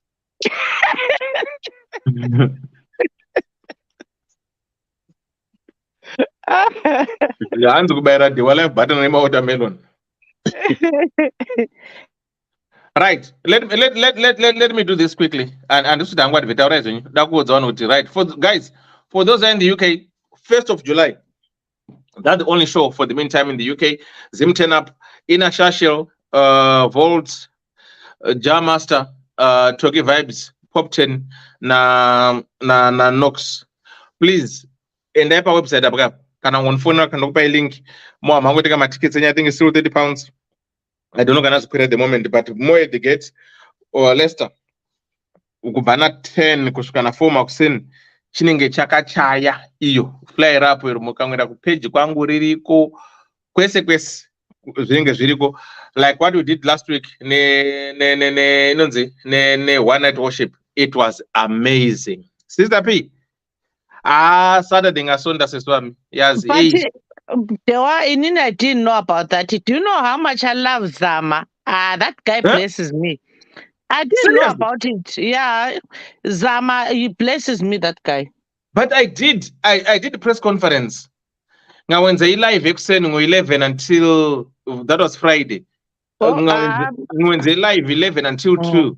Okay. Then Saturday. Now when they live, then I did live logos and recording throughout the show. I know that was a blessing. Trust me on this one. And the good thing, the difference in this show now, Sister P, was within everyone. What a chance! You could have told me, I'm artist. And that's nice. Gospel artists, they are level-headed. I'm actually in Loamandias. There was Dr.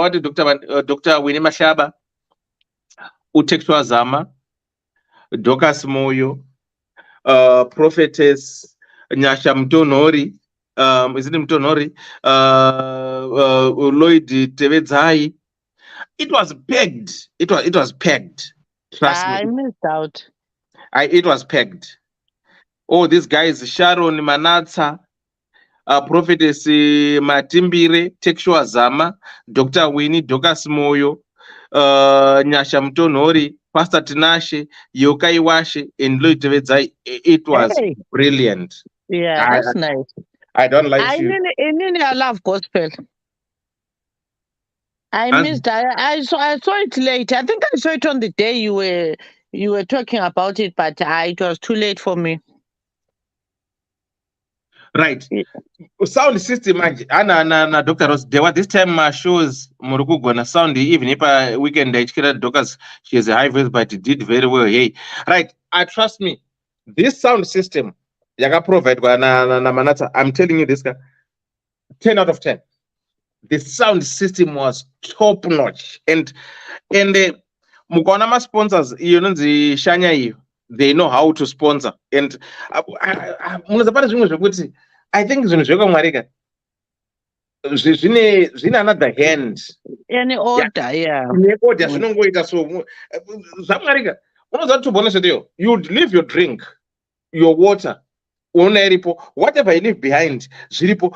Ranga taningori murudo so bangori ma hugs, hi dewa elder moisei oza vari kuchema vachichema zvaindichamisa because andisana mbona chechike vari kuchema vachichema. Trust me, ndikatarisa hangu so ndichimboita kudongora vari kuchema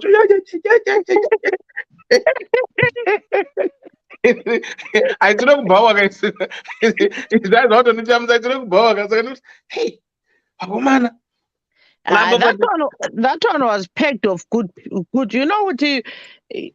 And more in one thing with me when it comes to gospel music, I don't just listen to music.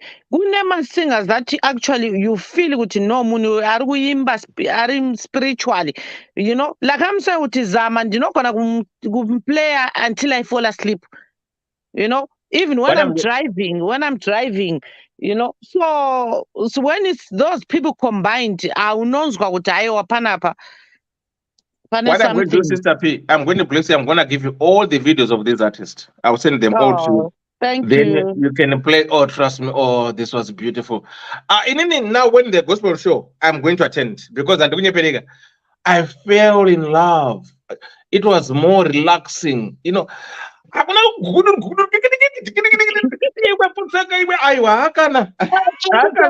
is Rebecca. I went to Rebecca's show, you know. It was so good. And I think when it comes to promotion, they don't do shortcuts. This is one thing I think that I've noticed now. I think because they don't want to fail, they will put all in everything and make everything perfect. In time as well. Yes. The lady who was managing Marilyn, Renona Gomo, they manage everything perfect. The promoter lady Bima Mukadzi. Perfect. Saka, I think they sat down and said, you know what? Yeah. We are women here. So I think they're expecting us not to do better. But trust me, they did what most men cannot do. Oh, that's nice. The timing of the event, what they promised people to get. Yes, mama hiccups 1 or 2, but I'll give them 9 out of 10 overall. Then in the PA system, they 10 out of 10. Artist, perfect. What I like is what you are saying, Guti. People had an opportunity to tour my pictures before, you know, because sometimes when artists is late and you know they are tired, everyone is rushing them for pictures, you know. But the way it was arranged, it was good. You see the way it was arranged about the artist, right? Stage. It's the way I designed. There's a VIP section, you know, around 30 or so. But in a 3-access, right? I'm telling you, there was no security on that VIP section for the artist. Everyone will just walk in there, picture, and they would ask edit to a picture, and they were mixing and mingling, walking into the people, and they were speaking in tongues. VIP, picture. I don't know why is it they protect these artists so they can't mix with freelance pressure. I'm telling you, every person was there. If they want to be honest with you, and a picture with every artist was on the lineup. And a picture of every artist was there.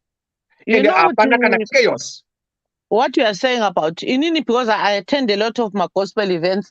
You know, when Derek Nzimande came last time, you know, you wouldn't know he's there because he would be sitting on the crowd. And I drove him to Manchester to see this other family. You know, he's a so down to earth man. down to earth kuti hati zvinhu zvokugara kuti anogara pamusi. He will be sitting in people when they call him anosimuka ikoko, hana interest iyoyo yekuti vanhu vanofuqilwa abantu bafuqilwa kachana bezebewe suka nini, but these gospel artists, they are humble, and that's one thing I like. Gospel artists, trust me, I've learned something from them. I know these are human beings. Gospel artists are human beings. Trust me on this one. Most of the shows, I always take my kids as well, and the environment is nice. It's nice. Koni, manaketa utamira nirika. Udango ari pamborinzwa utamira runakerwa kumana. Hey. And uye ne-watermelon weekend. Waradya mari yakoni?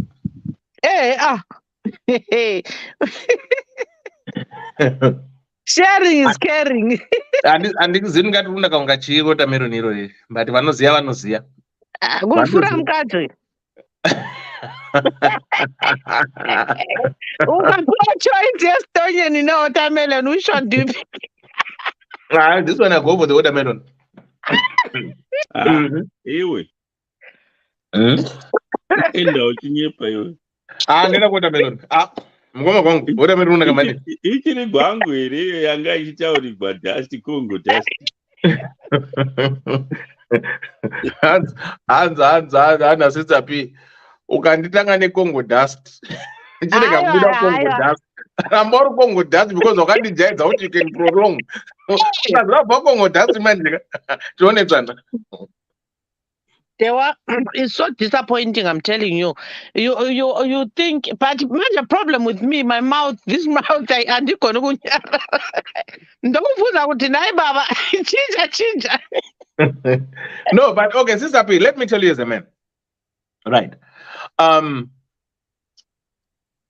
Maybe people are different, but normally what I've noticed or what I've experienced myself,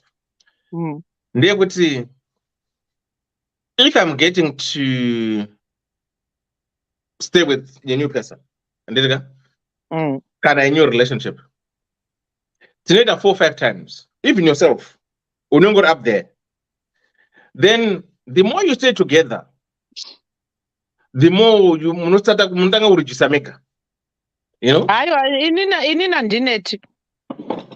Shamwari, ndineti. 7 years. Aunanya pasudi. Ndineti. Aunanya peo. Chimwe chinhu chinaitika ka. Kune ma-tablets aya, though I don't recommend them. No way the witch boy zvakangofanana ne-fertilizer nemanyuwa emudanga.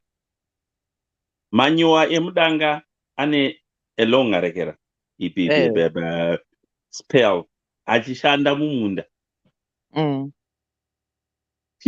Aya mapiritsi ndakaona pane imwe bhururu wangu waakunetseka nawo. It works se-fertilizer. Fertilizer ukaisa munda fertilizer gore rino, next year unofanira kuisa imwe fertilizer. Imwe mirekera yedu mitombo yechibhoyi ine longer lifespan. Inogara iri musystem for a longer time. Unlike fertilizer imwe yavanotora. Yeah. Yes, inoshanda ipapo, but inorundutsa munda futi. Ndozvetisingazivi, especially ndakaona kupa young generation havanopaparika ende havaudziki, saka unongozoti siyai zvakadaro. Because vane kamentality kaya kuti hamuna zvamunoziva munotiudze chiko madhara.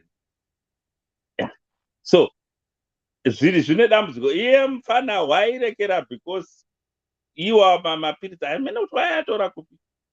Asi ndakambomupa warning ndikati izvi zvinoshanda se-fertilizer shamari, zvine danger. Aya makwenzi edu aya anovava zvawo, ane a longer lifespan. But unoudza aniko anokunzwa. Kunozoti dambudziko ranetsa manje. And haana ma-side effects. Haana ma-side effect. Same namanyowa emombe mumunda harina side effect. Asi fertilizer inoita kuti munda uwo zvafanana rima netractor munda. Tractor inorima zvakanaka asi inotsindira futi.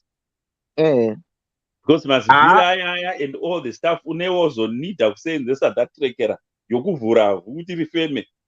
Because paripo pangomba kuti pakatsindigwa netractor chero ukaisa kurekera hakuna kunoenda midzi because pakatsindirwa. Ona chinhu chinorimika pachikuri. You need to go nereaire vanoriti chiko. Uchivhura kuti vhuracho ritange kufema futi. So people don't know all this. Especially vamwe vechipanhava havaudzi. Saka unongozoti aiwa siyai zvakadero. Wozoona tuana tudiki dzimwe nhambo tomhanyira kumadhara. Sometimes pane pasina bhegi. Chinkangao yakachivinga bhegi kozova kuti ehe pane bhegi but pane joy futi.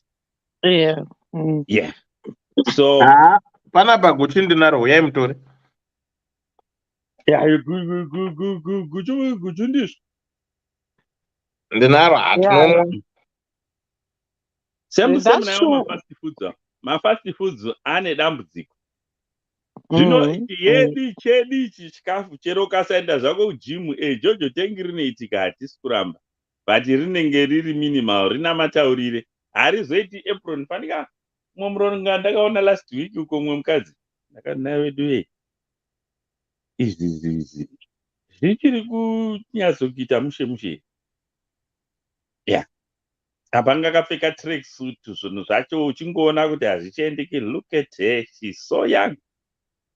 So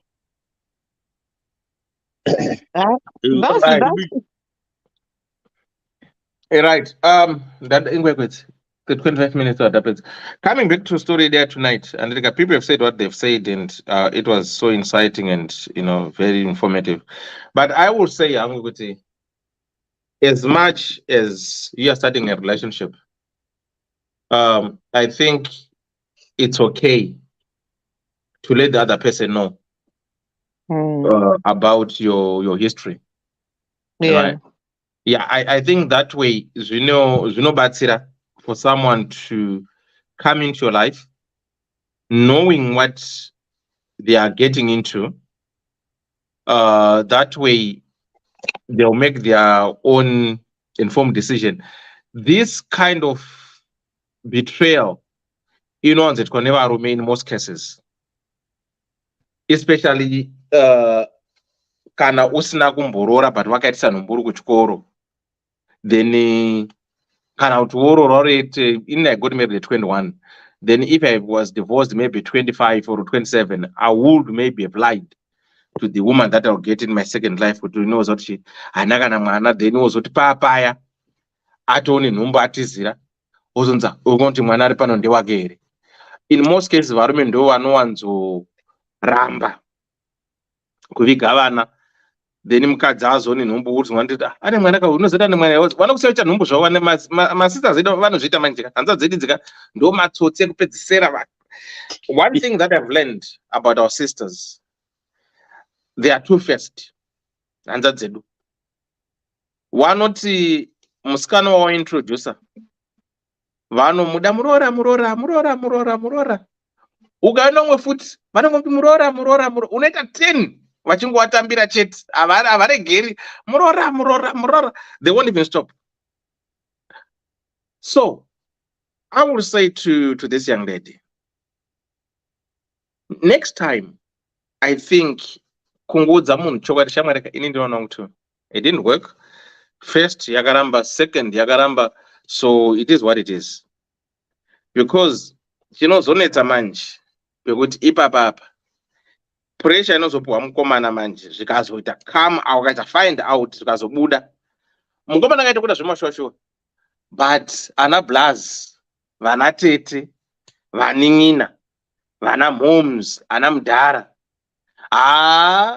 zvide kana kutogara papa mudhara manjeka hazvitobudi. Unobva nzati umuona pano ndaite nhumbu yake uko akambonyipira pamwana wacho asiwa nhumbu yacho yako. Saka at times it's better to say kana uri mukomana nemwana wake 1 uri kuma30 kokuma vachiri vadika wakuda kuroora chibva ungozobereka kuti na mama na dede imuzo ndine mwana wangu oka ini munhu angada sangana naye ane vana wake 2. Saka I'm happy with that. That way, havana choice because you have notified them, have informed them by any time, and they know. One of that wadi uchadane one, kantadu chakasina, but not I no. I'm happy near to you, those under good. That way, Vanga share much authority or power over you. But if you don't say to them, cannot you go there, animana one, they know that find out put any second child, okay, guns, anyone with four, and no bisa. Saka, I will say, be truthful. Muchukupa apa dating, muchupa kutete papa. Muchukungotanga, muchukungotanga was not shaman dinevan. Vana, Babiguina, I will say about in dinevan. If I'm talking to a woman on Rukuda, so I throw in my kid's name in our conversation. Every time I talk to you, I will tell you, so a month, usna a day when I'm talking to you. Uskambo that Ningari say, no, I'm not even concerned about my kids. As I shan't take even see. Saka, you have to test the person that you're dating or not. Anything that they have with your kids. Kana makudetana vana vako vari kutaura handitika pamunoenda out paya kana ari because akuzati vana vako mwane 5 years mwane 10 mwane 7 mwane 9 whatever haangatadzi kutengera mwana ane 5 years kapencil kana mwana ane 7 years kakati because kuno tunhu kwakachipa. But you're going to sponsor thing around Chitambira. I thought the Argo voter that was having the Trump test on my chocolates and don't see ya. Because I don't think it because once you date a single mother, I never know again. The responsibility is yours. You become the dad of those kids. Yeah. You become the dad of those kids. Discipline because you are now being the father to those children. Right? So the same principles that you're using for those kids and the same things that you're doing for those kids, this woman you're dating, she would do the same to your children. So I see people with next week, right? Books, books. Then you know that woman you're dating, she has got a good heart for your kids. But same applies to mukadzi kuti urutengera una boyfriend yako iye boyfriend yako hapana charingo inongorwa kulambaza chida hapana charingo unoko siya. It's not good for your children. Do you know when I was home, Dewa, they know that a lot of times I buy my pants and it. So there's these guys 3. I asked Uti, msikana kana feka size ani? Avazive. And I said Uti, so chamuri kugona kuvhisa chete brukwe hamuzive kuti anopfeka size ani kuti one day omusurprise kuti wangu ndakutengera brukwa but chinogona kuvhisa chete. Like what you're saying sometimes kuti small things, you know, kuti wangu I just passed through a shop umtengere nje ethong or umtengere brukwa anofarira, because you see kuti some of us inini handifariri those mathong, they hate on your bum, but I love my full brief. So unoziva kuti haiwa unhu anofarira, and then you pass by my shop, you just pick my pants and a bra, you know. So it's those things that show kuti munhu wako unomuda, you're interested. But if ndisingazivi kuti unopfeka box size and your shoe size handizive, hazvishandi hashandikire munhu akadaro. That's true. Ndinondeeda koni ndepi, sorry. You know what, before you go any further, right? Usaenda kumunenga. You're such a darling. Skana ne watermelon. Yes. Koni ari kupinda orgasm Dewa nemamelon awa. You're such a darling. Nazi zvedu. Handa mukoma Thomas ndandakateerera hanzi mariwe zvangu mari yemukadzi haidyiwe. Woman. Ona DDC ndakumboruma Koni. Hello Koni. Ngoma gwangu enyu munodya biltong tiite www.florence mupuwe Maudeka biltong. Yes. Munodya biltong ere tiite www.florence ndinodya asi ndinoteisa doi. Todadivana pano.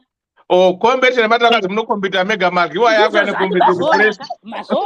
Mazona zvaita ruzviya. Ndoenda kuita rurandi. Vakatiresa na pressure. Akombita na Koni.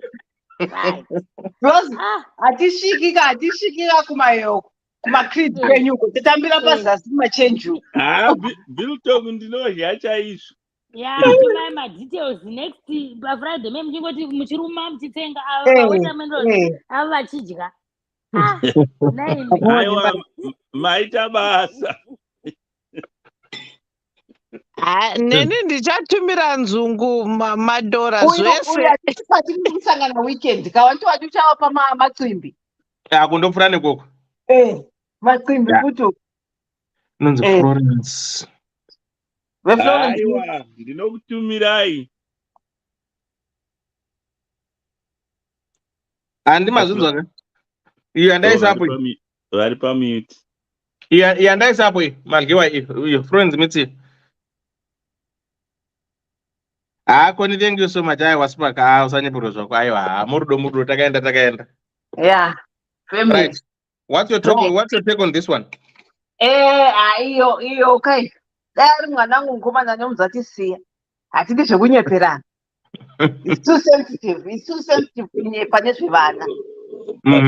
Ndapota nyepa, you can lie about my abortions awakaita.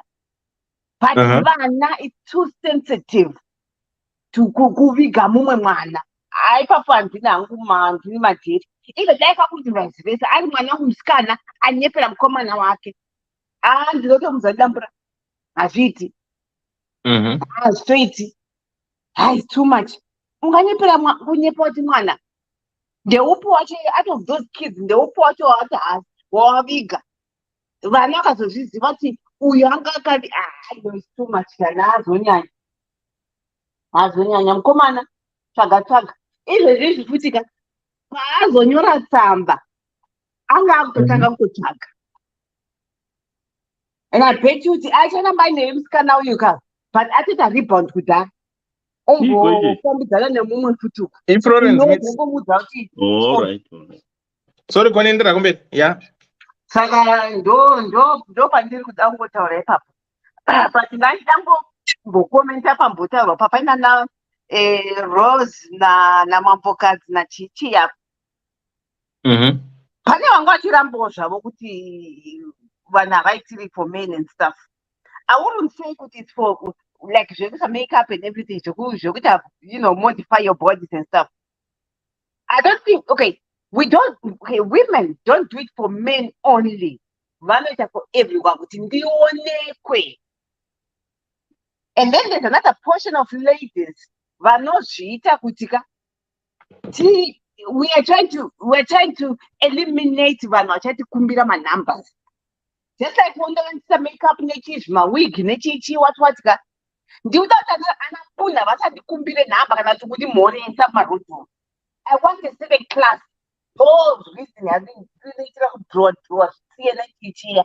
Hakusi kuti I don't think anyone can say kuti I'm doing it for myself. For yourself. Why waste money? Why not just remain natural? Ndapota kupinda padebate ipapo ndanoti inozobata vanhu mafeelings apa. But so they don't do it for themselves. We do it kuti uonekwe komatewa. Okay. It's just like munhu wakamboona. This is what my therapist told me. Akati hanzi there was a time akandi hanzi, can I see your phone? Ndobvaenda kuma-social medias angu. Because she was trying to see kuti how much I post about myself. Zvikanzi ukaona within your circles, ukaona munhu anonyanya posta ma-pictures ake jasi yake chaiyo, is that person is lacking love. They're lacking munano. Can I an adult? I will like munano muti I love you on a daily basis. and ukazoona kuti munhu iye is awfully very single. Saka tiri kuitira ukaona ndaposta dewa picture yangu pafacebook handitika handina kuti ndangofana kungoikanda, no, ndaisa kuti ndipiwo ma-love and likes to feel better. Handiti. So there's always something that drives us. Mumwe anogona kutukwa nemurume wake zvonzi hey iwe nemazamu ako arebenyuka kudai, hey chichi wazosvika didi ukandisiya uchaiwa nani. Unobva muna vaposta picture yake on Facebook. They want those words ekuti you're beautiful, you're gorgeous, you're fabulous. Chichi those vanenge vachida kufeed up that moment because they've been bashed. So there's always a reason why vachizoposta. Okay. There's always something that drives people to post with it on a daily basis. That poster. That's myself. What am myself? Okay. One. Yeah, I didn't actually look at it that way. You know, I remember yesterday I was talking to my cousin. I'm a problem. She's overweight. She's tried everything, you know. After worry now, to the extent they to worry about it, you know, her weight, but she cannot do anything. You know, that's what I think. Just put UK, make my pass and everything. So like I can post a picture again. She only puts a face. Chat. So that about poster down there. The full body. Yeah. Just a face chat. Yeah. So she was saying, I want to do it for a reason because to show her my real body, and I was so touched. And at the same time, ndakavhakaenda kuFacebook ofuti oko ndakuona kuti papa nelive yakaitwa yangakaitwa the night before.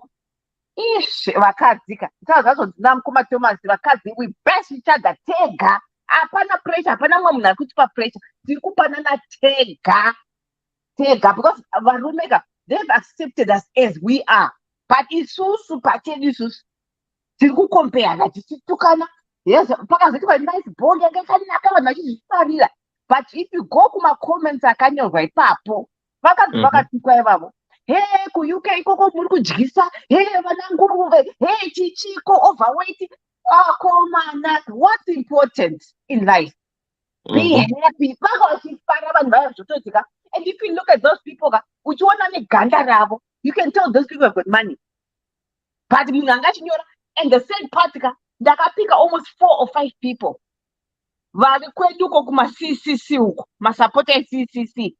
But inyumba vanhu, zachoka zatika. Dafa block abantu vachiva ukati I don't, you know, that type of energy. Vari ku-UK futhi vanhu vagadzi vari kutaura ivavo vakachita macomments iwayo.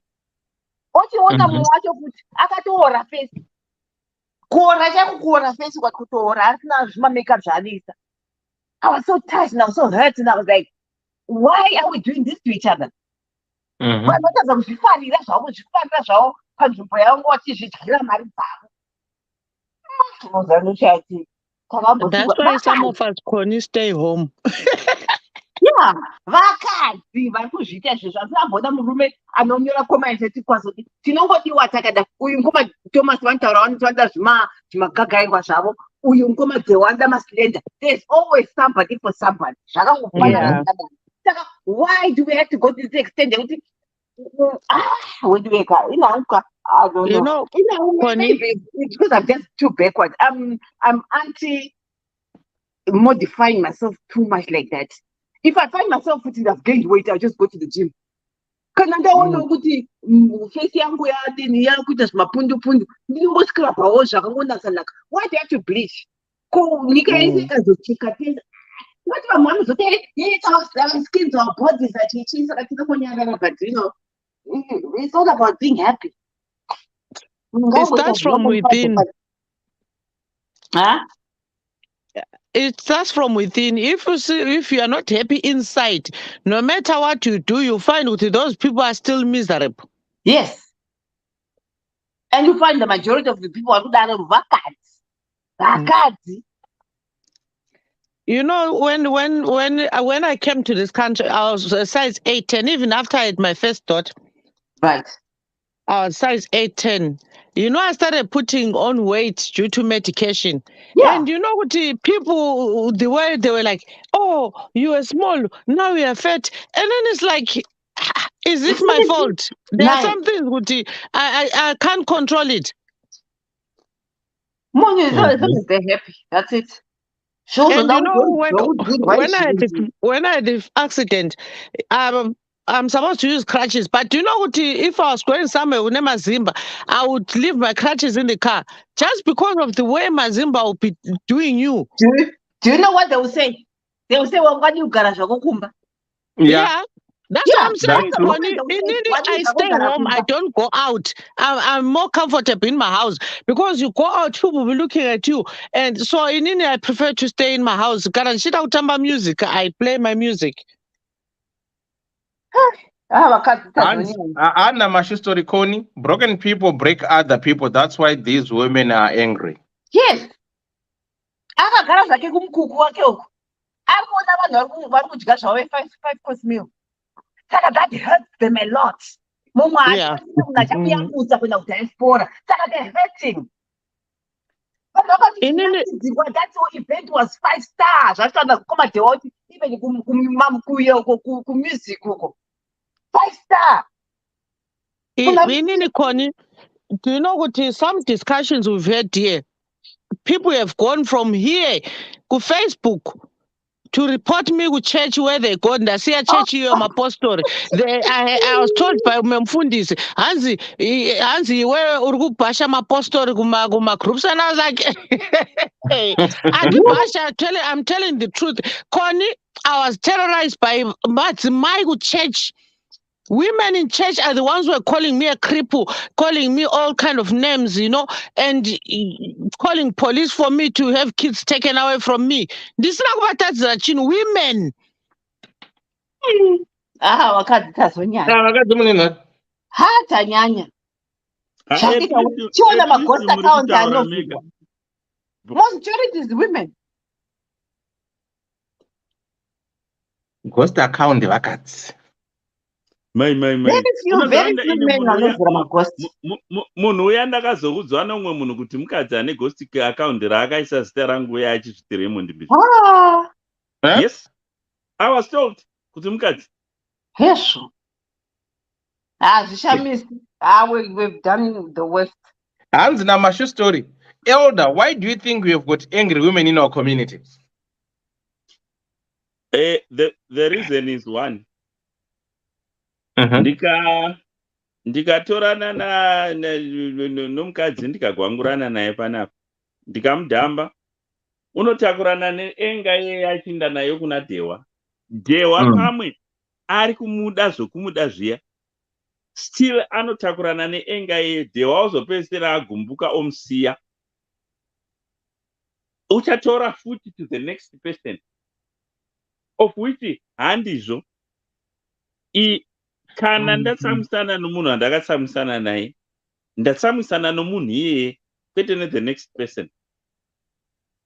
That's why uchiona enga yachona inotakurwa and it becomes a cycle and dzimwe nambo yeitwa pass on kuvana zvoramba zvakadero. Unoziva ndikagara nemwana panapa kana ari musikana ndosaka zviya zvinzi kudhara zvainzi ichi chifambi chamai hachitaurirwi vana.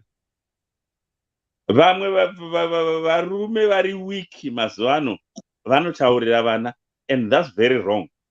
Kana zviya zvokuti vanorova chikomba chachona choyanikwa paFacebook pamasocial platform ukangodaro chete ukagara uchitaurira mwana izvozvo, mwana kana ari musikana low self esteem anozviona chero achizopinda murelationship ifanika asiri munhu just because wagara constantly uchingomutaurira zvouipi hwamai vake. Kana ari mukomana ukagara uchimutaurira zvechihure chamai ake, mwana iye machanziso okuti andoita ngochana they are very high because what's the point yokuti ndinge ndino mukadzi. So baggage yachona inoramba yakakura ichingoenda and it's passed on from generation to generation. That's why muchiona tichigara tiri muconfusion. In what I would say is the reason why maybe most women are angry in the community, but pane gap ndeyekuti vari bitter and angry ndo generation yedu iyi kusvika before ama 2000. Ama 2000, they are not bitter, they're not angry. You do them, they do you. 50-50. Take it or leave it. I think my own analysis is based on social experiences which our women of my generation grew up in. I'm talking of social experience. They were so deprived from a lot of things back home. Being it fashion, being it education, having the voice, self-esteem, they were so controlled, right? So because of that, they didn't have the opportunity to express of themselves. So a lot of trauma which they endured for a very long time. They were controlled. They were kuti hakuna musikana aifana kupinda pamba after 6 manheru angasikabvumidzwi.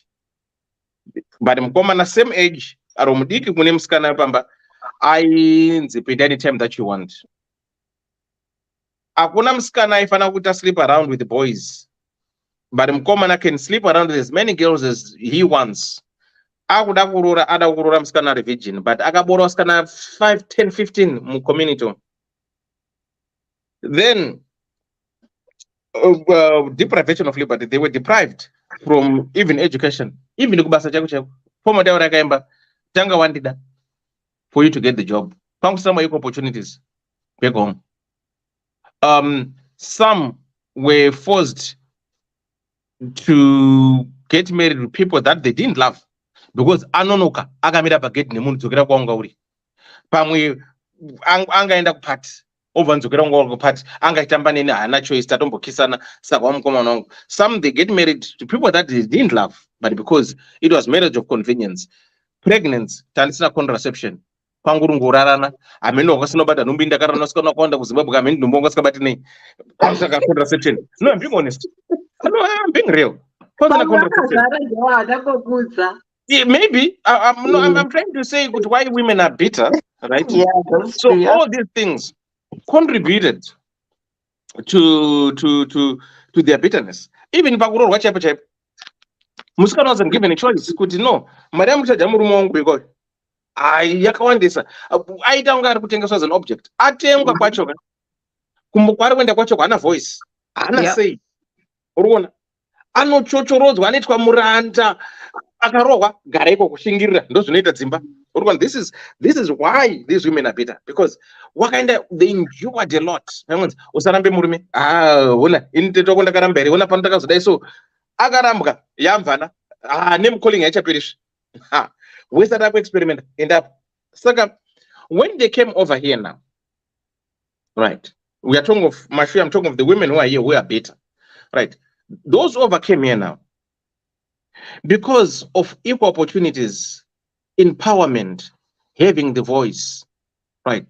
Now they can stand up, speak for themselves. By doing so, vamwe vacho, they overstep, they get lost in transition because they vent out and take out everything which they've been going through, because most of them, they didn't go for counseling. We don't want. Saka paunozona vakutukana pa social media pepe ndepekuti Aisha is now bleeding on somebody who didn't cut them. Saka atona opportunity kuti panapa I have to let it go. I have to say this. Saka the moment that person bleeds, speaking evil of another person because we believe in mob psychology. Yekuti zvinhu zvikaitwa navanhu 3 chete. That's the way how we were taught. Kuti 3 it's approved. Ukada kuenda against 1 3 unofunga rero 3. No. So at the moment that person that bleeds, the second person comes, jumps on the bandwagon, supports the other person. They say because same applies right? The next thing it becomes a girlfriend of another married man. Because but because he cheated on you. Now you are cheating with someone's husband. To them now they just fine. So everyone who comes now jumping on the bandwagon because they are bleeding, they wanted to bleed, and they bleed on people who didn't cut them. So most women, they cannot stand each other competition. Because if we are to take 10 women, put them in one house, I'm gonna say for 3 days. No. Muchatanga mati wazosiya poto yakatarisa mudenga, hauna kunyaradza poto yemakoko, ndazosvika kubvudzi kwamwe nebvudzi kusingi, wazodai so. You start picking on each other, nzwara dzako dzawazokwesha apo wasiya dzakadai so. Vamwe vacho vanoti no, let's be honest, right? But vari 10 kudaro vanogara 10 days or 3 days, they don't even know each other's name. Vanotanga kumbotarisana bvudzi, votarisana mazamo, votarisana magaro, votarisana height, votarisana kutsvuka, vanongochingomeshana wakadai so vachidai. But if you take a group of 10 men, put them in one house, within 5 minutes, and we just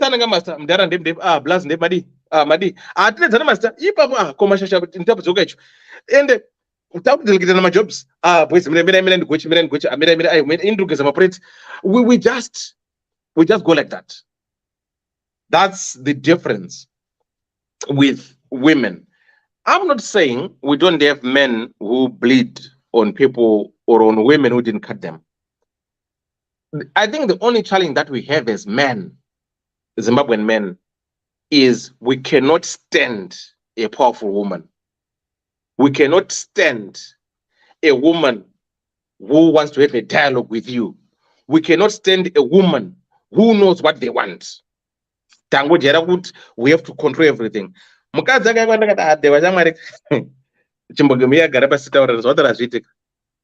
I feel belittled. I feel as if I've been stripped of my masculinity. I feel like as if I'm not a man anymore. Saka, most men, Zimbabwean men, they cannot take a woman who will say, no, I don't want to do this. Let's do it my way. To not feel as if we've been stripped off. Saka, men don't accept. Ipapo ndingambokuti seurei ndine a bit controversy. Unoziva zvinoitika? Mukadzi akauya kwauri achitaura zvakanaka like they do, no matter achikutuma kundoita zvimwe zviri wrong, do you know kuti unoita? But akauya ne a certain tone, no matter achitaura chinhu chakanaka, I won't tolerate that. Listen, chinoitika pewa. Nyangwe ndiwewe uri kuda munhu woti aiwe mira mandrozi iwe ndati ndokuda iwe mira ipapo, ukasenzesa that tone hakuna mukadzi anomira achirekera uri kutaura zvinhu zvakanaka, but it's the way you are putting it across. Mukadzi wese akauya achisenzesa voice rechikadzi, vakadzi vakapiwa voice, a very soft voice and a voice rinonakidza kunzwa. But ukauya ne a certain tone, no matter uri kutaura zvinhu zvakanaka sei, inini hangu for me, inini I won't tolerate that. But ukauya uchitaura zvakanaka, murume haarambi. Unoziva zvakafanana nomurume uya anosimudza ruoko achirova mukadzi. Normally chinoitika, varume we can take so much yokutaura kwavane vachida, because vakadzi they are flippant. Varume we are the quiet beings. But depending nematauriro unoita, you can get two things out of a man. It's either you get a king or a beast. Right. Whoa, yeah. Normally murume can stomach so much. Ukazoona murume osimudza ruoko, I don't mean there are some varipo vamwe varume wokuti no matter what murume anongosumudza ruoko pese pese, even chero mungava padoro, variko varume vakadaro. But ukazoona murume a normal man osumudza ruoko achirova mukadzi, normally apa ndope zvinozoonekwa navanhu kuti warova mukadzi, warova mukadzi, ndo incident yavanoona. But kwavabva kwese uko zvese zvanga zviitwa stomach nomurume havana kuzviona, then you become a beast, you become mumwe munhu asingaiti kusociety. But normally inenge iri reaction yezvinhu zvaagara achiita stomach, zvimwe zvanga zvichito. Mukadzi akataura zvakanaka nomunhu, hakuna vashoma varume vanoramba chinhu chinotaurwa nemukadzi kana chataurwa nevoice rakanaka. But ukauya netoni isiyo, murume anokurambira. Let me tell you, mkoma kwangu, kune mukadzi arowa kuLondon, ndafara. I'm telling you, when I went and I was told kuti mchinda mamisa that woman, I said kuti finally. Because like you're saying, kuti for years, this man, he was being treated like a dog. Even if she influenced Ivana, he could not say anything to his kids. You know? And Msikana, small girl, started sleeping out. And when he tried to say anything, anotaura toshi nemukadzi uriani wewe. Hauna mapepa ndini ndiri kushanda panapa. She was a nurse. But mswaro ndafara, I said kuti well done. Because you know kuti that guy for years, you know kuti he was quiet. And you could tell kuti this woman, even me as a woman, I was like, why is she treating this guy? And you know what, kuneva katsi, vaneva room, you know what it was, amachota wala maelambiza tewa. You know what, kuneva fazi, so what you how gelutesh, nkulunkulu. Kati wanga niginto danger, so. Kuneva meva room that you are going through hell. And you munwacha kanyarara. But the way this lady was abusing the guy, and Farah honestly said, "Kuti finally, aita chinchunem soro." But it was after some years he had taken so much up to a point kuti he couldn't take it anymore. He lashed out. So sometimes women tinetambudziko, because if most women vaneva varume vakanaka vanova shungurudza. I don't know what we want. If you see kuti munhu is a nice guy, anoitira everything, somehow those women, they don't appreciate. Some of us will be looking kuti isusu unotipa mapenzi, you know. But kune vamwe vakadzi who push you to a point where you see kuti haiwa munhu waMwari has been quiet, has been patient. But women, we need to really, I don't know what it's hunu, the way you were raised or whatever, but some women honestly are out of bounds, especially good diaspora. Women are very bad, most women. Behavior towards men. Men are being ill-treated. We see, and the women, you know, you are shy to say, you just be quiet and be putting up with all the rubbish. But it's also because it's a mere, and then, but they are embarrassed to go and say, you know. So most of the times, women, honestly, if you have got a good guy, mupate is wakanaka, because kune vamwe varume, like you are saying, mkoma kwangu kuti ini ndaka ndine penzi, and inini am somebody andifare kutaurisa, I would rather kuti tigare tichifara, I'm happy. But that one, there was nothing you could do, Mr. Kwangu. Kana amwa doro rake, kana achida kuita chero anoita. And then you ask kuti kati asi chinai. But there are some people that you no matter how kumprovoke or taura anything, kana zakuita brain zake anoita zvaanoda. But most women, we have women who have got good. What divorce of South Africa? Nenya uti she was shungurudzaring people. Anopinda phone yemrume, anokusanga phone ravanhu. Even my cousins emrume, family members. Uriani wewe. The guy divorced him and married another woman. Then I start saying, hey, they destroyed my house. Akuna munhu anopunza. The Bible says, a foolish woman would destroy his home. Some women were foolish to a point, I'll have a good home, a good husband, but I'll shunguruza this man up to a point where he will best and say, I undernet.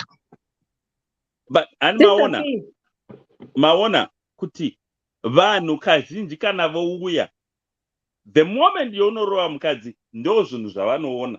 Izvi zvanga zvichiitika kwose kusara kwenyu vanhu vari close ndimi mune muchizoziva. So isusu tinoona episode yefirimu pari kurohwa mukadzi, then ipapo ndo pachabuda judgment. But why kurova? Kurova is a crime. Kana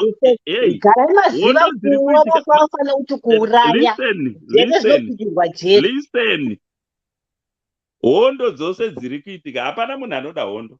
But panozosvika pokuti you stretch the person to the limit. Kokungobuda vashoma vanozobuda. Dai taifunga tose saizvozvo taidei tine peace pasi pano.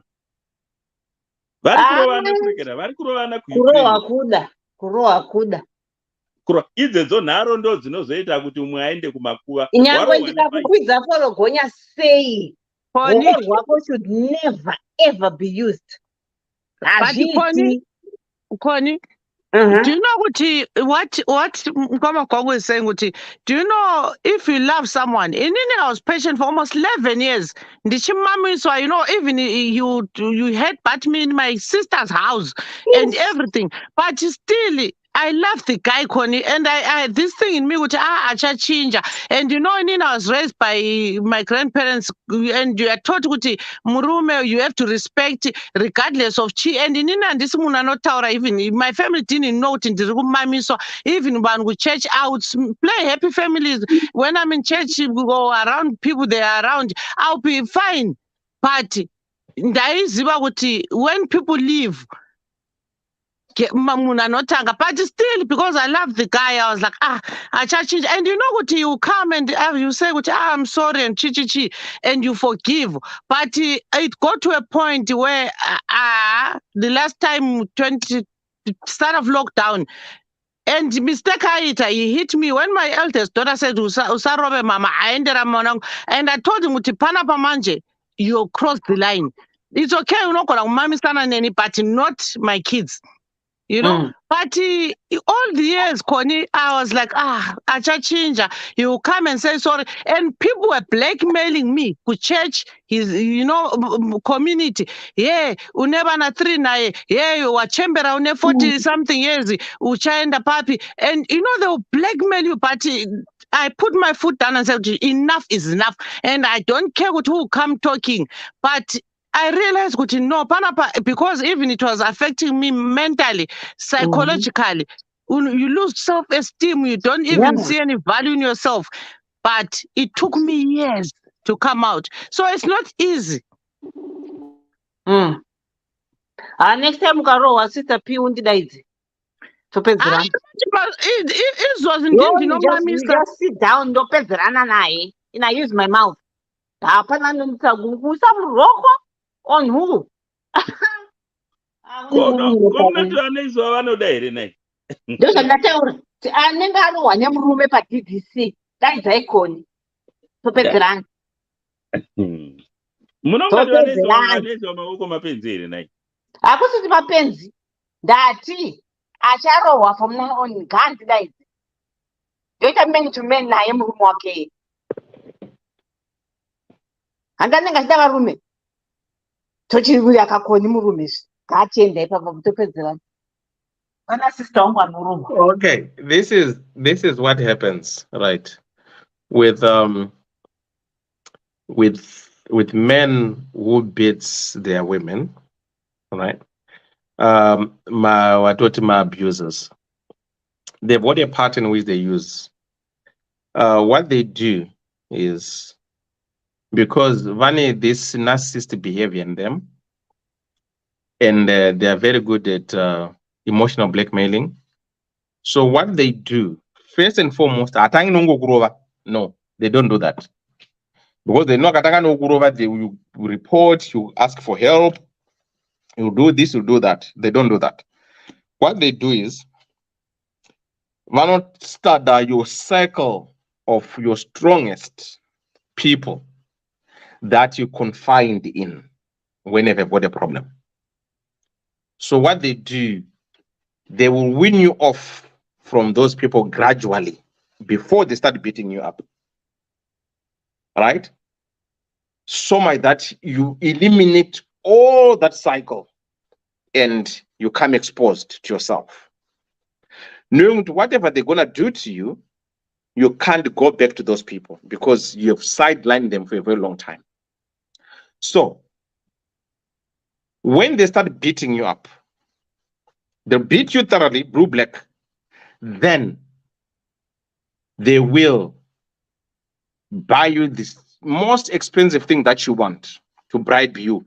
And when they give you that thing, their remarks will be saying, so the blame shifts to you. Yeah.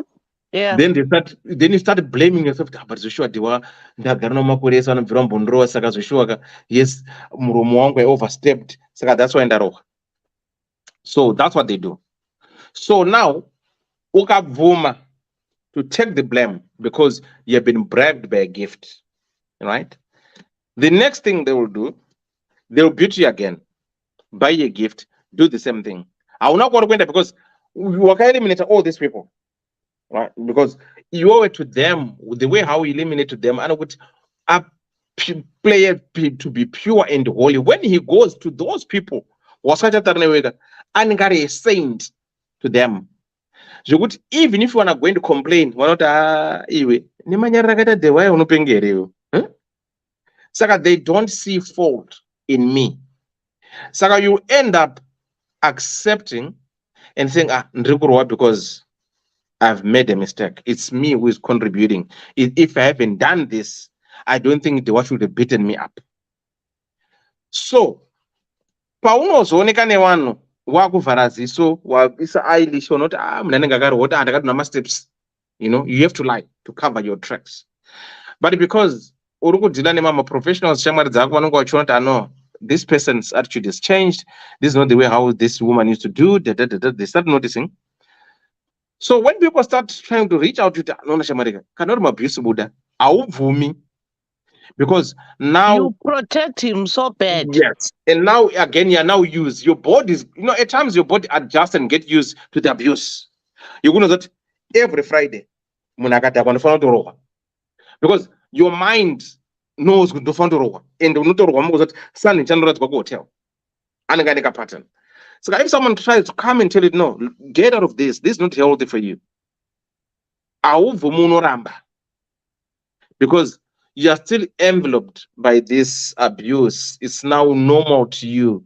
Even the next thing you find yourself coming back, you miss them because this is the only person who understands me. Very lovely. It's me because brainwash you, manipulate you, everything. But that you wouldn't expect that, like what Sister P said with no. We don't do that. So when you draw that line, ukabuda, the one said, all these years, because you are now seeing it from the outside. And what do you know what Musio, when he hit my daughter? You know what my daughter said? She said, Mom, you always say that you leave him, but next week or after a month, you forgive him. And I said to her, not ever again. And you know what, even now, he still doesn't believe Uti Ndamramba. He's still trying his tricks and and everything. But what you are saying is 100%. It's like they are the same. The way they would do art. And then he started the first time I was pregnant, 2015, and then police were called, and then it's his first time. And you know what? He didn't put his hands on me. but I didn't feel safe and I was heavily pregnant. And then people, they were like, oh, you shouldn't have called police for him. Yeah, blah, blah, blah. And you know what, you cancel. And you know what, the time I'm signing them one. Do you know what, Paul, my police are not here? They didn't come. Because my police are saying with my Zimbabweans, they'll call, and then the next thing you cancel and the day they didn't come. They called after 45 minutes and said, how far? When I said, I've managed to get him out, they said, I will come maybe Monday. So sometimes, you know, we have to take these things serious because every time he kept saying, next time I'll kill you. And one day, and you know what you are saying, I know isolator where even people, he was so quiet, and I am fundisi, profita church, and you know, no one believed anything. No one believed because they were like, not him, he will never do that. You know, he's so good with everyone. But You see now. people didn't know this person, even his family. When I told the parents, they're like, our son is not like that. You become a bad one. Because outside, they got a saint, and got very good out there. And you know, I got used to what you are saying. Even when he has, in Inandina, my friends, when he's got his friends, everything will be fine the whole day. And I know what after one will go. Yeah. That's what he used to do. And why they do that, because he knows what our Panama witness. Yeah. And I know what to try to say. And my detective will tell you, our Panama witness, so there's nothing we can do. We have to release him. So they know also these people how to manipulate the system with Iowa. Make sure aguna no one. But munombozvasinetika chimwe chendozoti vanhu, what's this really wrong with people? Tatinomwe mudhara wakadero akashaya, but mukadzi wacho is still alive. Maraini medu kumaruzeve dewa unoziva vari panzira yedhipi. Saka time iya unongoziva kana muchinda udhibhi kune kuchiti kune minda moda kutoti mugarira nemombe makawanda dzichirera. Paiti pakatsauka ng'ombe 1 ende aitomira mumunda ikandokwaura bagwe, ng'ombe iyeye ikaita yeumwe murume. Ndino mukadzi wainzi chikomba chako. One day vakapfuura baba yavo napamba, more no, mudzimai wacho akapfuura napamba achienda kudyaya. Anamai vakutoti moroi tikanza moroi, tikaona nguva diki diki mudzimai wacho kudzoka nenzira yekumagadheni. Baba vakutoti kuna mama svikanai, ava mai vapfuura napanapa vachindogaisa almost 10 minutes ago, vatosvika kutanjipiko vakagaisa vakadzoka. Because papasina a few minutes taona murume wacho achipfuura napapa. Svikaina mai, hapana umwe wenyu ndiye adzora mukadzi uko, ende hapana zvaadzorera mukadzi kuzhe kwomurume uyo. Hamune imwe murume wosvimbo rume aigara kune rimwe raini angatopfuura nomuraini medu achienda kudyaya akatakura saka rake. Rume anga neng'ombe dzakawanda stere. Sikanzi ndiye waadzorera mukadzi. Nokuchena kwakaita zhira iyi inoenda kutownship yakachena kusvika musvike kutownship, ndokutoregwa mukadzi murodhimo. Kana kusiri kusapusa kwenyu varume, vana vakundorarira mangaike zvino because upfu hamuna. Kumba kwetsvimborume iyi ndo kuna masango, kune rwizi kwetinondowachira. Handiti kana vava vachida kuonana naye vaenda kumasango iko, hamudziwo mwenyu. Anzi taurai mani, kamba pacho papo tikana pane doro, because wakapenda kwakandosenza akadzoka zviya zvokudzoka atsvakirwa basa nomumwe muzukuru wake, zvokudzoka zvongofunga kuti pamwe mukadzi ari kura. Pamba ipapo paiti pane doro, varume vava vasati vachaendapo zvinzi ukangotenga doro rakawanda zvinzi iye wanga achinyanya kutenga ndari yako chikomba chako, why anga achitenga doro rake. Saka mukadzi wakapedzisira asisashaya chokuita. But ndakarespekta mai vacho because yanga iri chiri kadzi mai vomudzimai wacho. Vakazopedzisira vataura kuti ngauye atore ng'ombe bwake husina kana neimwe nezamu, pano kuti akwera achishupa mwana wangu. She stood her ground. Zvokuti zvakatomboti dzikirei mazuva ayo. Marovera aita mukadzi unoshaiwa. But iyo yanga iri insecurity. Yeah, inini mukoma kwangu, all his 3 kids. Numbu ndeaningi. I finally said, so what's your problem? Which means Rufa playing Kanditika. But then it's like Munu knows what you are always home. You don't go anywhere. So no ura nani, ngubai. Murume ane insecurity. Ukazviona pachiri padating. Siyana naye. Zvakafanana nomukadzi chaiye ane insecurity. Hauna faro murume. Ukaenda kupati vamwe vakangoti mhorozve nai vagwangu kana kuti mhorozve iwe dhewa inyaya.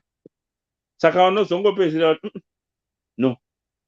Ndakamboita mumwe munhu wandakambodaita relationship naye late last year. Saka tikataura ndikati sorry, foni yandakupa nhamba yandakupa iyo inoshanda chete panerekera pane wifi. Ndowanza kuisenze saka ndichifona kumuti. Ndakanzi turekera tuma foni pamunhu red light. Ndakangofunga kuti kutaura kwokujoka nditi waini munhu uri serious. Ndakati excuse me. Hey there. Right. Ndarichipedza. Time dzafamba kudai. Yeah, ndatipedza. Zvaita. Aiwa ngatipedza. Right, good people. Ina nchina zvekutaura. Zvaita munhu wese ataura ashongu tapedza. Aiwa. Malgiwa, do you want to say something? Kondi, do you want to say something? No, tapedza zvinhu. Thank you. Malgiwa. Ndoda kungoti zveshuwa vakadzi pasi nekunyeba kana tichida marelationship aya ngatingopindai titaure zvese uye munhu uifane vana vako usatungamidze lavhu uchisiya mwana anokuchengeta, mwana anoramba achingori wako. Murume unowana umwe unogona kutoroorwa ka15 ka16 asi mwana iropa rako rekuti haungarasiri nekuda kwegwangu. Gwangu izvo vanhu vongotenga pose pose vachingotengesa pose pose wosiya mwana otambura, mwana waabhuzwa orepwa nekuti mai vari kulavhu kana ngazvikonazvo. Zvinani munhu ufeni vana vako.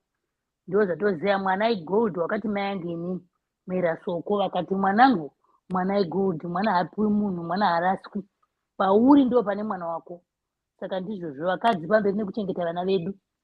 Izvozvo mukoma gwangu mouya kuseri. Biltong inoziwa next neFriday avave maise vapedzi. Ndatokuisira link yebiltong ngacho maiona kapa. Rekedza idzi ndigotarisa saka handachaisa.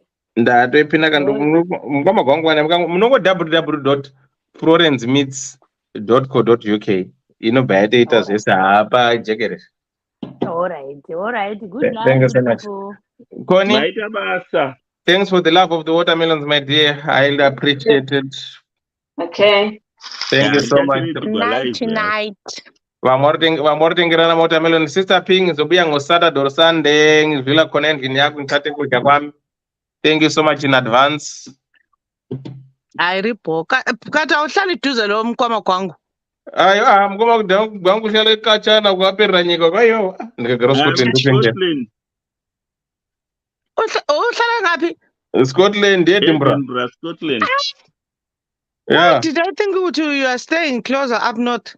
Ayo, no, uhlala eKatshana lo but. Because you see me here all the time. I thought you were a bit closer. No. I've got my sister's kids live in Scotland. All right. Ayo, Mutaro Mashuri. Right, good people, thank you so much for your time. Thanks for everything. Right. If you've been affected by this show, like we always say, please get in touch with us. Then we will give you people to support you. Right. Please go to www.shanyai.com. Things. Right. So we at DDC, we love you so much. So please hire our cars. DDC car rentals are there for you. So on that note, just wanna say good night, sweet dreams wherever you are. We love you, pana patosangana muswechingani muswe Friday. DDC car rentals. remain committed to helping our customers stay mobile. Inomatika paguta, para mukuta. Uya kuno, Ddc. Fona kuno, ku Ddc.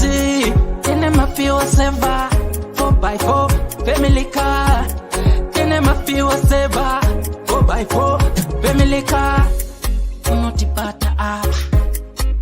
+447961803546 or +263773791 and last one +263771257 your big up daddy T.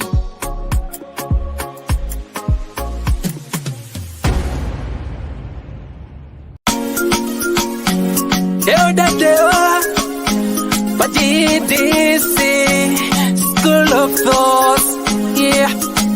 Kubatirana, techizizana, techiyambusana, fila, kuonesana, techisimudzirana, ya.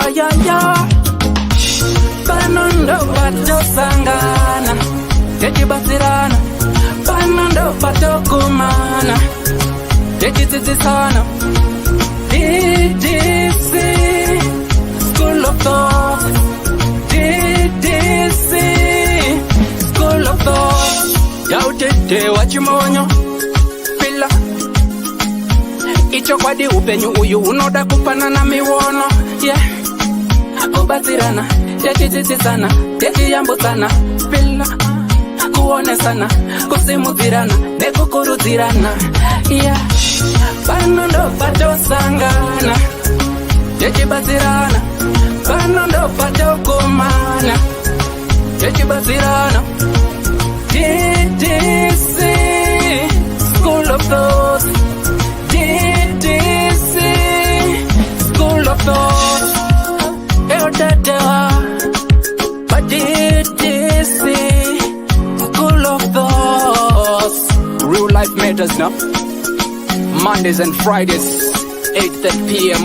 UK time, live here on Facebook. Ddc Skool of Thoughts.